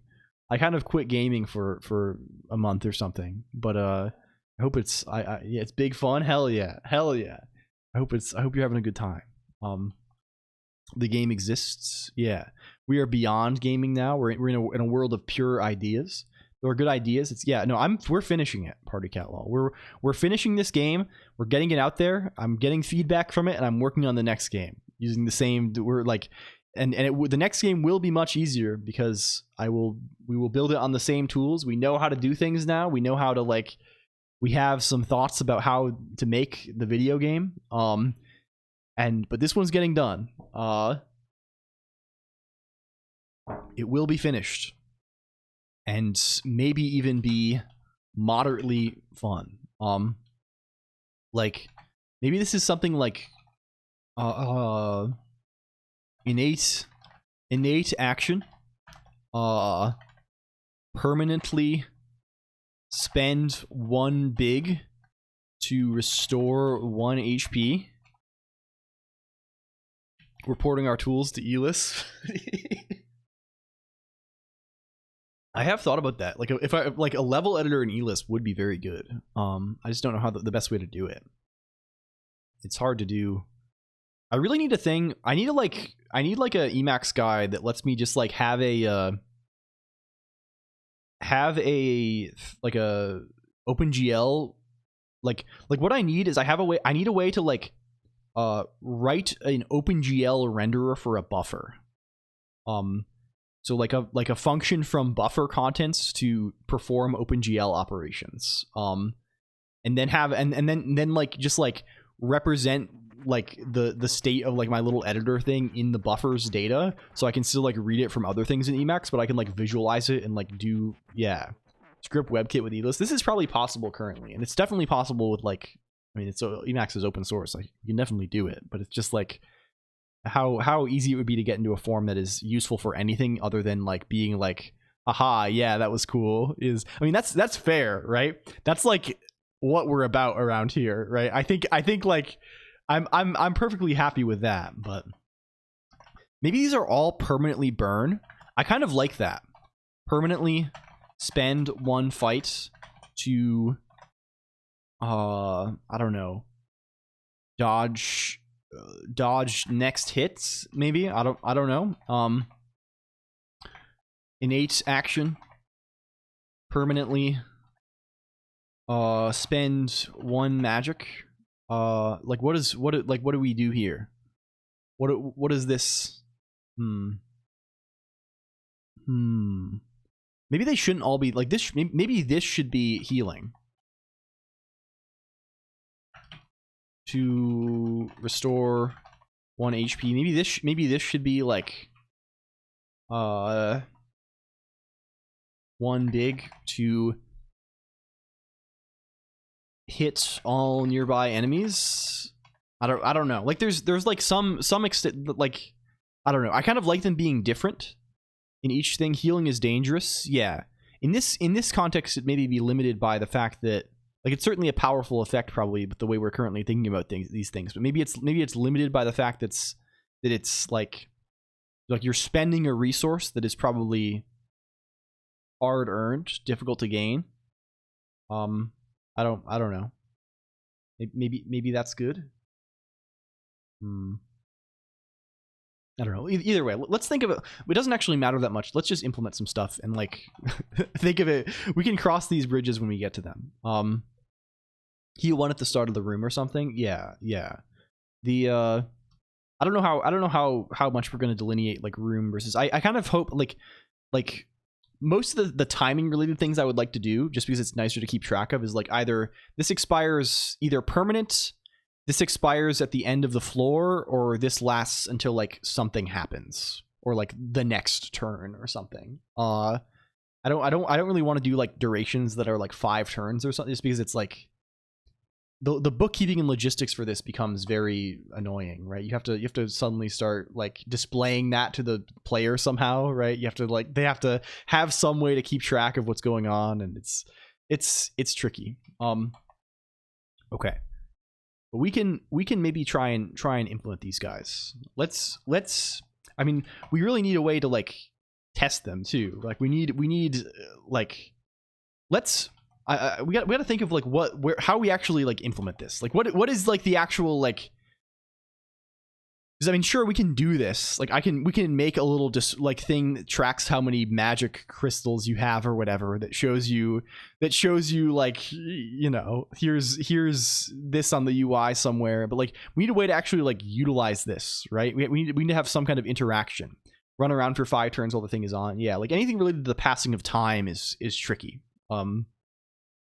Like what fractional time it is. Yeah. You don't actually have to display it. Yeah, probably not. But like, I would like to. Either way, let's go. Let's do some stuff first.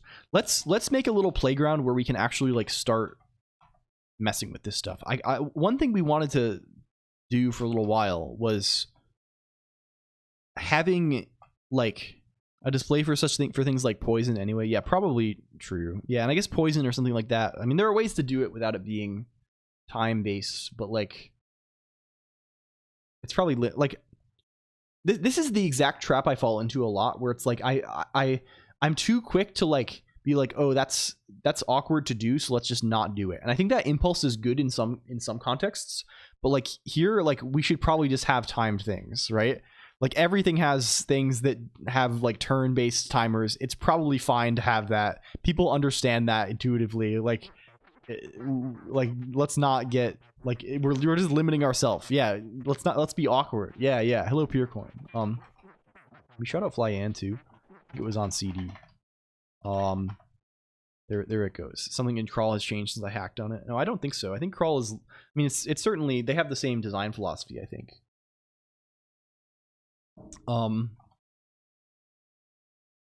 Okay.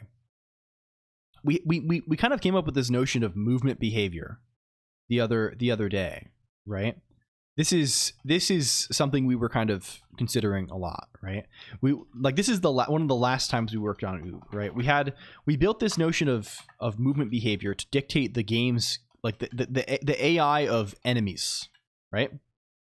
And the way this works is it's not very well, it's not totally implemented yet, right?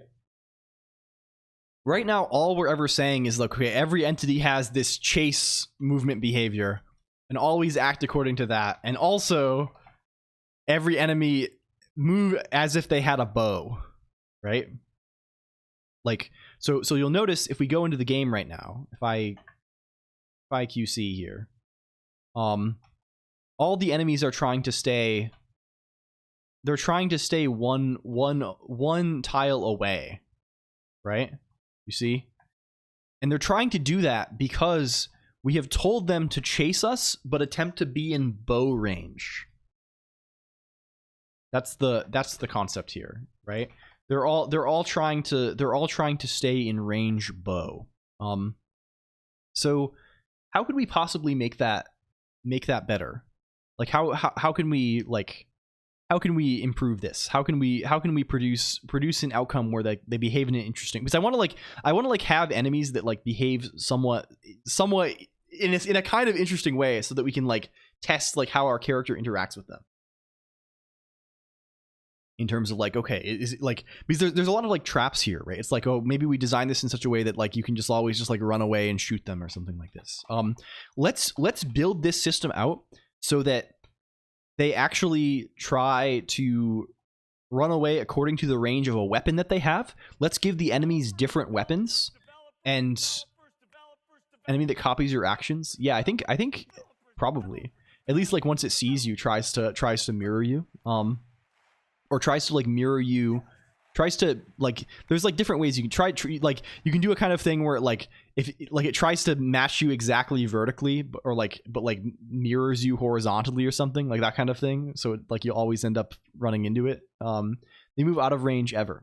They will never move away. This is they will move away, but they won't like.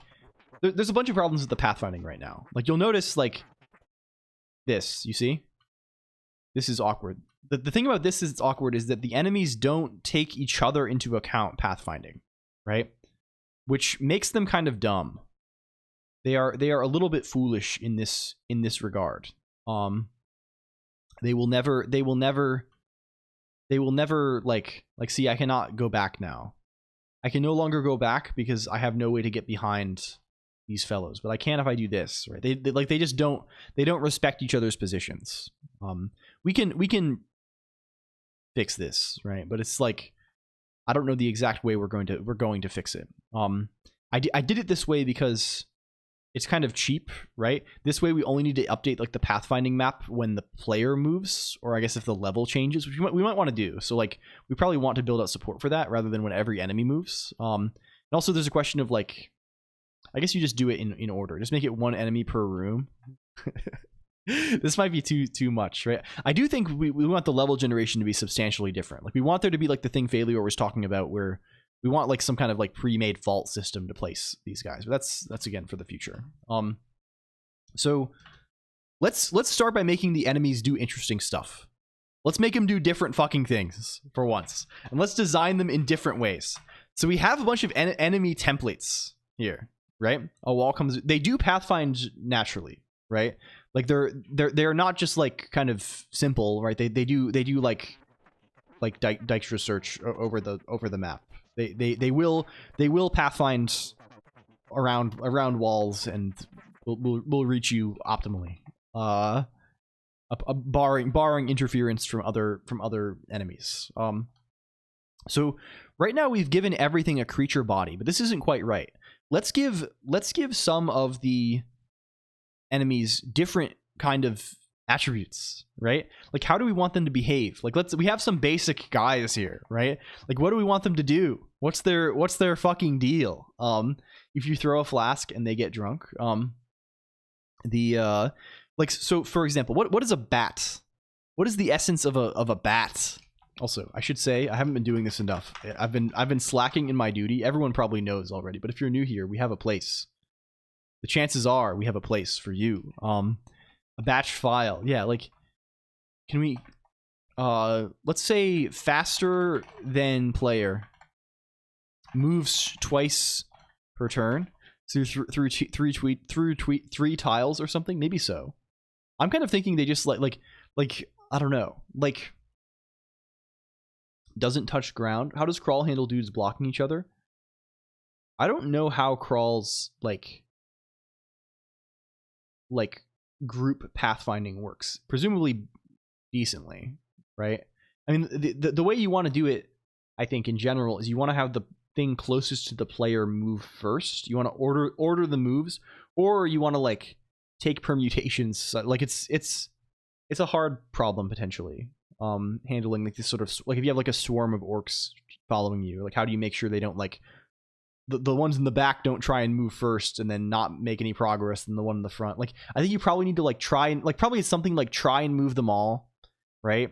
And then once one of them has moved towards you successfully, then you try and move all the other ones that didn't move like you keep trying, and you loop over them until you find one that works. Do that one and then loop over them all again, all the other ones again, and etc. etc.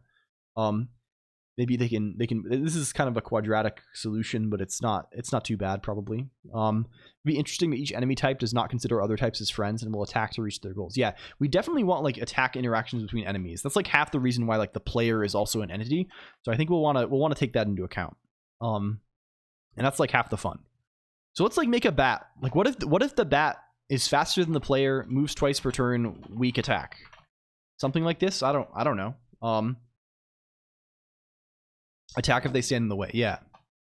What if we call this, and this is one of the places where like we can really get away with a lot, right? Like I view this as similar to the shaders in that like AI is a spot where like having some like being a programming kind of person, being programming person probably is very like it's a place where you can kind of exert leverage, right?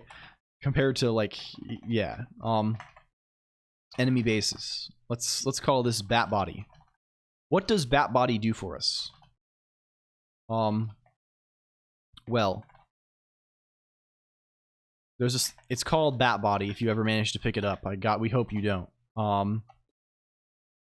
What are other things you can do? Do we have some kind of defaults here? We do. What are the attributes that a bat body can give you? Bats could drop bat bodies. Yeah, you could obtain them, and it is kind of funny to have this be like, there should be, if we're doing this as items, there should be a way to get everything kind of as items. The hitty kind of bat. Yeah. Oh, did people see the new, I don't even follow like sports or anything. There was a new like bat that they're doing for the Yankees or something. A new baseball bat. I don't know. I saw this somewhere. It's like very thick.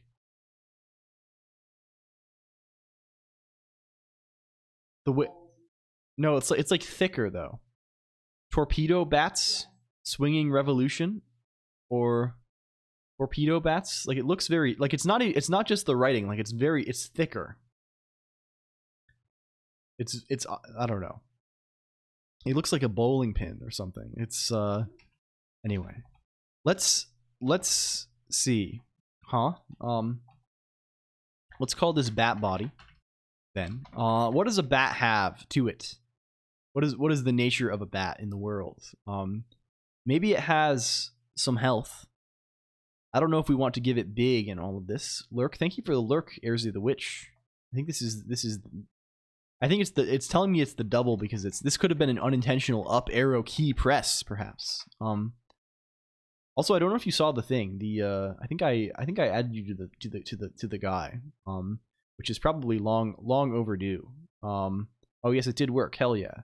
I gotta add you to the rest of the stuff. It's all somewhat manual at this point. We need to figure it out. The circle grows. The circle grows. I'm one of the thing. Yeah. Okay. Like, let's just. What if we say we have no base stats? Because I don't want to deal with the implications of that in the future. But we do have some derived stats built in, and our derived stats maybe look interesting. Our derived stats, we have a max HP inherently. Now, our inherent max HP is like, I don't know, 1. Something like this. And we can do this now with our system. Right? In terms of our components, maybe we have different components for a bat. It sure seems to me like a bat should have different components. Maybe we should start exercising this. We do want the components to be somewhat generic, in the sense that everything has an entry in its array for all the components, right? So this is kind of adding overhead to everybody, the more components we add. But like, I don't know. Maybe an arm is a wing. Honestly, maybe we reuse it like this way. Right? Where is bat body? Maybe we say we have 2 arms. We have 2 arms. We have no legs. We have no legs. We have one head. We have one head. And it's not a vector. I mean, it could be. It was. We were representing it in this kind of way before, where we were using like a hash map or something. These days, we just have a. This is just like a fixed size array, right? It's a fixed size array given the size of the enum, which I think is probably a better thing to be doing in general, just to avoid like it's certainly more convenient in many cases. Bats have legs; they do have legs, but none that they're going to be using here. So what about actions? Well, we can give them actions based on this, right? If we're in a world where we have a bat body, what does that let us do? Is this dungeon? It's dungeon crawler. It's dungeon crawler. It's dungeon crawler. I know. Like, we are not aiming to simulate skin. We do not need to simulate trees of like. This is a game abstraction. It's fundamentally a game abstraction. It's less of a what's next 52 entry inventory array. Yeah, maybe. That's kind of good in some ways. Okay. We have they need the spider mask type effective arms equals movement. Yeah. So what does a bat body give us? It gives us a basic attack with range dagger. Hair like its dwarf fortress, undead hair is OP. And we also need the spider mask movement. What is spider mask movement called? I think it's just called move spider. It gives us move spider in all 4 directions. But the spider mask movement, I think, consumes 4 arms. Or it consumes like a bunch of, or consumes like 2 arms or something. It's a bunch of, it's great arm movement. Can we see where does he live? Components used for move spider. Are you here? Move spider. Move spider. Yeah, you use 4 arms. So like, I think we want this to just be called like move bat. Move bat. Add a parameter to move. Yeah, let's just make move bat. I think it's fine just to have a bunch of these guys. It's not even like it's not a huge issue, right? It's somewhat laborious, then we have to give them all a name and stuff. But like, let's just say we have move bat. It's basically just move spider, but it's better. It's better than that. Where is, so let's just go to where it'll tell us exactly. I mean, this won't. Let's make sure we don't have the one. This is the one Liquid Cake 1 was pointing at before for unused variable A. This because we've commented out these guys. Oh, and I guess we have a default case here for unimplemented action, so we're not getting nice jumps. That's sort of annoying, actually. It's sort of really annoying, actually. So components used. Move. Let's make move bats. Move bat uses 1 arm. And you move. It's also a movement, which means that move bat deer returns some deer.clone. Also, welcome in Heroic Shield. I'm sorry I didn't say hello. I was like, you're an old friend. I thought I recognized your name, but I have not. Why Rust for the game? Because I wanted to learn Rust several years ago. And Rust has a variety of good properties that make this nice. For one, like, I don't know. Like, I guess I'm certainly not an expert with these things. I think in general these choices are mostly especially the choices that I make. They are largely arbitrary. Yeah, it's awesome. Hello the ugly dev, because like it's kind of like Haskell, but it's not Haskell. And it's kind of like C, but it's not C. These are both things. The two other things that I have written the most of in my life are probably Haskell and C, and I get to get kind of the best of both worlds, which is pretty good. The ways of Colonq are mysterious. I don't know how mysterious they are. They're more just silly most of the time. I was using Haskell and C before I found Rust. Yeah. Games has lots of states. Rust can make invalid state 100%. But yeah, I mean, like, I don't know if it's quite as simple as this, but like, there's, yeah, Bevy, Lego, and any other lang. Yeah, it's kind of nice. It's a cool thing. We have crawl. We have crawl here. Maybe we don't call this move bat. Maybe we call this move fly. This is sort of the general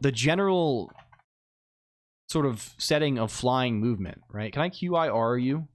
Move fly. Yeah, that's pretty good. Let's call this move fly more broadly. This will say like fly north, south, east, west. Sure. I was using Haskell before Rust was. This fly should also ignore some hazards. Yeah. In general, like anything that's using flying movement, the general form of this is you spend your arm. You spend your arm to fly. This has various nice properties. For one, most things have 2 arms, which means you get to fly twice as fast. Flying should be fast. Wow, that kind of works out pretty nicely. On the other, right, you get to choose between attacking and flying, whereas maybe you can move with your legs on the ground, right? I don't know, right? Like maybe there are some specialized forms of flight or something, but like we'll cross those bridges when we come to them. I've thought about maybe like, I don't know. What about thermals? Like we have to like we'll figure it out, I guess. Spider mask with wings is Spider mask with wings is nuts. You get to go 8 moves a turn. And that should be nuts, right? The possibility for there to be nuts things is already better. right? Like that's already good, because if there aren't, like, that's fun, right? As long as you can't like do it every game, right? But if some games you're like, oh man, I got the spider mask, that I found the wings, I managed to, well, and maybe it's not even you found the wings, maybe it's like, oh, I found the DNA splicer and I stole Bat's body. I stole the body from the bat, and now I have bat body item, and I can, from the DNA splicer, and I can use the bat body and the spider mask together, and I get to move insanely good. I get to move insanely good. And I get to attack with my head. I get head-based attack actions. Okay, all of this I think is good. This is our actual action resolution code, which is largely fine. Flying with 6 wings, yeah. And you get to attack twice. Think of how powerful that is. The spider mask also is just nuts in general, because it lets you hit. It lets you attack a bunch, but like the spider mask is like intentionally like it's like the marquee item, right?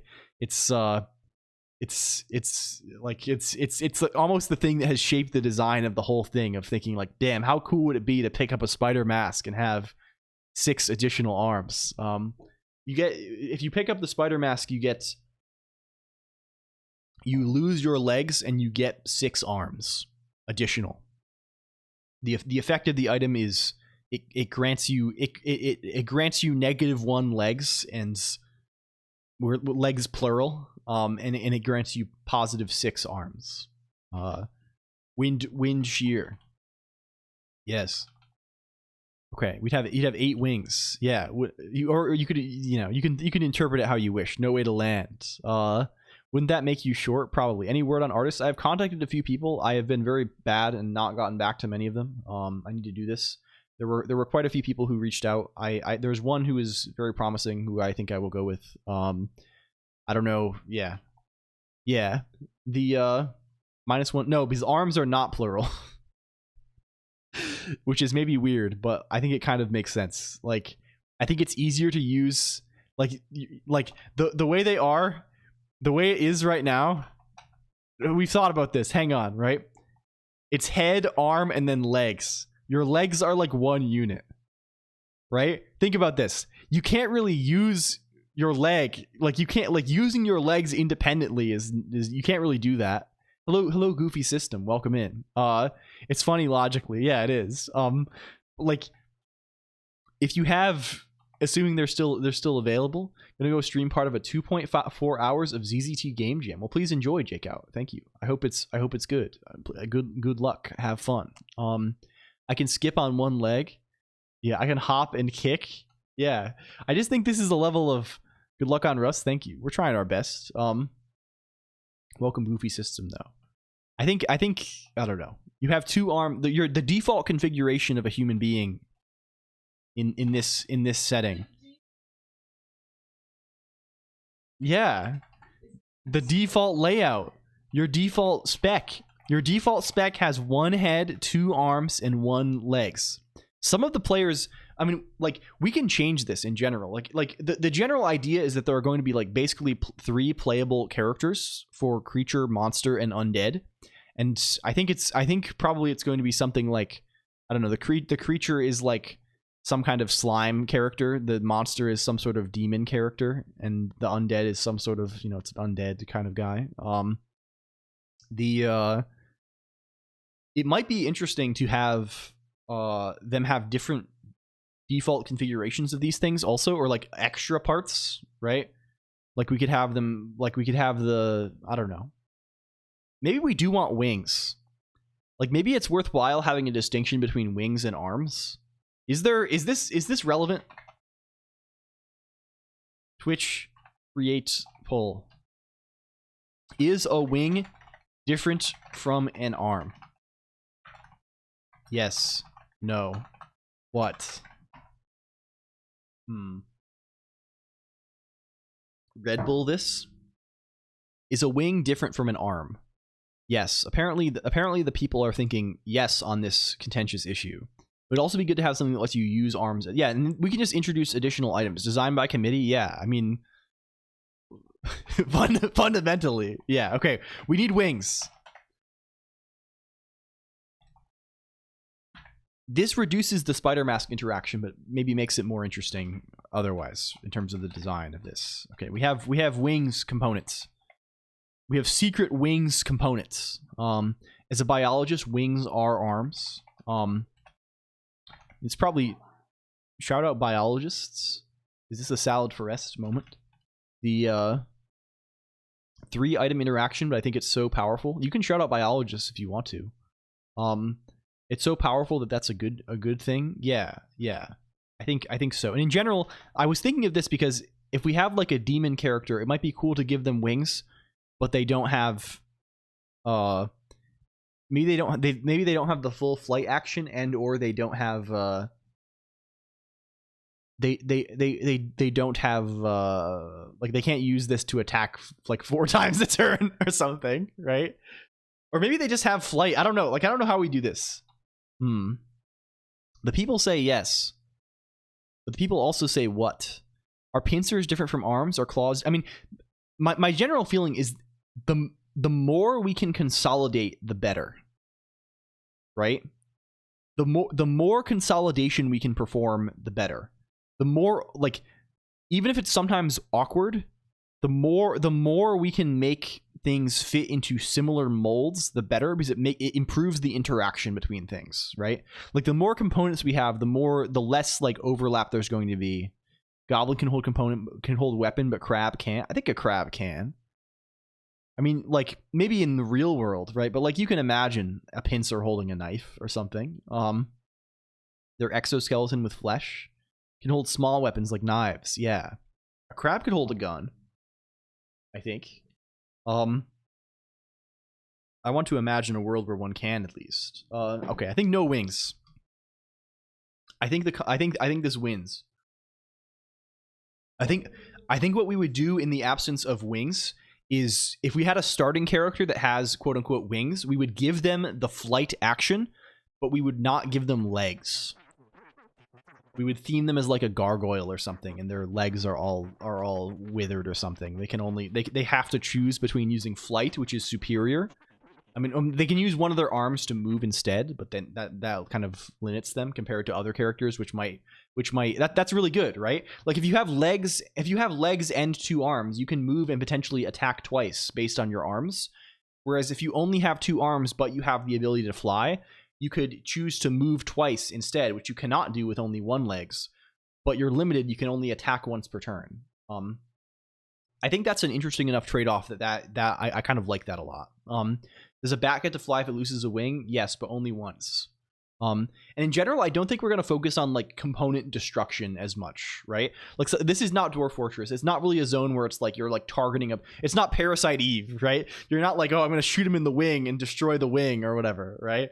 But like it's like most things will have largely unchanging components outside of like major interactions that are unless very strange things are happening, or like you picked up an item that might change your components, or like you have a special item that does something to the enemy that lets you like steal something from them, or something like this, right?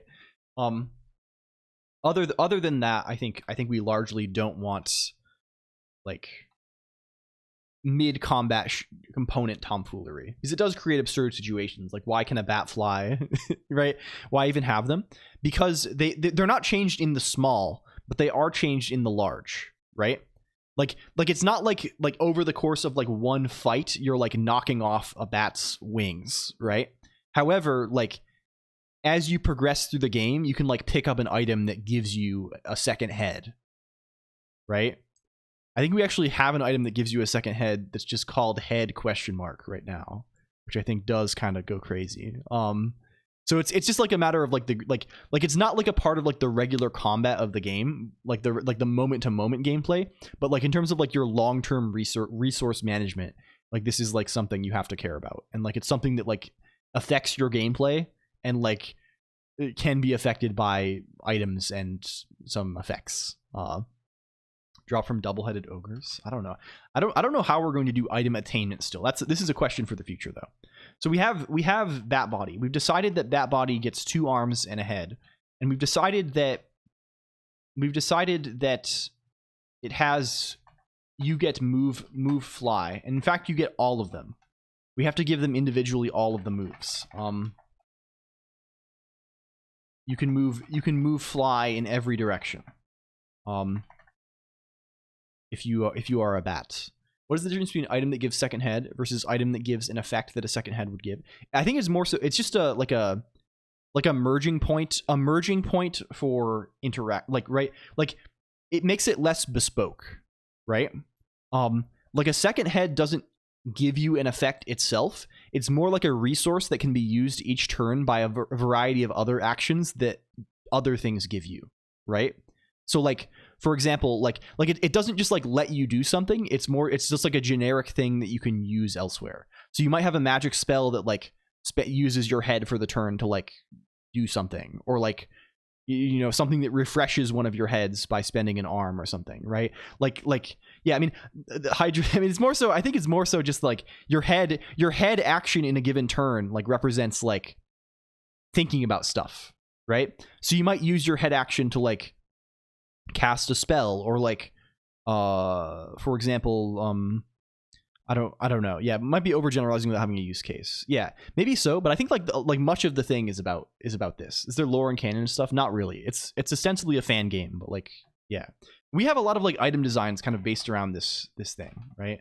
We have this like idea of like, oh yeah, maybe you can use the High Priestess card to use the head and the arm action to attack piercing enemies, right? You can use the moon action to hit adjacent space. Like who knows if these are balanced or not? But we have like a lot of stuff designed around like, okay, here's how things interact with like the basic things of Sonic. No, it's a fan game for a streamer that is cool called Giga.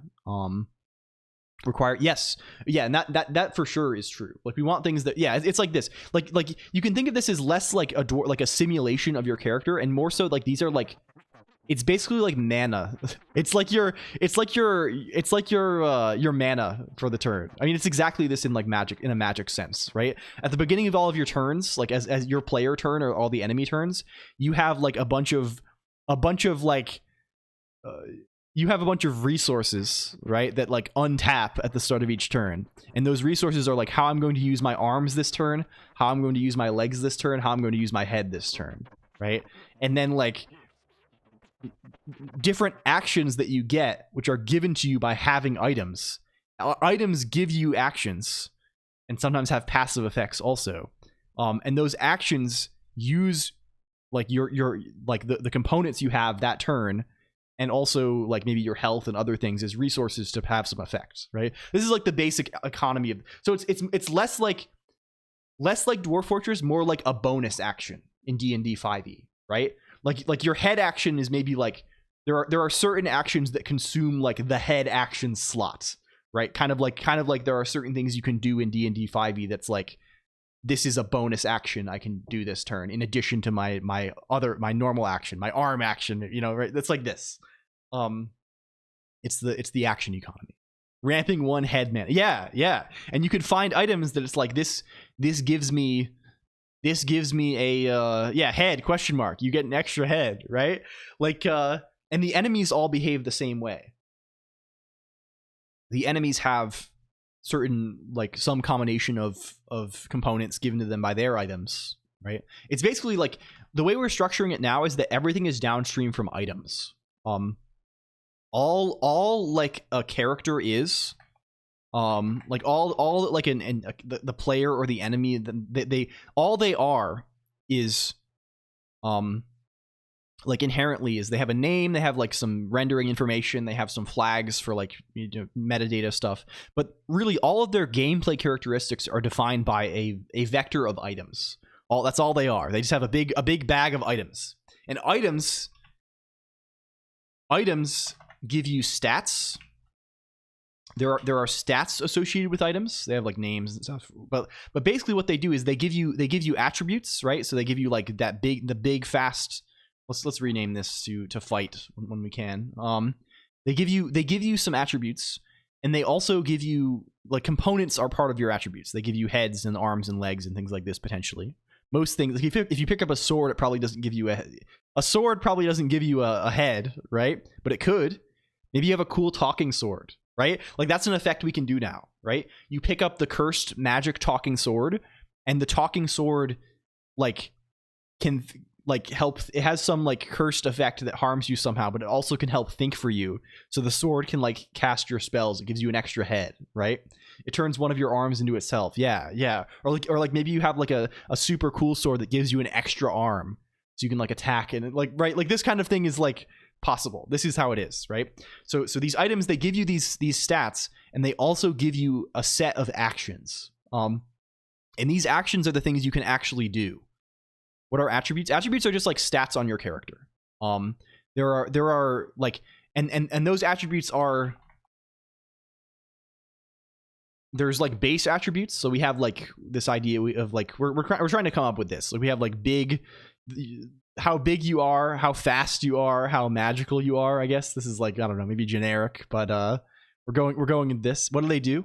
We're still working on this. We're planning this out, I guess. We have this vague idea of like big being gives you health, fast or fighting giving you extra damage, and magic giving you like pseudo health that restores more quickly, that you can use to cast certain abilities that would consume health, so basically do magic better. And then also having like innate actions that let you permanently burn these for like special different effects that are, I don't know, we're figuring it out. These are mostly their HP, damage, and mana, because I want other things to be, I want these to do multiple things.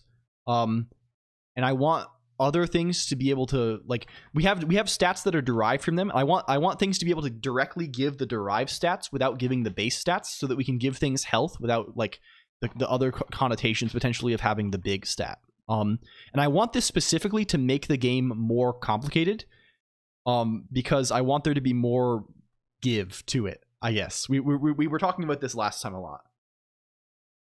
I think we were getting to the point where like I was having trouble thinking about like what could possibly make the game actually enjoyable, because there wasn't enough room for this. Why not big arm versus big in general? Or like apply these to the individual components? That's kind of interesting. We can think about that potentially. This would require maybe a different formulation of it than we have currently, but let's work out what this thing is, and then we can like let's work it out so we have something playable in the current form, and then we can consider these sorts of things. I think this is good, right? Having different characteristics for each component is kind of cool, but like I don't know, we'd have to think about it a lot. Yeah, weak arms, like having them all be basically an adjective plus noun instead of just a noun. But as it stands, it's all downstream from items, right? You can think of it like this is all it is, right? Items give stats, right? Which can be components or like these other stats. Items also give actions. Actions spend components each turn in order to perform some effect that may depend on your other stats. Thanks for Joel and +2 from ModClone. Yeah, true. Thank you, ModClone. Goblin fast arm, left arm hits with slap attack. Yeah.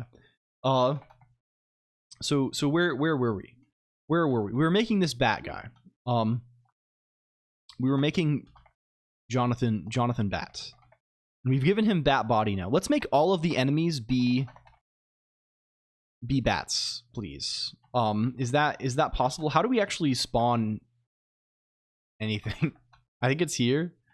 This is where we spawn the guys. Is it in here? No, it's not. It's in up above.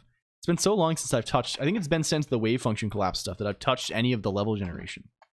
Let's just always return bat. I'm just gonna randomly generate. To make it easy for us, we're just gonna randomly select from a list that only contains this. You don't have stats and magics. Yeah, it's right. You could have a magic head, I guess, right? You could get a magic head, and this enables you to like like cast better. I don't know. Stats like permanents on the board. Oh, you mean Magic the Gathering? I see. I mean they're more like I guess the stats are more like yeah, like permanents on the board basically. When did your wave function collapse? This was some time ago. This was over the summer, I think. Oh my god.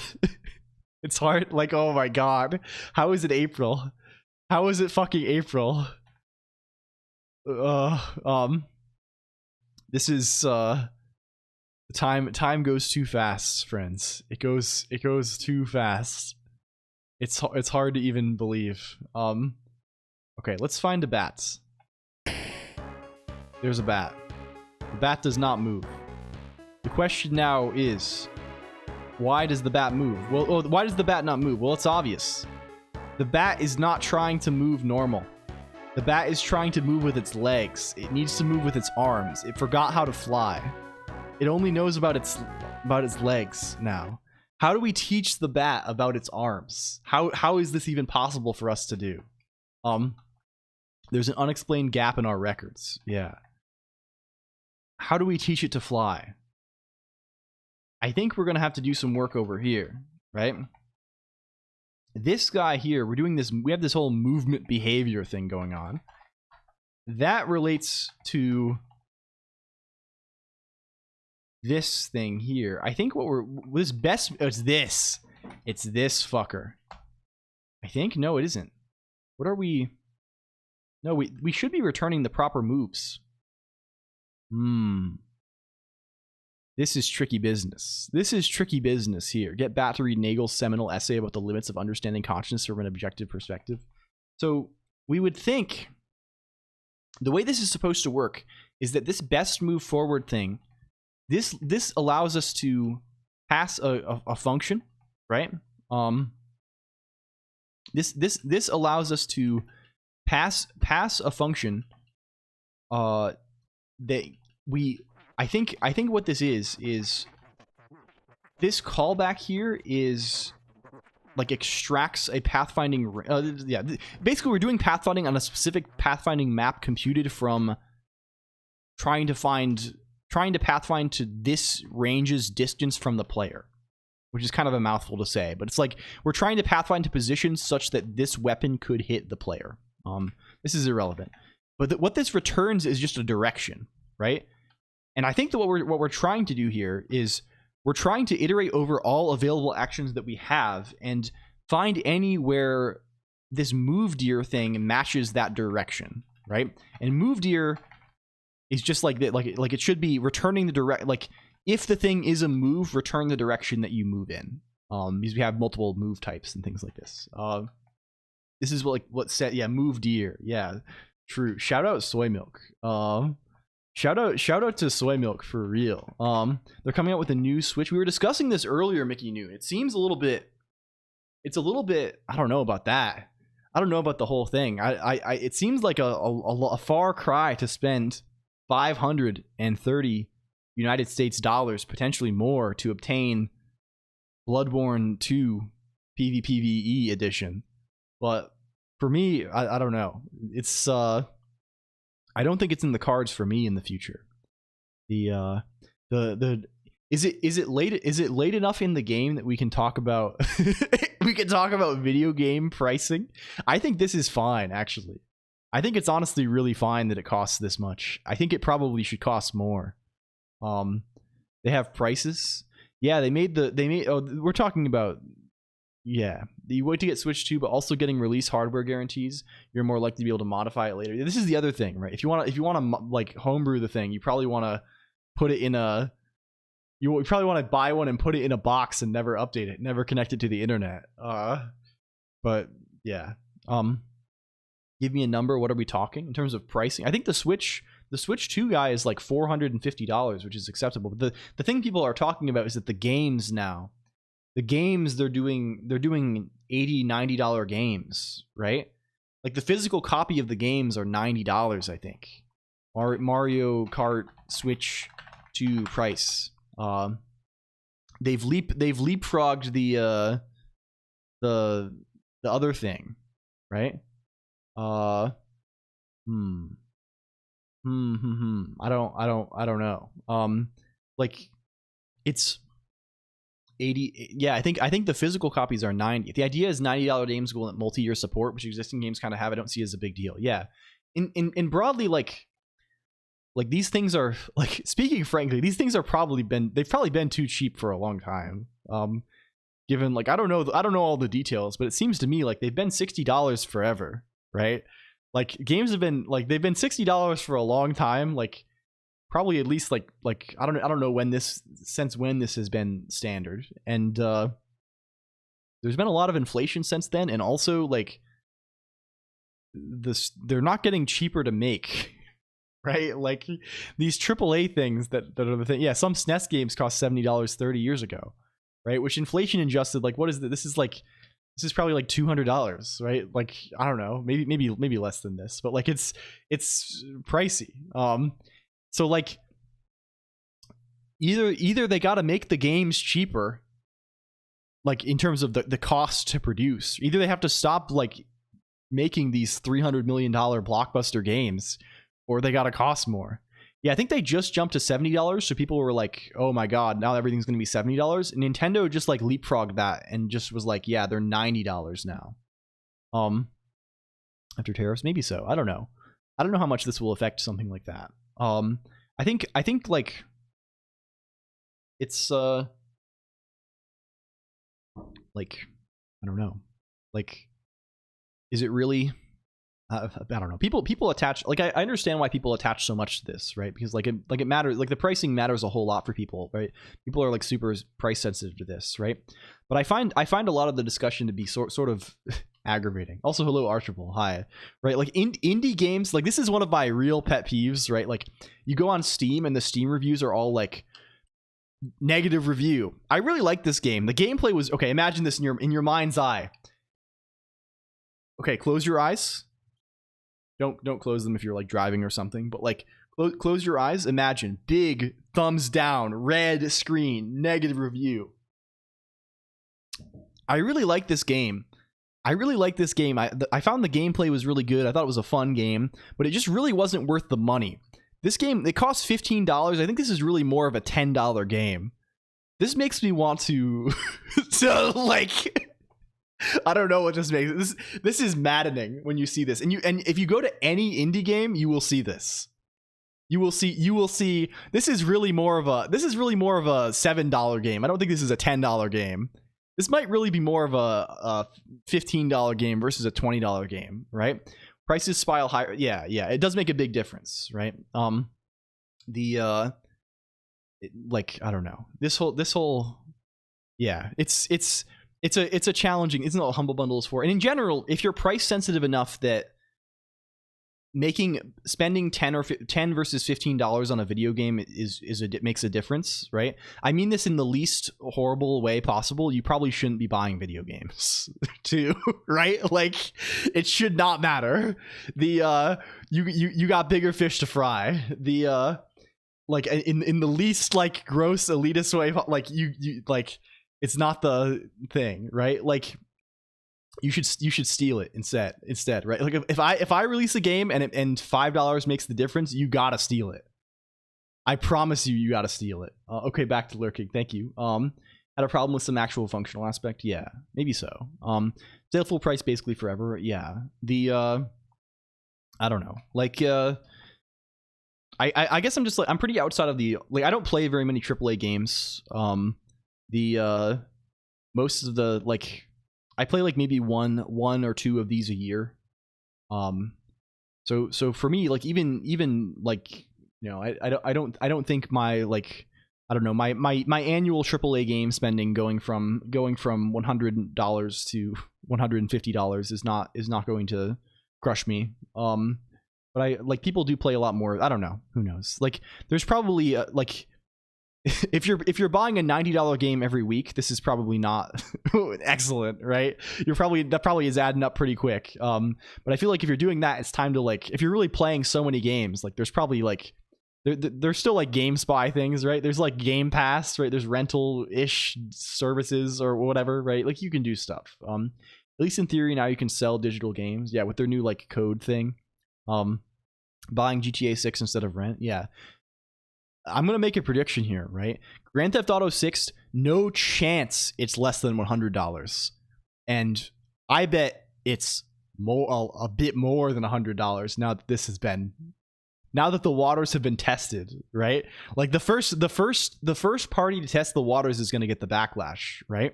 Like like, you know, like who knows with this stuff, right? They can't make it too much higher, right? But there's a world where it's $150, right?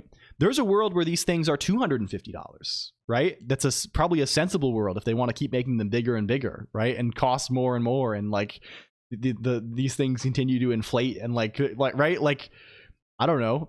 And at some point people will stop buying, which is the exact point where, like, I mean, the exact point where the price is good is the point where they make the most money, right? So like whatever point causes them to get the most additional money with the least, you know, where the amount of additional money they get minus the amount of money from customers they lose from the new price is, you know, wherever that is maximized, right? They have both copies of shovelware. Yeah, right? Like people would buy Grand Theft Auto at $200. I hope, like, whether enough people would not buy it such that was not a viable financial decision for Rockstar or whatever.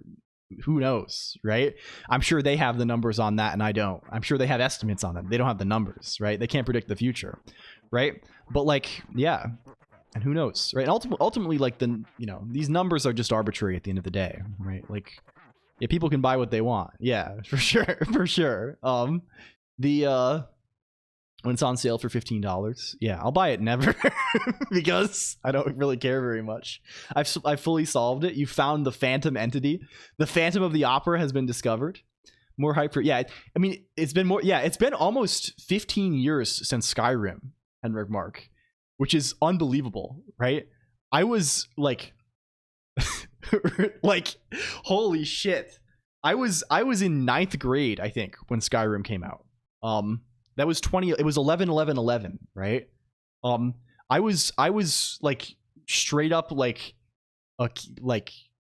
13 or 14. I think I was 14, and I am like like we've had like the Elder Scrolls has been dormant for like my entire like half of my life, literally half of my life. I was 14 then. I'm almost 28 now, and this is like, I mean to play it for that long. Honestly, I think it's not like Skyrim is like pretty cool. I think it's like I did play it. I played it when it like came out. Even I had a laptop good enough for it at the time. It's what originally made me dual boot Windows, was getting Skyrim. Was Oblivion? Yeah, Oblivion is the one I have not played. I played Morrowind a lot. I played Morrowind in my adulthood. I picked this up in college because of OpenMW, and Morrowind does fuck. Morrowind goes crazy. Vast as an ocean, shallow as a puddle. Yeah, exactly. Like Skyrim, like it's wow. There's all these places. Like there's just not very much depth to any of it. It doesn't feel like. I had a lot of fun with it when I was young, and there's like cool quests and stuff like, oh, you can join the Thieves Guild, you can join like it's kind of cool, but like, and especially with mods, I bet it's kind of fun. You can like do whatever you do, but like Morrowind goes crazy. If you're looking for that kind of like open world RPG experience, I think like I've had an inkling for a while of you got to hop on OpenMW. This guy right here, OpenMW, you get to play with free software. It's sick as hell. This is an open source clone of the engine for Morrowind. So you can this is like still like very actively developed. So you can download this and build this from source and mod it if you want to. And then if you buy the game, you can use this to like load all of the assets and code from the game and play the game, not the code, but you can load all the assets and and like scripts and stuff and play the game. And it works really well. And there's also a fork of it that works slightly less well called Test3MP.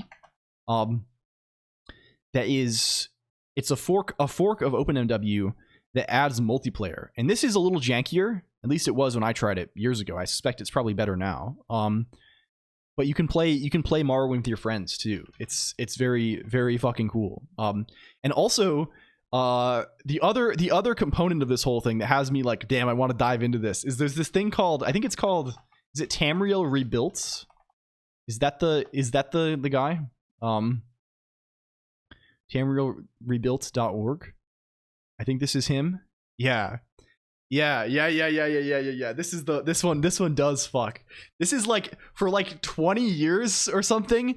These people have been piece by piece adding, at least for now, the rest of the Morrowind province to scale to Morrowind at the same level of detail as the game. Like in terms of like, it's not just like empty space. It has like the same level of like, there are tons of quests and stuff and interactions with these things and like new assets and stuff. And they have this like super organized project and like forum, and it's really, really cool. And it's far from, yeah, look at this shit. Like they have like the degree to which this is like the base game, but across here is like some of the stuff they're adding. It's really sick. I don't know if they have like a roadmap here. It's hard to see what actually is around. But I set this up recently and I haven't gotten around to playing with it yet, but it's I don't know. These games are like, there's really nothing like them. I feel like there's like there's things that try and like imitate that feeling, but like they really caught like the perfect formula of just like, hey, you're here now. Hey, there's this big sandbox world and there's like a bunch of buttons you can press to interact with things, but like there's no like no one there is like some semblance of like a main story, but like who cares, right? It's mostly just like, here's this very big, very detailed world full of like things that will respond to you in ways that are like somewhat believable. Soundtrack is a divine gift directly from God. Yeah, Morrowind is just it's really good. Cannot like it's a deeply broken, weird, flawed game, but like all of that said, it's just so like it's so sick. Like once you get past all of this. The sad thing about Tess is it sort of fell prey to the ESO cash grab. Yeah. And this is just like MMO disease. They caught, yeah, Dread Delusion. Yeah, I feel like there's been quite a few like attempts at like a Morrowind like, right? Dread Delusion is definitely in this category. I think this is, we can bring up visual aid. Dread Delusion, Steam. Morrowind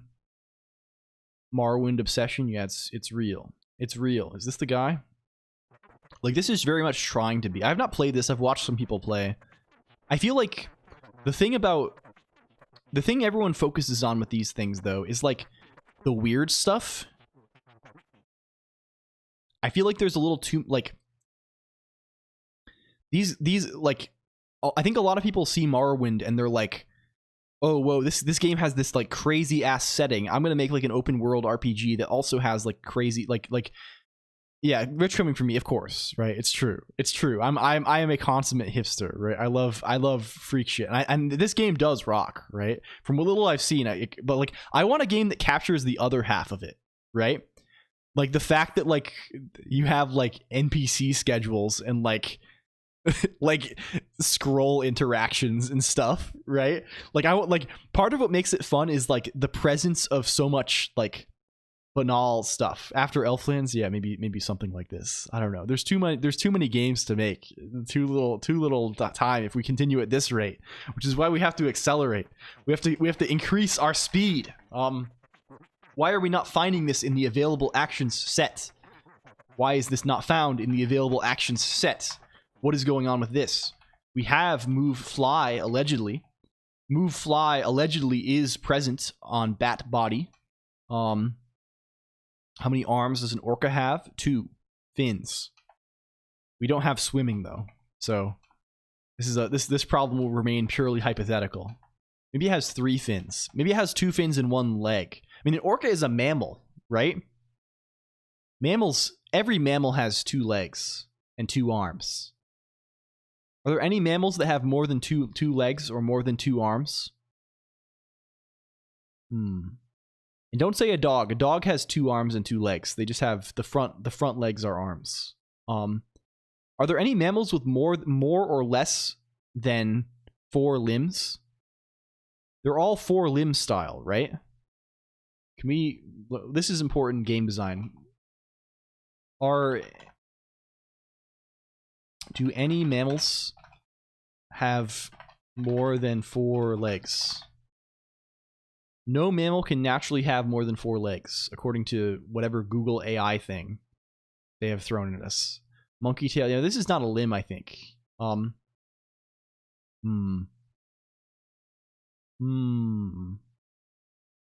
do they have less? List of animals by number of legs.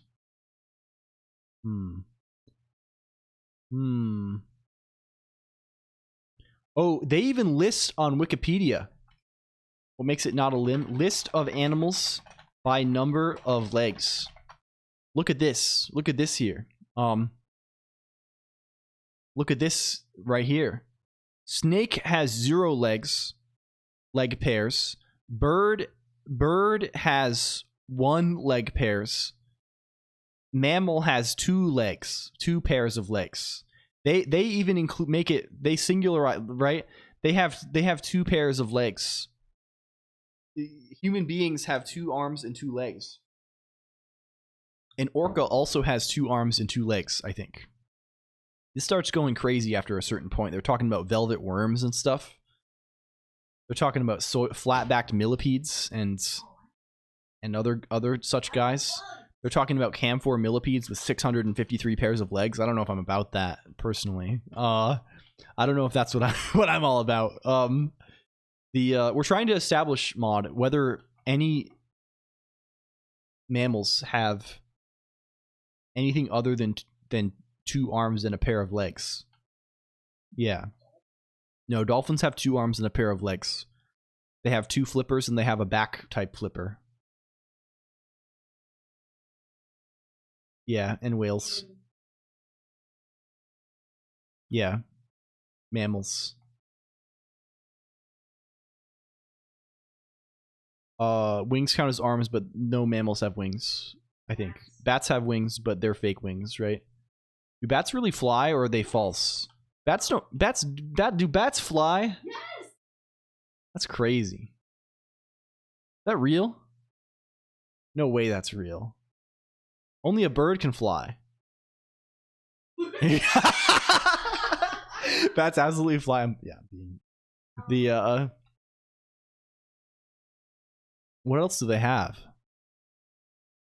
Platypus. Are they mammals? Oh damn. I'm forgetting all of my 5th grade science class lessons. Damn. Ask Yong. Yeah, I guess Yong would be the expert on these things. Yong Station, if you don't know, has a stream series where they are reviewing every mammal. Aerosaurs. I feel like that's not a mammal. This is some Aristotle grade science here. Yeah, we take it back to basics, I would say, Pengo Ray. That's every mammal. They listed. That's a list of every mammal they got. How are we not finding? Can we? Okay, let's start this by printing the available actions. Maybe. I mean, maybe it doesn't think there's a move at all, but let's maybe hit him with available, please. And this is avail to no avail. And let's divide animals into blooded and no blood. This could be good potentially. Let's QC on this. How to make rocks think, but bats flying is too complicated. I refuse to believe a mammal can fly. This work now? It works now, I think. You're gonna tell me about this? You're telling me that there's none available. Doesn't think. It's not even checking. It's not even checking that a bat can fly. What's that? What the hell is that? I really don't know what to make of that. Oh, does it only check if you have legs? I think that might be it. I think there's a manual check. Yo, they only check for legs. They only move if you got legs in this. I see. What if we just always try and do this? Why are we even checking if there's legs at all? What if we always check to chase, and if we fail, we fail? I think that's probably fine. Hello, Saxton Hale. Welcome. Does short and long count come up at all in computer science? What do you mean by short and long count? Do you mean the sizes of data types? What is the... Did mammals evolve from fish? Is the idea of a billiard?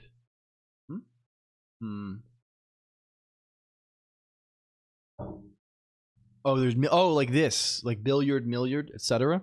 I don't think so. I feel like these are like what are these are like archaic units, right? I feel like most things would probably just use the like in any this is purely just notation, right? I feel like most things in any setting would just use the like whatever like SI prefix for these things, right? This is mostly like I feel like saying milliard or billiard is mostly like a what is this? Milliard. Yeah, Gibby Bite. This kind of comes in. Is grinding Colonq just to make you learn Mandarin? I sleep well. You know the bad sleep well. So people say milliard to mean 1 billion, right? I would assume people just say like this is just like a like kind of a how do you say like a obsolete term for billion in the same sense that like or in English at least. In other languages they maybe say something like based on this, but in English this is just like this is like saying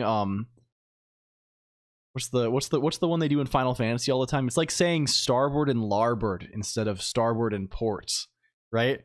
This is like saying I don't know. Are dextral and sinistral are these for chirality? Is this clockwise and counterclockwise? Is this it? Is this yeah? Are these the case? These are for like handedness, right? Yeah. Such as oh yes, holy fuck, these actually go crazy. You can say you can instead of clockwise and anti-clockwise, you can say dextro rotary and levo rotary, or you could say sinistral. You could say dextral and sinistral. Use the Mayan number system at work. Hello, TV Josh. Somebody could be close. If I didn't redeem, I'd be 1/3 of the way, and others are more regular, have been here longer than me. Yeah, I suspect like the people like it's the people who are the most inclined to get it. Right, you get channel points a lot faster when you're tier 3. They're the people who are tier 3 are clone spammers, right? They spam clones like crazy, right? Like you can accumulate like I don't know, a lot. The probably the people who are Lumi is probably pretty close, I imagine. I don't know. I can imagine that being like most people have fallen for the allure of redeems at this point though, I think, right? Like I think most people who have been regulars for a long time have an equity lord redeem or two in the bank, and this has drained their funds. So who can say? If we just don't check this, what if we just like don't care about that? Does that like fuck us somehow? Botting? I don't think it's botting so much. I mean, people do just like there are a lot of people who have just been here for a couple years now who just like lurk every stream, which I do appreciate a lot. It does help a lot. Thank you. 10 whole lordships though, yeah, it's not unviable, right? Like it's also just like I don't stream enough. Did that not work? What the hell? I have I think until recently, until I redeemed something, I had 750k in the Hina Bobina chat, just because I think she just streams a lot more than me. Isn't Prod at like and that's without gambling too. I also don't gamble. Prod is not at 5. Prod is at 3, I think, and 1 clone. I think this is the. Is that the case? I mean, there are quite a few people. I mean, Trap Exit got 2 today. Basilia also had 3, I think. Where's the Twitch.el sigils? Sigil. And Basilia had 2. Prod has 3, and that's the most. And Prod I feel like is probably not accumulating as much anymore because Prod is not around so much. Mainly thanks to the API being free now. Yeah, that's been a major meta change, like making all of the like the spammable stuff free effectively if you want to use the API. Make their own fake lurkers to help them. I mean, people definitely do this. This is very against the rules of the site. This would generally be like they would call this view botting or something, right? And this is highly against the rules. Like they will ban you for that. which I guess for good reason, right? Like it messes up their metrics for like their advertisers and stuff, right? And of course, it's like to some degree, right? It's not meaningful, right? Yeah, we have fake chatters, but they're only on our screen. You can ask your mom to watch, and that's allowed for sure. And if you're starting off, this sort of thing is definitely prudent. I like when I was like trying to get like the partner thing last year. I remember like before streams, I was like. I was really nervous about it because the way that it used to be set up, at least I think they've changed some things now. Hi mom clock. Hello. My mom is not here. My mom does not know about this, and I would not tell my family about this. But I did tell like IRL friends I had who I kind of talked to a little bit, like from high school. I was like, hey, I'm doing this thing. I know it's weird. Like, please come. Just like.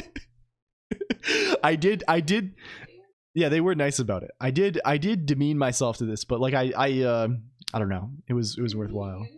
I know, I don't think it was demeaning, but I supplicated myself. I was like, please come.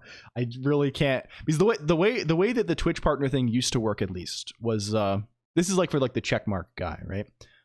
You had to have, I don't know if they've changed it since then, but you had to have 75. They say you need to have 75 like average viewers or whatever, right? But the way they measure this is they wanted you to have 75 viewers average every individual stream for at least 8 streams every month. The problem was I only stream 8 times a month. So what this meant was if I ever dipped below this even once, I would be rejected. And in fact, that was the case, because I applied 3 times before I got it, and the second application, I had one stream where I had only 74 viewers, and I was rejected for this reason. I think I'm almost positive this is what it was, and so I was just like begging. I was like, please God, if I ever have a stream with 73 viewers, I'm gonna have to wait another 2 months, because you have to have it for 2 months. Consecutive. I'm gonna have to wait 2 more months for this, so please God, let's come watch. And we did finish it. But I remember it being like, I was like, it was really a horrible way for them to gauge it. I think I don't know why they did it that way.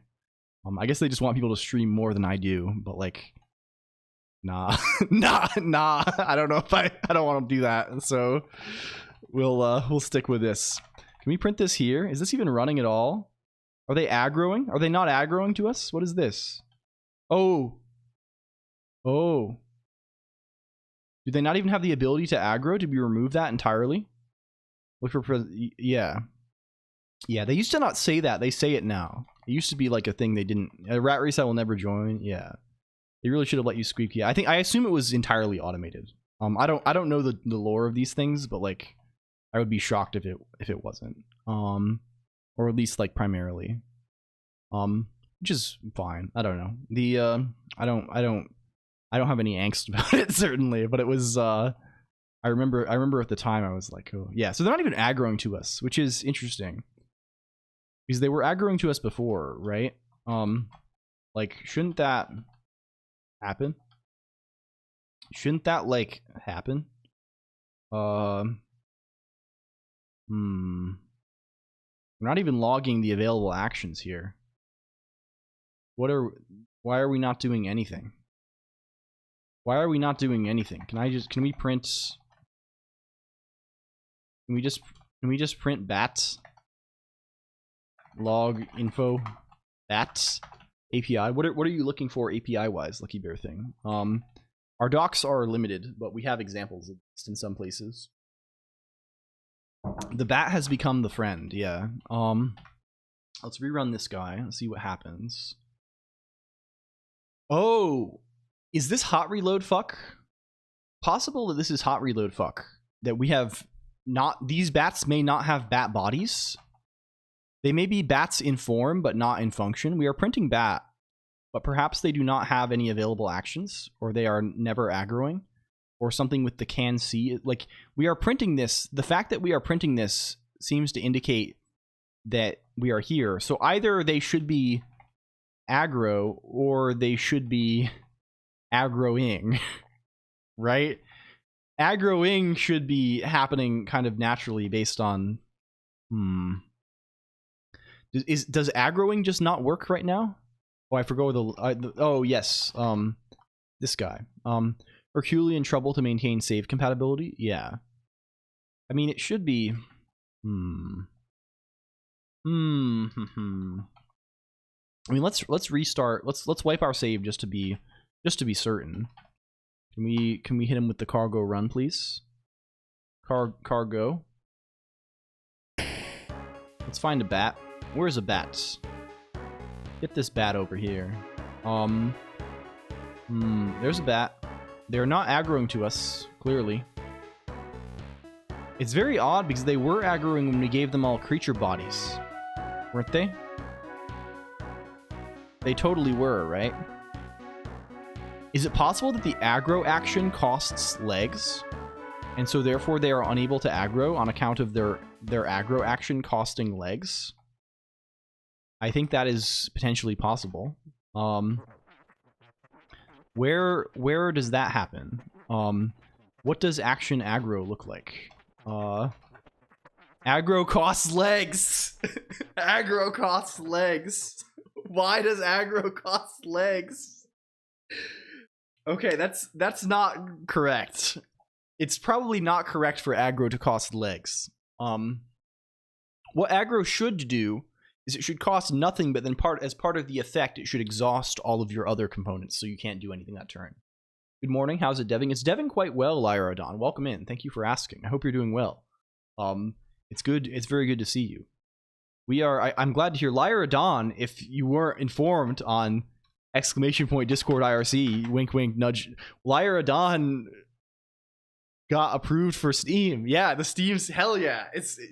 Is the page up now, or are you still working on like brandings? I know they ask for like 1,000 images from you at different sizes and things. It's up.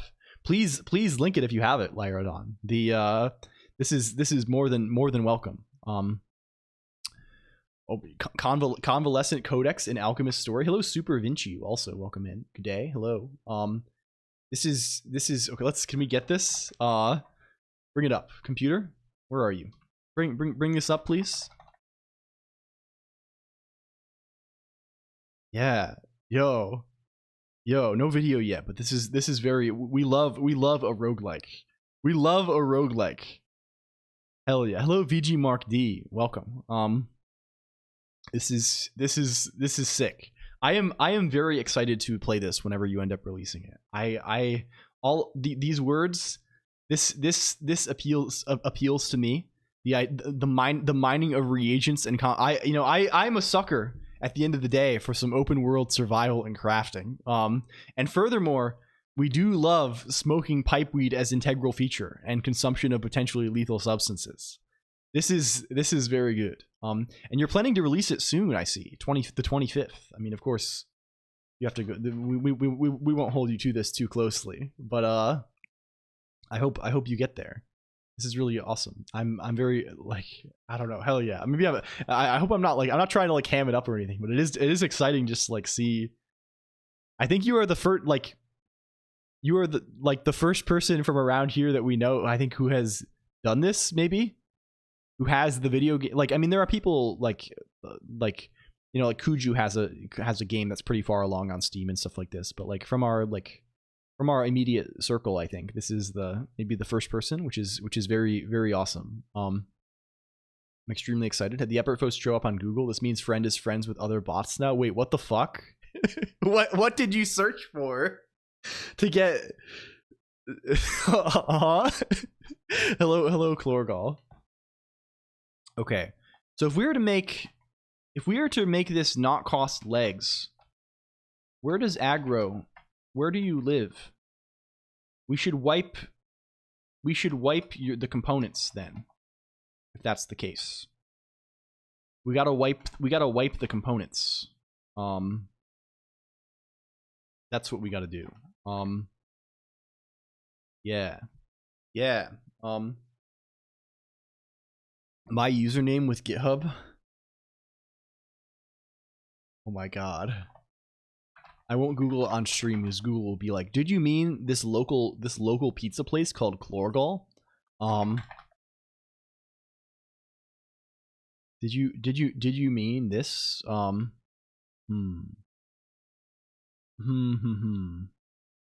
not finding, but it's probably just a specific, you know, you never know with these things what you'll get. This is excellent though. This is excellent though. I guess we are indexed. We are on there. So this should make aggro work, I think. Let's see. Will guys aggro us now? Through Subway Shop? Yeah. Something like this. No, they will not aggro us now. Sub-San. Yes, yeah. There is no aggro. What is this absence of aggro? Why would you not aggro us? What is your problem? What is your dysfunction? Hello, First Flower. Welcome in. Thank you for forcing. That work or did that fail to work? No, it worked, I think, maybe? No, maybe it didn't. Maybe it died. I think all channel points have died since I made that poll. I don't know about that. Hello, First Flower, though. Give bats legs. Is this a link to the past? Something like this. Hello. Can we do the thing?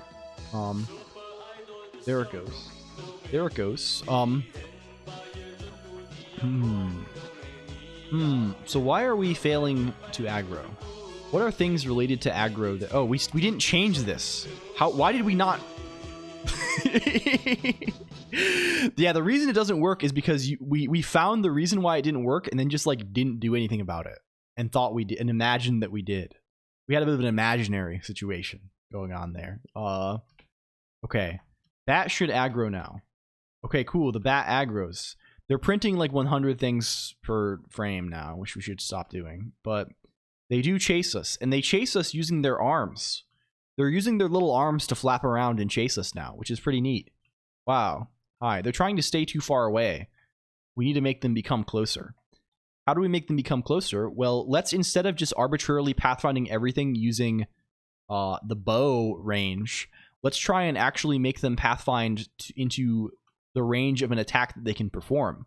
So let's give them an additional attack called like bite or something. That's what a bat, like what can a bat possibly do to you? I guess it can claw you potentially, but I feel like when you think bat, you're thinking bite. You're thinking I'm going to have a chunk taken out of me. So like I think we'll do that. We'll give them a head action called bite, which will allow them to move twice and then also bite you. And then yeah. Will they actually move twice right now? I don't think they will. I don't think they're in the business of moving twice. I mean, this guy, he's got a long way to go. Yeah, none of them are gonna move twice at us. We have to explore this more.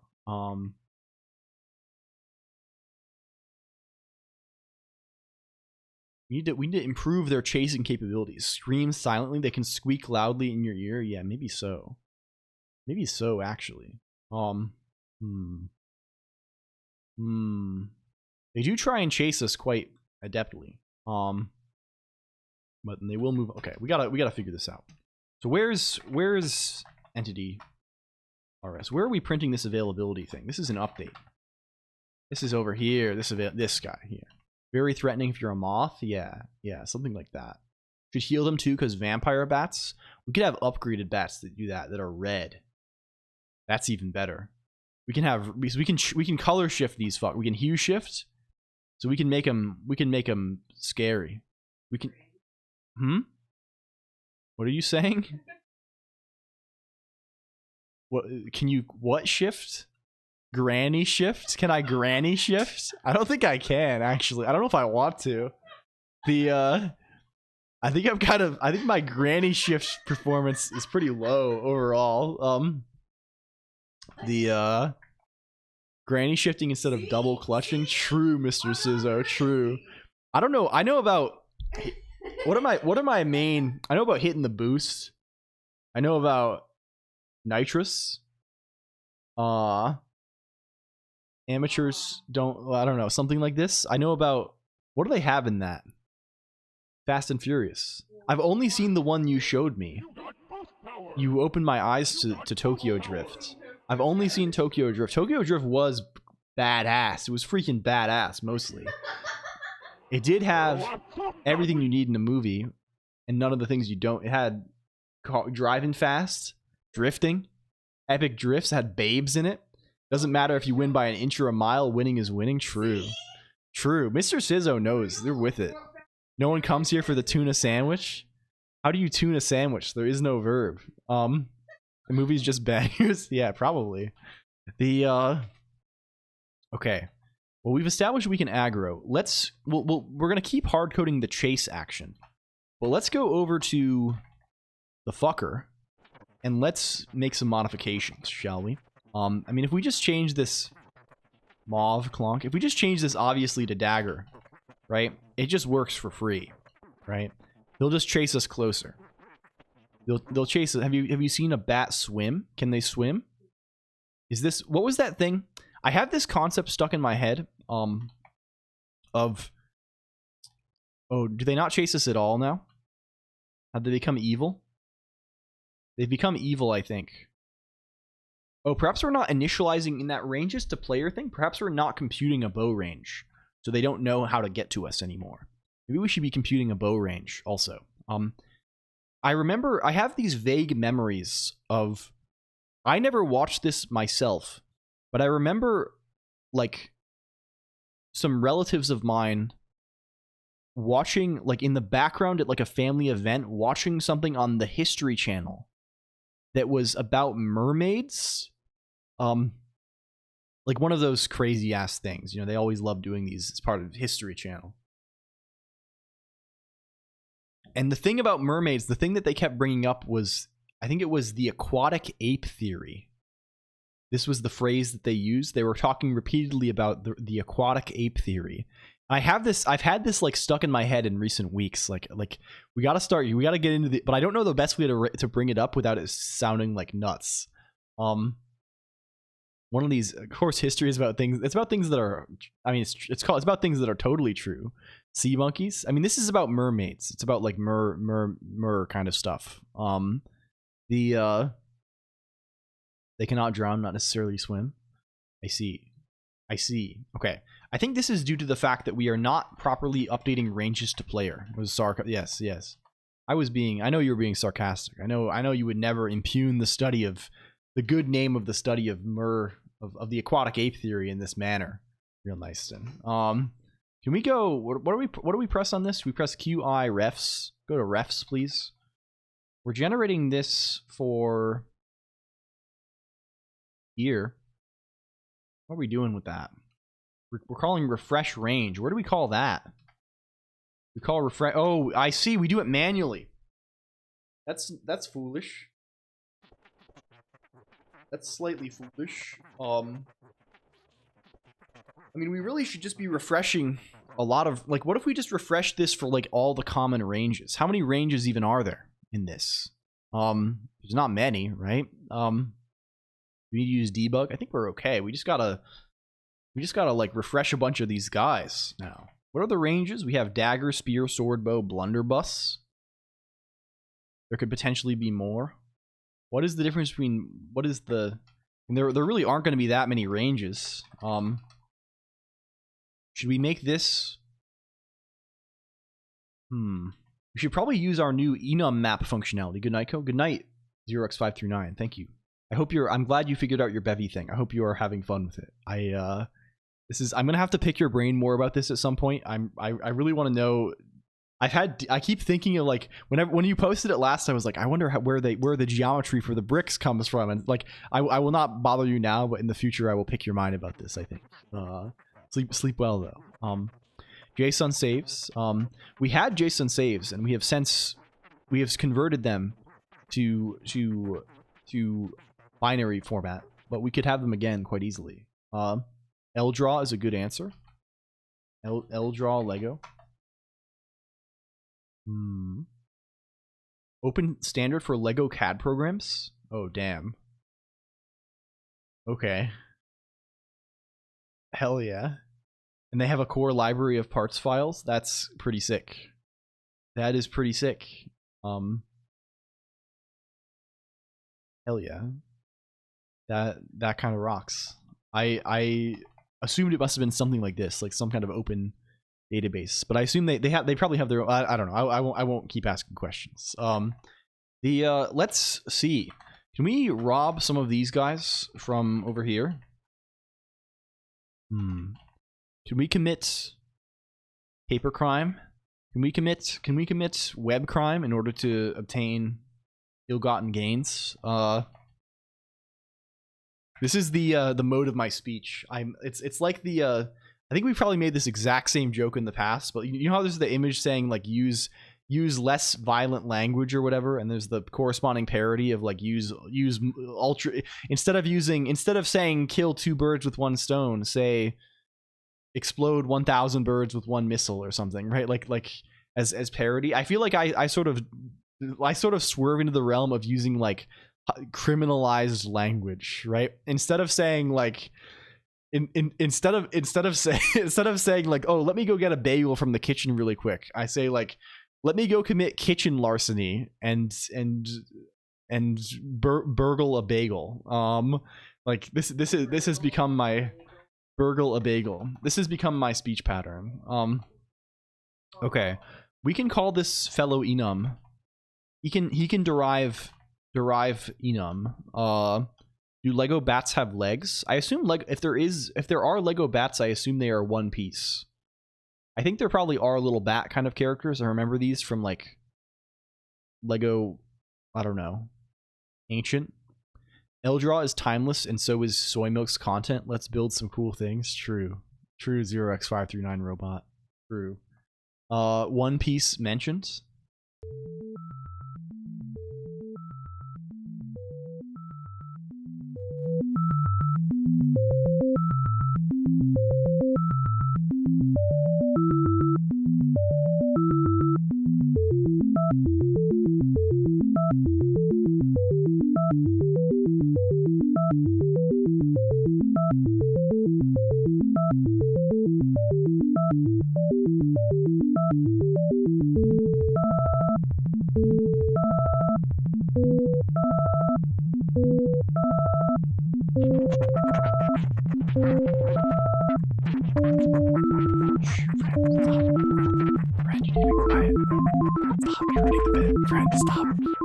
Stop.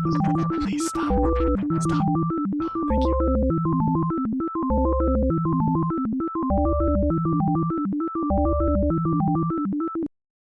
Thank you. So, we need to we need to update the pathfinding guy. Where is he? Bring him. Pathfinding. Ranges to player, you can be an enum map. You can be an enum map. Guess what? Hello, gamer girl. What is up? What is up? What is up? Can we poke?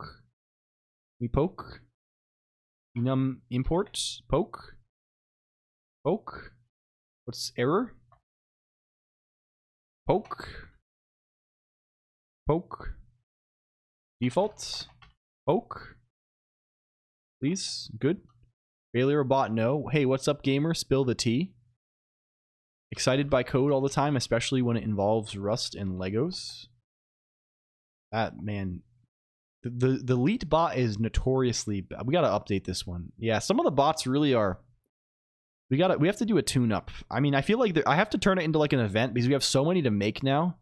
We have to do like I think what I'm gonna do is turn it into a thing where we make a system for people to tune their own bot. Yeah, yours has needed tuning since we made it. Like we make a website, we make a website or something where we can like everyone can like tune their own thing. I feel so restates every character trait from prompt. Yeah. Back in with Nux, I decided to use Go. I see. I hope you had fun keeping the front end in view though. I see. Very nice. What is the website? What is its purpose? No method. Okay, there is no insert, obviously. In this case, there should always be. Hello, Monad Clue. Thank you for the follow. We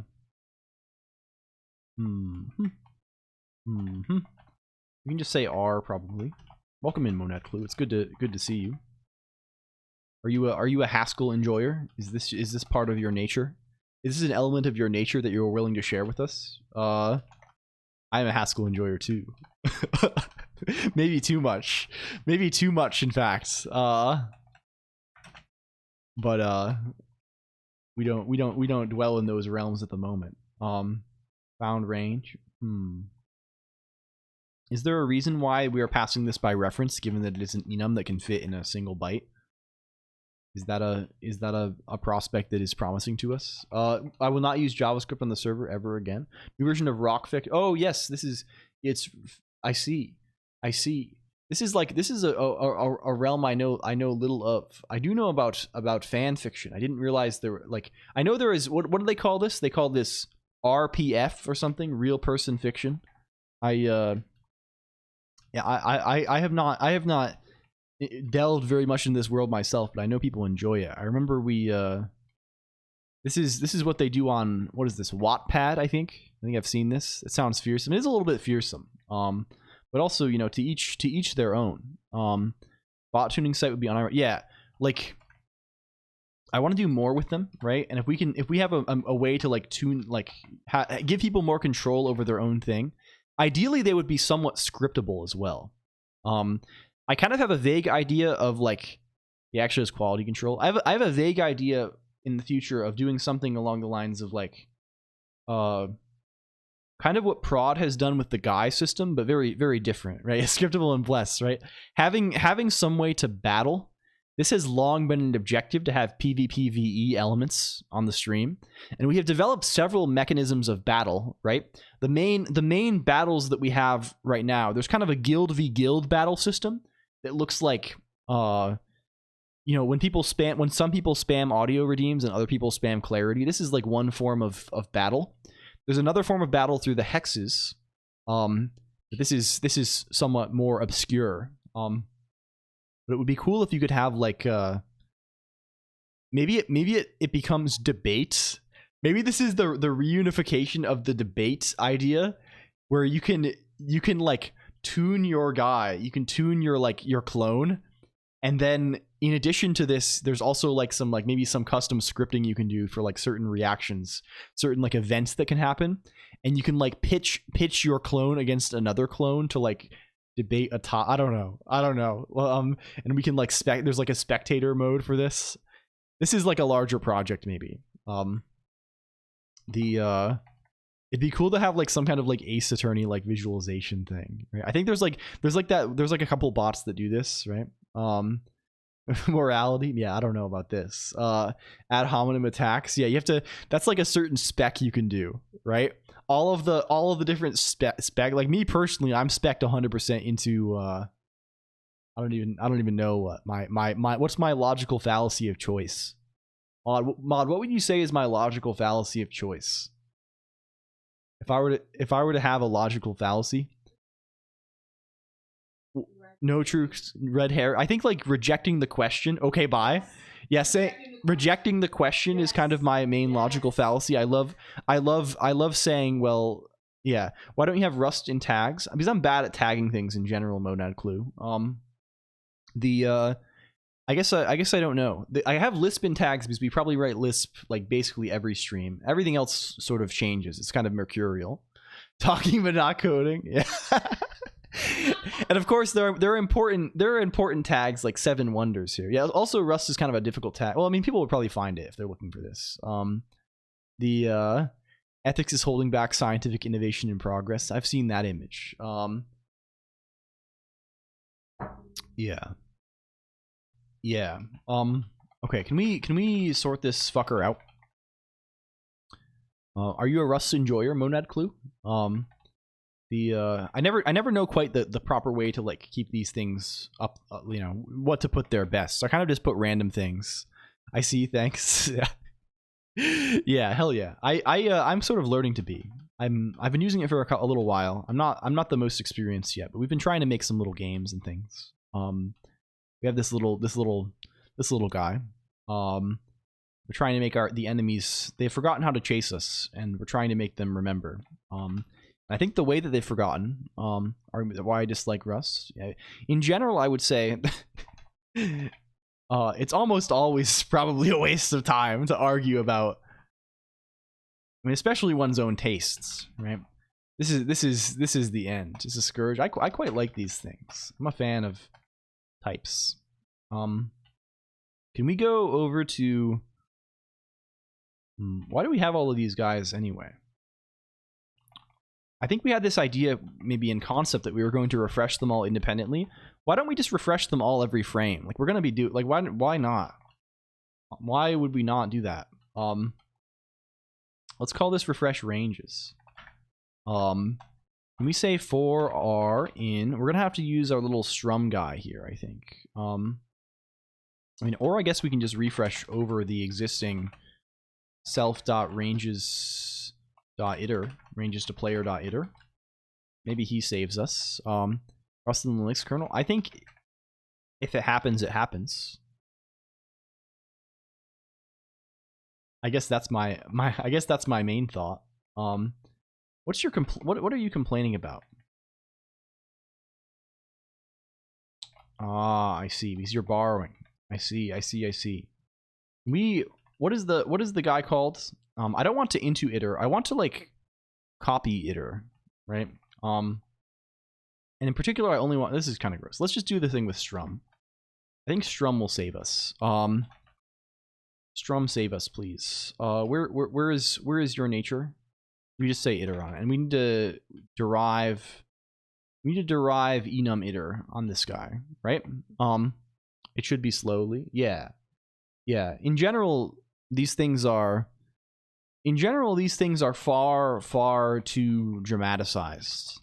This is my take on almost everything. My things are blown out of proportion too much. We do this clone.into iter. We can do that, but I don't want to clone the whole thing. The problem is like I only want to. I could probably like. There's probably like a .clone thing. I could probably like iter and then map something that takes the first element and then .cloned on that. Maybe. Let's go to this. This will be nicer. This will be easier in any case. This is really what we want. Let's say you are enum iter, and enum iter is, man, that's quite a list of quite a list of derived macros. Let's go back here. Save me.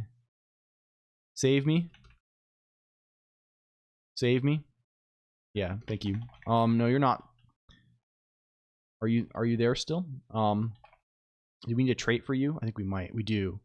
We do need a trait for you. We need into enum iterator. Yes. Excellent. Cool. And you are complaining because you are not a tuple anymore.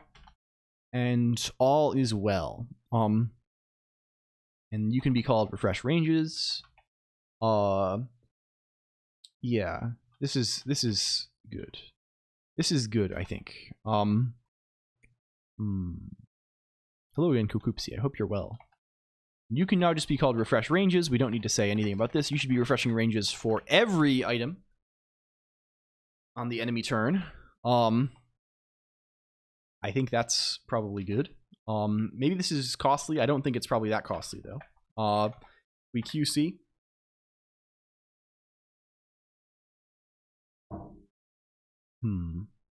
What's your problem?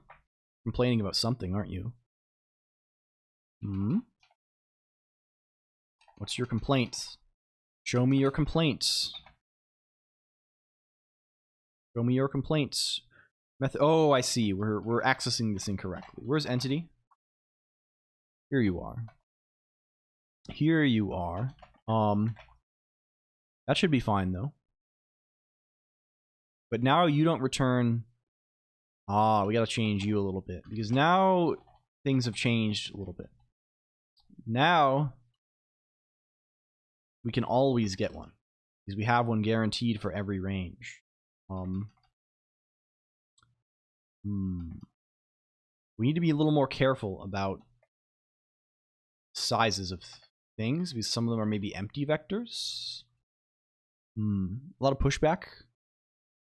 Yeah, in general, I mean, I am not an expert in anything, hardly. I think there are probably arguments, yeah. like the amount of people who probably realistically have like enough context to meaningfully care is like 10. I think it would certainly be nice if you could use Rust in the kernel. I think Rust is like relatively, I don't know. It seems like it could be useful for some of these things. I think there are also arguments to the contrary that I like. The main thing that like I see like that would put me off that is I don't really want to have to install rustc to build the kernel. I don't know what I don't know what the logistics there even look like. I don't know what they're trying to do with that. But okay, they chase us now. Wow, cool. We've solved. We have robots that it's opt-in. Yeah, I assume it's like it's only for certain modules, right? Like if it's already a bespoke build system, isn't it? Yeah, I mean it is, right? But like having the additional dependency, like Rust, like getting rustc, especially on like a an unconventional platform, is like probably much harder than getting a C compiler that can build the like getting GCC. I would suspect just by virtue of novelty and like this kind of thing. So I guess that's one thing. But like you can always just like not build that stuff, right? Like if it's not a mod, if it's not something you use, like you can probably just turn it off. GCC Rust is still chugging along, yeah. But I don't. Do they use this? I assume it's not even. You didn't install a specific release of a compiler exactly. Yeah. This is the other thing. Rust is also a lot more volatile, right? It's a lot less stable, which means this can be concerning, right? Like I mean, you probably have like the kernel probably builds on a lot of like I think the kernel builds on a ton of versions of GCC at least, and it builds on Clang, and it some old like there's like yeah. All of this like you probably don't need like some exact constraint on your GCC version to build the kernel. I would be more worried about this with Rust, right? Just because there's like more changes, right? It's already using some things not yeah, I mean like GCC like Linux already like relies on this. But like yeah, I would certainly be more worried about it with Rust. Like about not about like Rust changing under feet or whatever. I would be worried about like the requirement to have installed as an end user, as a consumer of the kernel, I guess, is what I would say, right? As someone who is like who takes kernel source and builds it and runs it, which is I don't know, me at least some of the time, I would be concerned about that. Permanent forward compat. Yeah, besides compiler bugs. Hello Salad for S. Thank you for streaking. I hope you enjoy your concert. Hairball without good cause. Yeah. C is like yeah. And what like who knows, like I think exactly 2 of those implementations actually build the kernel, but like they are old and slow. Right? Like I don't think you can build the kernel with anything other than Clang, and like even Clang is a relatively recent thing, right? Like you could not build the kernel. TCC cannot build the current kernel, I think. TCC can build old kernels. It can build like Linux like 2.6 or something, I think. I don't think maybe there has been change on that front. They change. Yeah, I mean and this is also like to some degree, right? Like as as silly as it is, like this is their right. Right? Like if they maintain this system for 10 years in C, right? And it's like they just don't want anything fucking with it, right? Like they have no obligation. Well, I mean, I wouldn't say right, but they have no obligation to like go out of their comfort zone, right? This is not a requirement, but like, it would be nice, right? There's it's way more nuanced, I think, than just like, oh, these Rust people don't know anything and they're trying to like break everything for no reason, and also more nuanced than like these stodgy old kernel devs hate Rust and they don't want it, right? Yeah. Good. Yeah. You can't have it both ways. Say yeah. I think it's I don't know. I don't know enough about the actual drama to comment on anything, right? Like And if someone does, like, if they just hate Rust, like, and they think it sucks, right? Like, this is an opinion that they're entitled to, right? Like, you can't, or if someone is like this, like, you know, you can't change how people think about these things. Like, it's just like, they're gonna, I don't know. Yeah. I mean, I think this is largely just like an online thing, Big Book of Bug, right? Like there's a lot of discussion about this stuff, right? Like, but like certainly a lot of like a lot of the discussion about this turns very ideological, probably because like people who like, I don't know, you can just talk about it more, right? Like people like you can just program more. Yeah, people read too much Twitter, right? Like, I think I guarantee that like the people who are like super fervent Rust haters, right? It definitely doesn't warrant this, right? Like, it does not warrant, like, if you sat down and wrote Rust for like a month or something, right? You would be like, yeah, like, it's fine. Right? Like, it warrants exactly that. It warrants like, yeah, okay, this is fine. Like, it doesn't warrant like, oh shit, this is like the craziest thing in the world. It's like, yeah, this is probably a, you know, it's, you know, it would be shocking if it wasn't in like a marginal improvement, right? Like, it's, yeah. Invoke that and had to work on their code. It's full of bugs anyway. Yeah. Yeah. The yeah. And a non-joker in the Vim camp that said Emacs breaks Unix philosophy and was bad. Yeah, I mean, like, people are just like like, this is what we say. Hello Sleepy Teal Coder also, right? You can't allow yourself to be driven by memes, right? This is a meme, right? Right? Like these are memes in like this like the original sense of memes, right? This is like the idea that like the Unix philosophy is a relevant goal worth hating something over. This is a meme. This is like an ideological meme, right? The idea that like, I don't know, like Rust sucks because XY, because I don't even know why it is, right? People dislike this, right? This is a meme, right? It's better if you can consider things on their legitimate merits, right? If you can consider things on the reality of the situation, instead of being like ultimately all of this stuff like I don't know, ideology, memes, like it's bad because it makes you less effective, and it makes you less effective because it's a mirage, right? It's ultimately invented, right?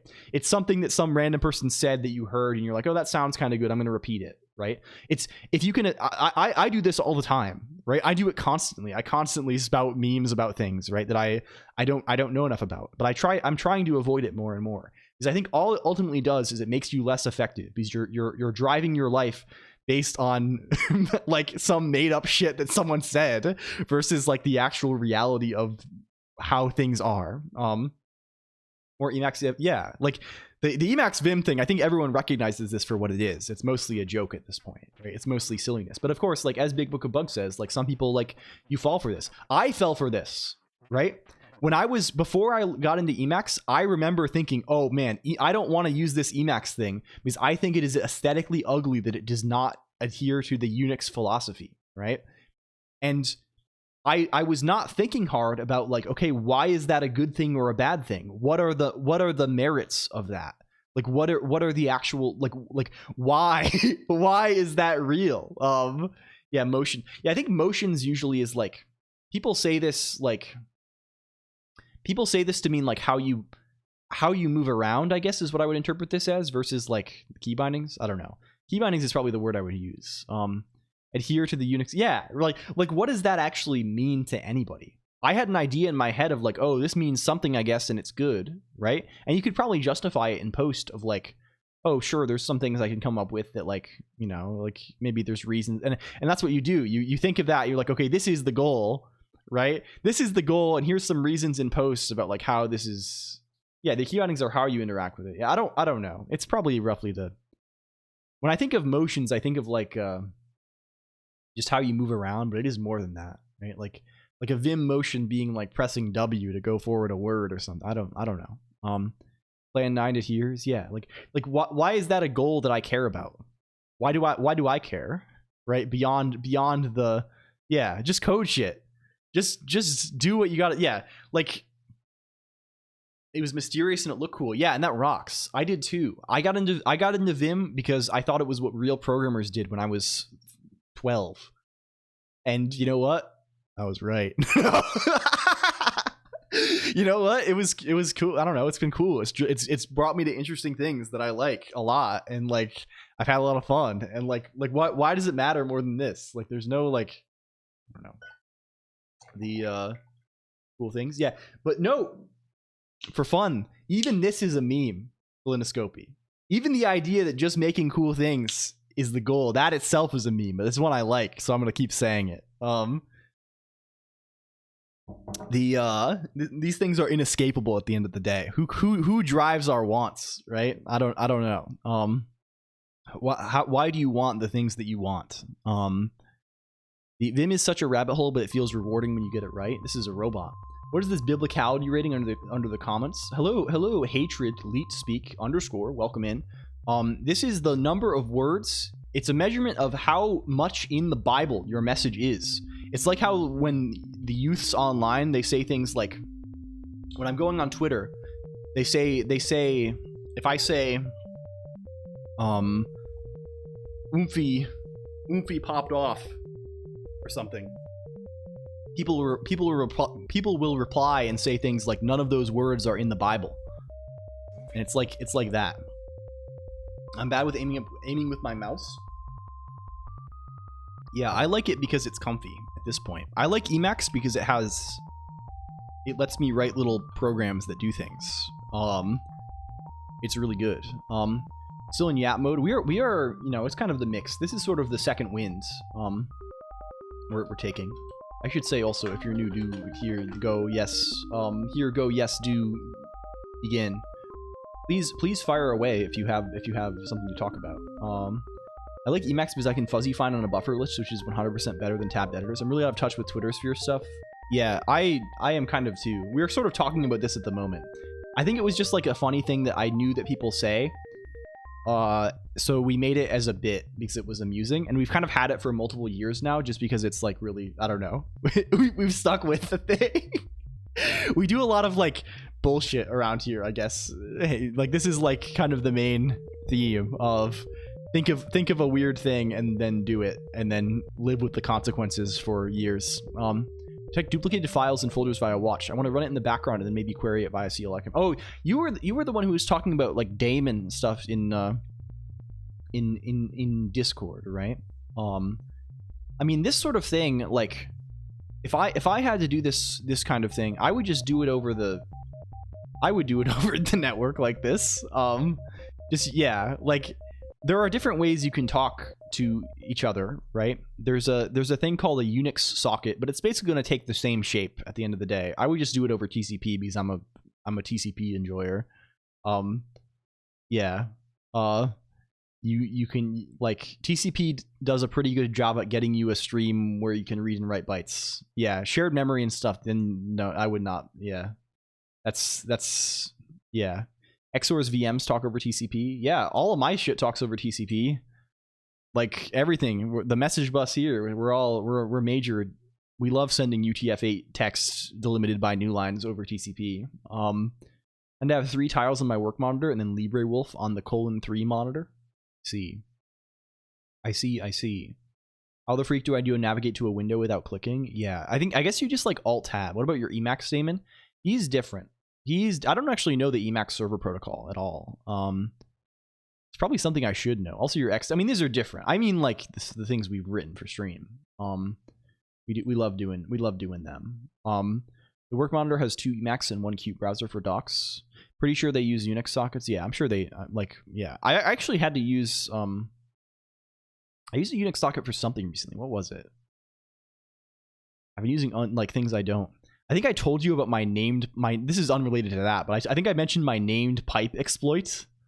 I found out I didn't want to, like, okay, I'm writing this thing that I cannot talk about very much. Yeah, POIP. I've been writing this thing that I cannot reference too directly for fear of the scourging light of the sun. No, you know what it is. It's related to gaming. It's related to gaming. I haven't worked on it in a little minute though. It's a gaming related gadget that needs to run inside of a Windows process. And I've gotten him to talk to Emacs because we learned that Wine will, like, you can just like I was originally fearful that I was gonna have to like pull in like WinSock and stuff, like all the Windows socket stuff, which seemed like a nightmare, and my initial explorations of it felt like a nightmare, like it was crashing my thread mysteriously all the time because I'm like injecting this code. It was horrible, right? I learned that if you run something via Wine can just like write to files, right? So if you run something via Wine will gladly write with normal like Windows like file IO calls to a Unix named pipe. Everything is a file indeed. Windows can write to files, and Wine will gladly append to a file that is a named pipe. And this is how I'm doing RPC now. I have Wine. No, it's not cheats. It's it's modding of something that I don't think it's allowed to. But I can write from this Windows thing to this named pipe, and then read that, like monitor that pipe in Emacs and like view events coming from the thing live. It's very sick. I am extremely pleased with it. I got to get back to that as soon as my period of abstainment is over. I think we're gonna hop back on that and explore what's going on with him. The end goal is going to be very visually impressive, I think. So it'll make a good little tweet, maybe, at least. Homie skipped comm class. Is this true? Is this true? Wait, is there something that would save us? What is this? What is is this comm in the sense of like the Windows like the executable format? Unix domain sockets? I don't know. I would assume it's precisely related to how much of a file it is.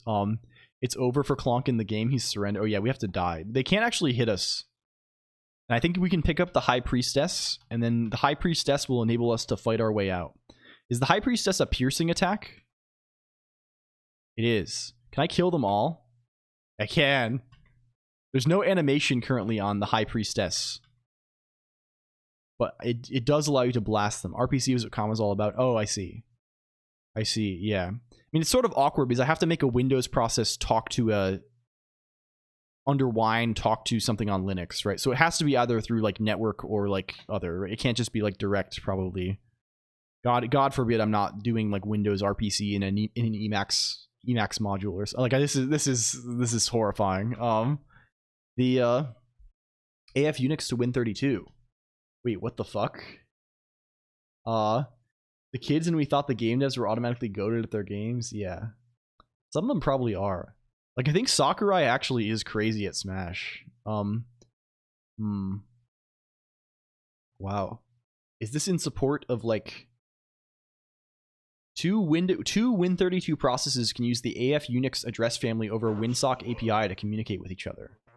Thank you for the follow, Hatred. Welcome. This is sort of unique. He two-handed fought himself in a video before. Yeah. Okay. What about attacking though? What if these fellows were to attack? Well,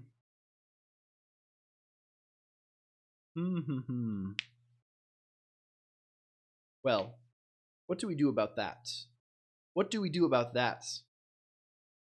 This whole thing is supposed to return. This chase thing is supposed to return in action. To come up with a rhyme for it. Let's return. What should this be if they are in range?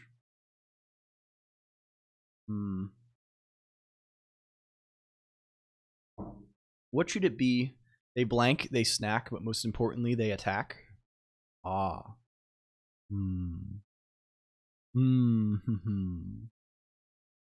Where should it be? Where could it be?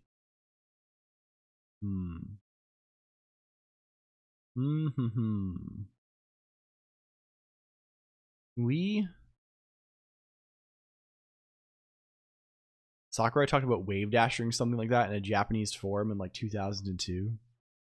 Oh my god. I mean, they kind of have, like, I think ultimate, like, there's a little bit of a weight, like, you don't have much aerial momentum when you do a midair, like, do an air dodge, right? So you don't slide as far, but there is a little bit of wave dashing kind of stuff there. It's definitely like something there. Yeah, there's a wave land. There's definitely something they're aware of. And they were aware of like I mean, like a lot of the stuff in Melee that's fucked is like it's like obviously like intentional mechanics, but you like Melee is such a strange game, man. Like, why would they do that? Like, there's so many things in the game that's like, why would they put that in this? Like, it's almost like, it's like, I don't know. It feels so alien, right? Because it's obviously like, there's no way this is a bug. This is clearly an intentional mechanic. Why would you add this? Right? Like wave dashing maybe is just like a physics interaction, right? But like stuff like L canceling, right? If you don't know, Melee has a mechanic where like if you're in the air and you attack, right, and you land, like there's landing lag after your attack, right? You have to like there's like some frames for recovery, right? But if you press L or R while you're landing, it like cuts the landing lag in half, right? Like clearly this is like an intentional mechanic, but it's so obscure. Like why would they do that? Like, or like stuff like like it doesn't cancel it like halves it. And also stuff like there's DI is obviously intentional. What DI is, if you hold the stick in a direction when you get hit, you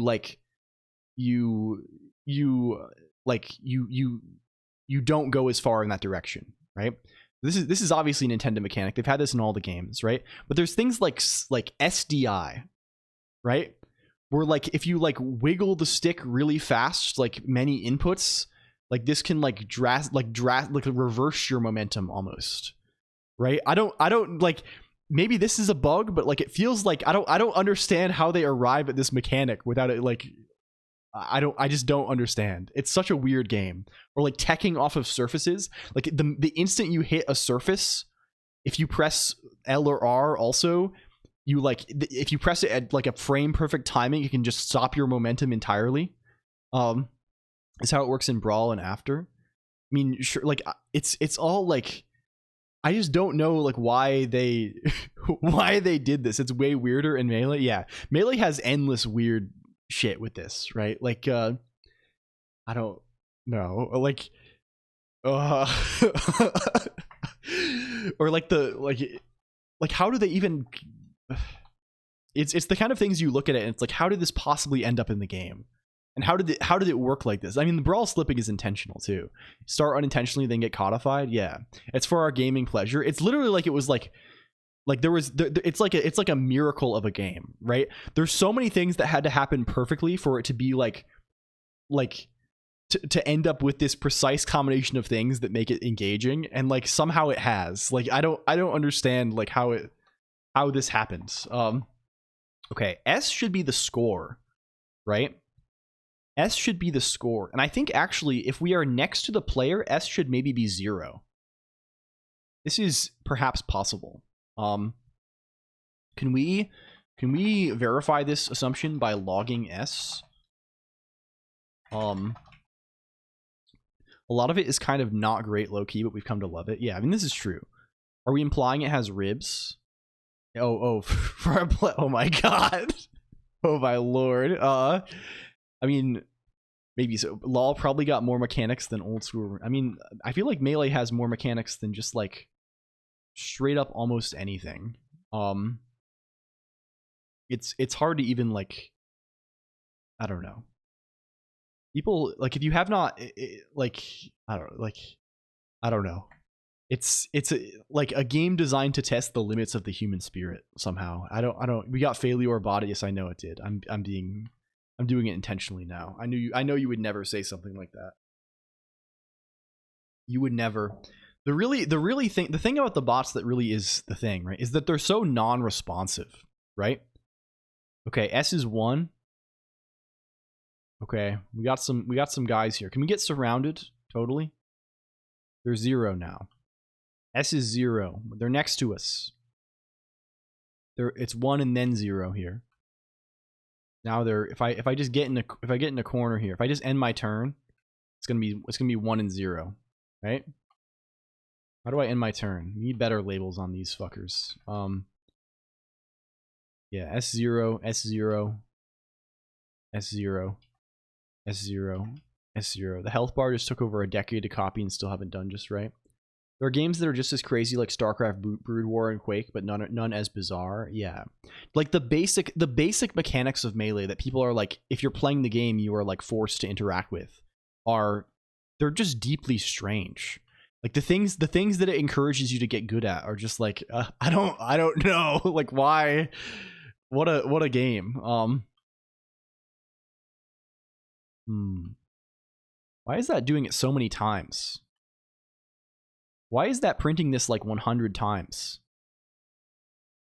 Is that once for every frame? Why is that checking once every frame?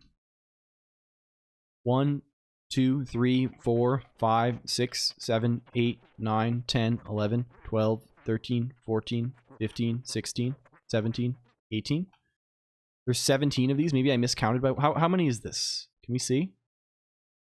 Counting with Colonq. Is this really? This is 17. Why is it 17? What the fuck? 16 would make. I mean, either way, this is concerning. Because 16 is the duration of the movement in frames. If it's too slow to do every frame, we shouldn't. I mean, that's true. That is true. It's one more, like, it's only if we move back and forth adjacent to them. It's printing this, it's checking this 17 times. I just don't know why it would. I mean, I guess we know why.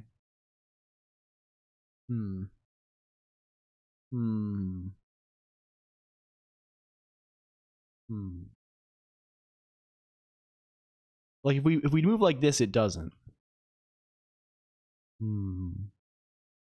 Call profiling. I mean, we could check probably without too much difficulty. It's not a problem either way. I mean, it's probably what it is when we're moving, we're spending like a bunch of time in the enemy phase, right?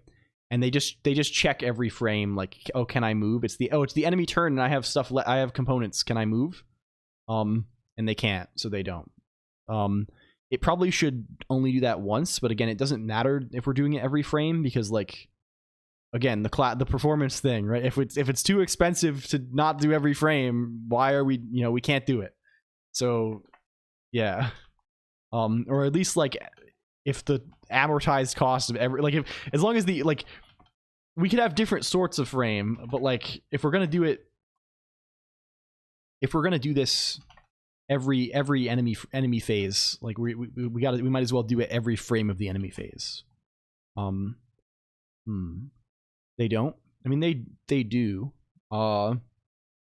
Let's go. Can we make them attack instead? Then they'll at least spend their components and like be able to move. Like right now, like the thing that's stopping them is that they can't move. They can't move because when I move this way, this guy tries to move into his friend and he can't, and this guy tries to move into his friend and he can't. They cannot. They are separated by their friendship and they can never reach me. And this causes great difficulties for them. Let's head over then to. Is Chase being invoked here? S is equal to 0 if they are next to us, right? If they are next to us, then what we need to do is we need them to attack us. So instead of right now, we are returning an action that says, hey, find the best move action that we have available to us. And yeah, we need swarming behavior. Yeah, we need this badly. Hello, the Debug Lounge. Thank you for the follow. What we would like is if S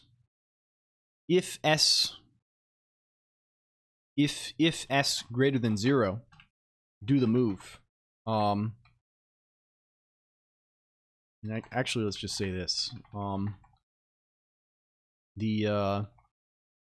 This is we're just finding this either way, right? If s equals 0 and a dot is, do we have a way to check if something is an attack? Ah, yes, attack range here. Dot is some. The problem is now facing the proper direction. We kind of handle turns in a very unfortunate way. In the sense that, like, we don't really ascribe any sort of particular meaning to your rotation, your facing value.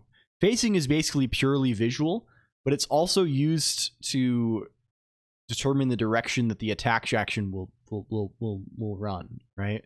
Which is horrible. This is horrible and it sucks. Face my direction, true, right? Like it's like, why did we do it that way? I don't know. We made mistakes in the past. We could refactor this, huh? Yeah. My guess is the same as yours, Real Nice.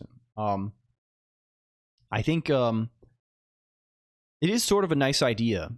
The idea that, hey, like, I don't know, like you can imagine worlds where your facing direction is important and in worlds where it isn't. Hello Exa underscore, right?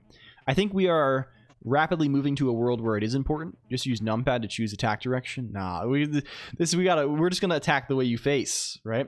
But for enemies, I think we can probably get away with it just by changing their facing beforehand. Like, I don't know. Do we have access to? We only have immutable access to them. Can each limb have a different facing? Oh my god.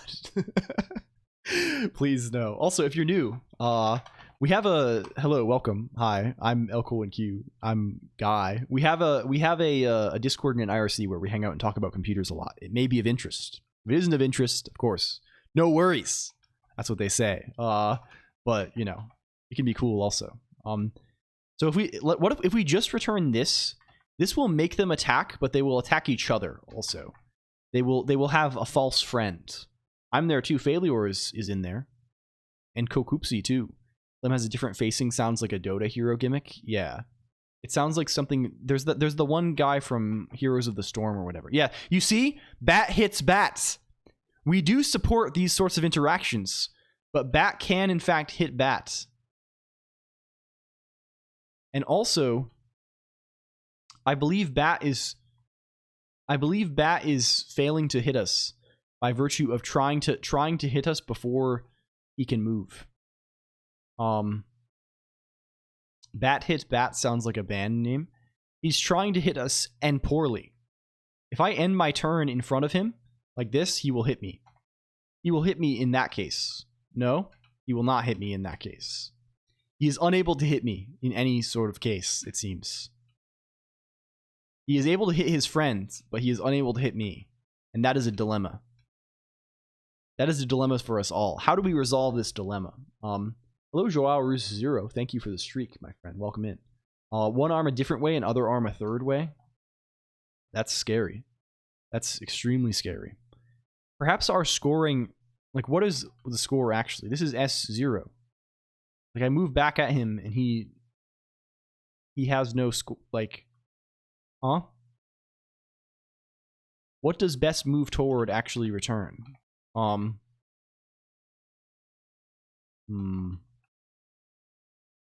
Does this return none in the case where we are on top? Like what is? I think I may be misinterpreting this. You can't face the legs a different way because yeah, this is plural. It's legs plural. I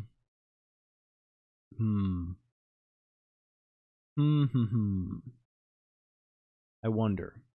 I think we may be misinterpreting this guy. What are we doing here again? What are we doing in fact?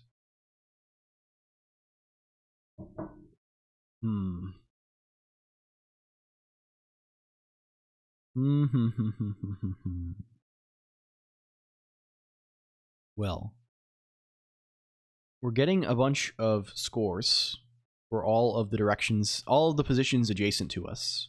And we're taking the minimum score, and we are returning that. Since when has lore.kernel.org needed a captcha to get in? Probably, I think a lot of things have been unfortunately adding anti-scraping mechanisms on account of. I feel like there's been an uptick in AI scraping, like training scraping, and I've heard like this seems to be a pretty common. Like a lot of people have are complaining about like increased costs.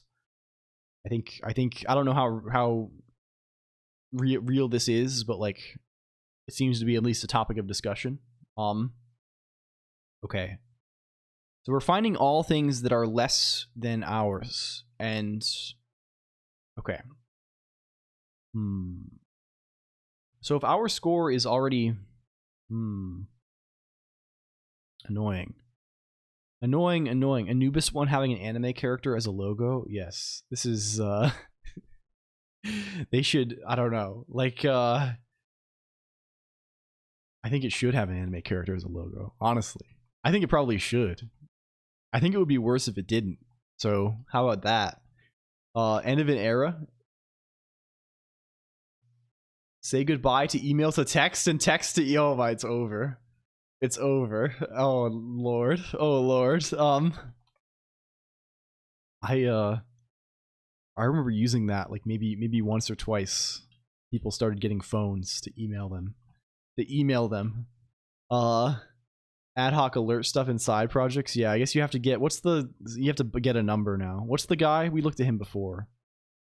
The fucker. Break so many companies' workflows. Yeah. Twilio. Yeah. We still need a novelty LCOLONQ fax address. That's we've been talking about that for a while. We need that bad. My blood is burning for the fax. Really I need a fax machine, but that's imagine if you could fax things in during the stream. Like you could send something and then like you could click something on a website or something. Like that would just be printing. But imagine if you could dial a number on your fax machine and there was a loud printer on my desk that would print out whatever you sent. How do you fax over the web? I assume there are services. Have them automatically get published to a web page. Yeah, this perhaps there with some kind of vetting, but yeah, it would be so fun. I think it would be awesome actually, especially if there was like a camera on them the whole time and you could see them coming out.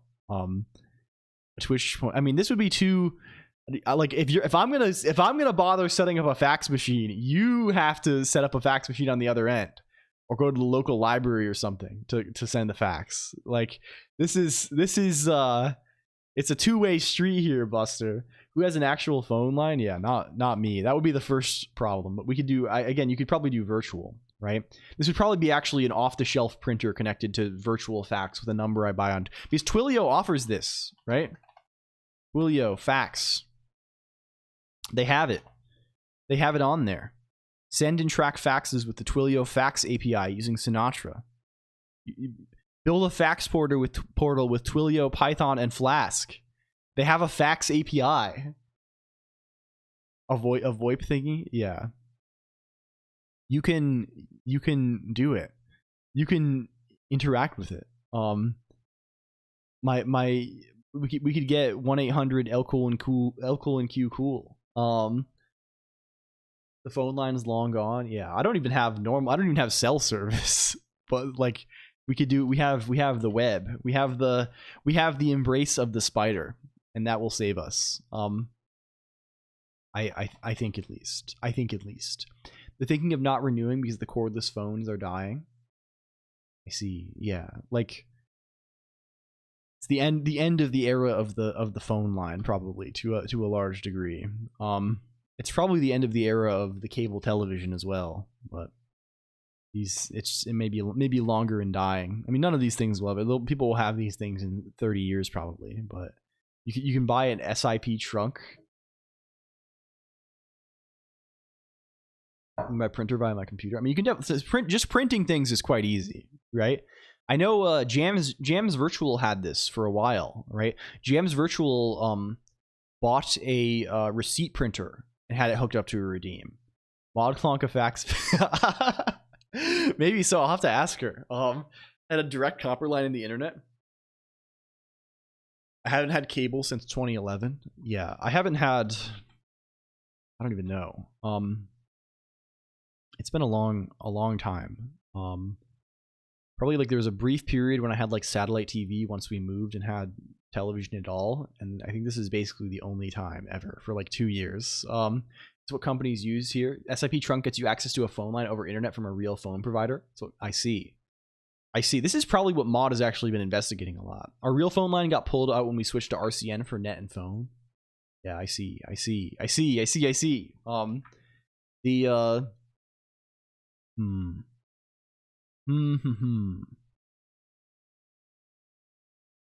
What did we used to do?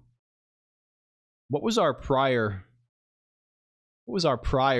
mode here? What were we doing? Like, we used to have entities that chased us. Like, what did they used to do? Can we check that somehow? We could probably check the Git history. Is that something that we have easy access to here via Magit? Can we? Is it like this? Probably something like this, right? Probably something like this. We can see where it changed. Can we see this? What did we used to do here? Oh, we used to always just try and attack after we moved. That's kind of fucked. It's kind of evil. And we're trying to move and attack there, which is a little bit. It's clearly not ideal. Magit, it's how I'm saying it. It's supposed to be like magic, but with a T. I think Maggot is also not good. You don't really have many good options there. Soul Silver Minecraft and TF2 when the world had order. I did not know about the standard model. Oh my gosh, we are of a similar. We are also of. I was looking at Zully3. I think. Shout out to Zully3, who is cool and our friend. Zully3 like posted a tweet of like games they liked or something, and I was like, we are of a similar vintage. We have a similar vibration, and I think we do as well. Kokoopsy. There's like a this particular era. Damn, those were the days. What is the standard model? I'm not sure of this one either. Okay, so how can we determine when we should attack? Clearly we are attacking in improper circumstance at the moment. It's particle physics. How can we attack in better circumstance than the way that we attack right now? We have to realize that we can only attack if the player is standing right in front of us. The problem is, or like when the player moves into us, perhaps. The problem is when the player moves into us, we are not even getting a move at all. We do not even have a move. Like, for example, if I move back, right, we have a bunch of S's here. It's trying to attack, but we have already fled. We have already fled away. It should not behave like that. And when we move here, it's not attacking at all because it's not doing anything. It's not even getting there. It doesn't even think there's a path to us. This is bizarre. So clearly what must happen is I think we are not updating I think we're not updating these things at the proper time. What CERN is really doing.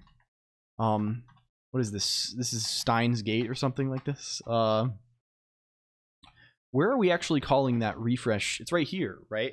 Like at the start of the enemy's turn, we should be calling refresh ranges, refresh player. I wonder though if we are like we are not reflecting the right thing, right? I think this might be it. I don't know. Where is the thing? Where is the thing?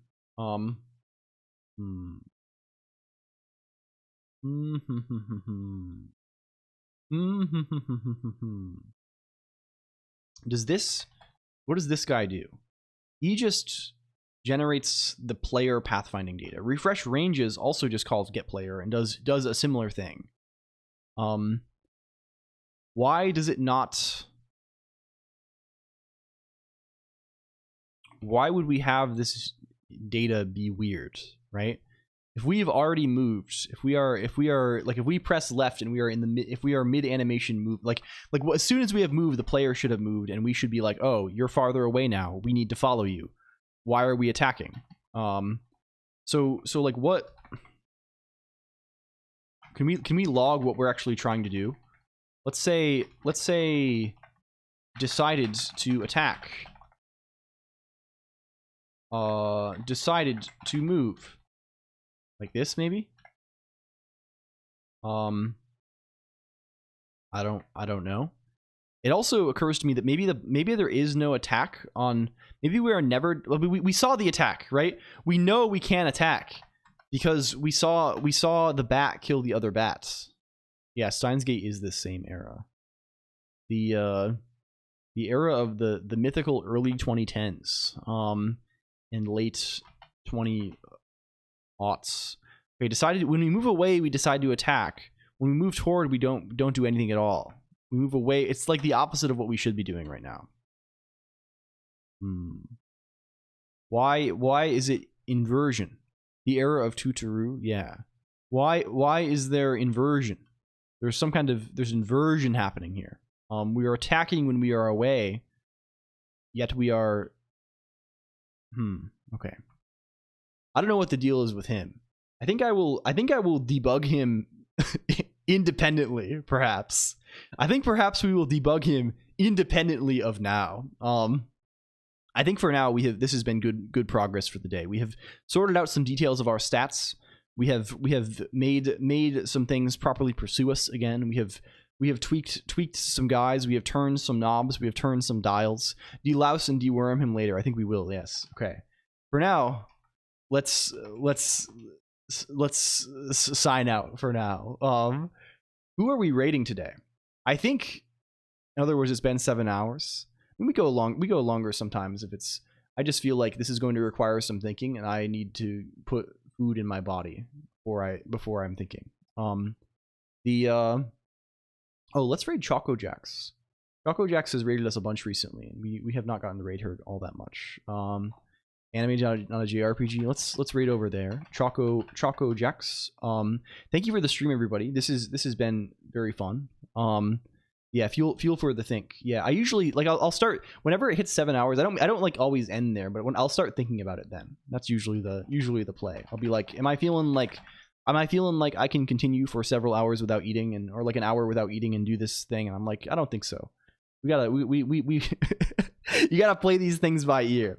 As always, if you like this, please check out Discord IRC. That's where we hang loose. We hang 10 even, sometimes even 11. Don't eat on stream, no, and I don't eat it before on my stream days either, because I have like a stomach thing that makes it kind of uncomfortable sometimes if I eat. So I usually eat breakfast post stream, which is yeah. I'm very used to it, but this is the time when it starts to get like it's time for some food. We should newspaper. How do we get him? Yeah, let's go newspaper publish. But yeah, thank you everybody. It's been great fun. I hope we can return more activities. I hope you enjoyed the 7 wonders of the ancient world. Perhaps we'll have to explore new wonders, the 7 wonders of the modern world in the future. I don't know for sure though. Yeah. Yeah, thank you. Bye. Thank you. I'm gonna click it now. Goodbye. XO. Bye for real. Thank you.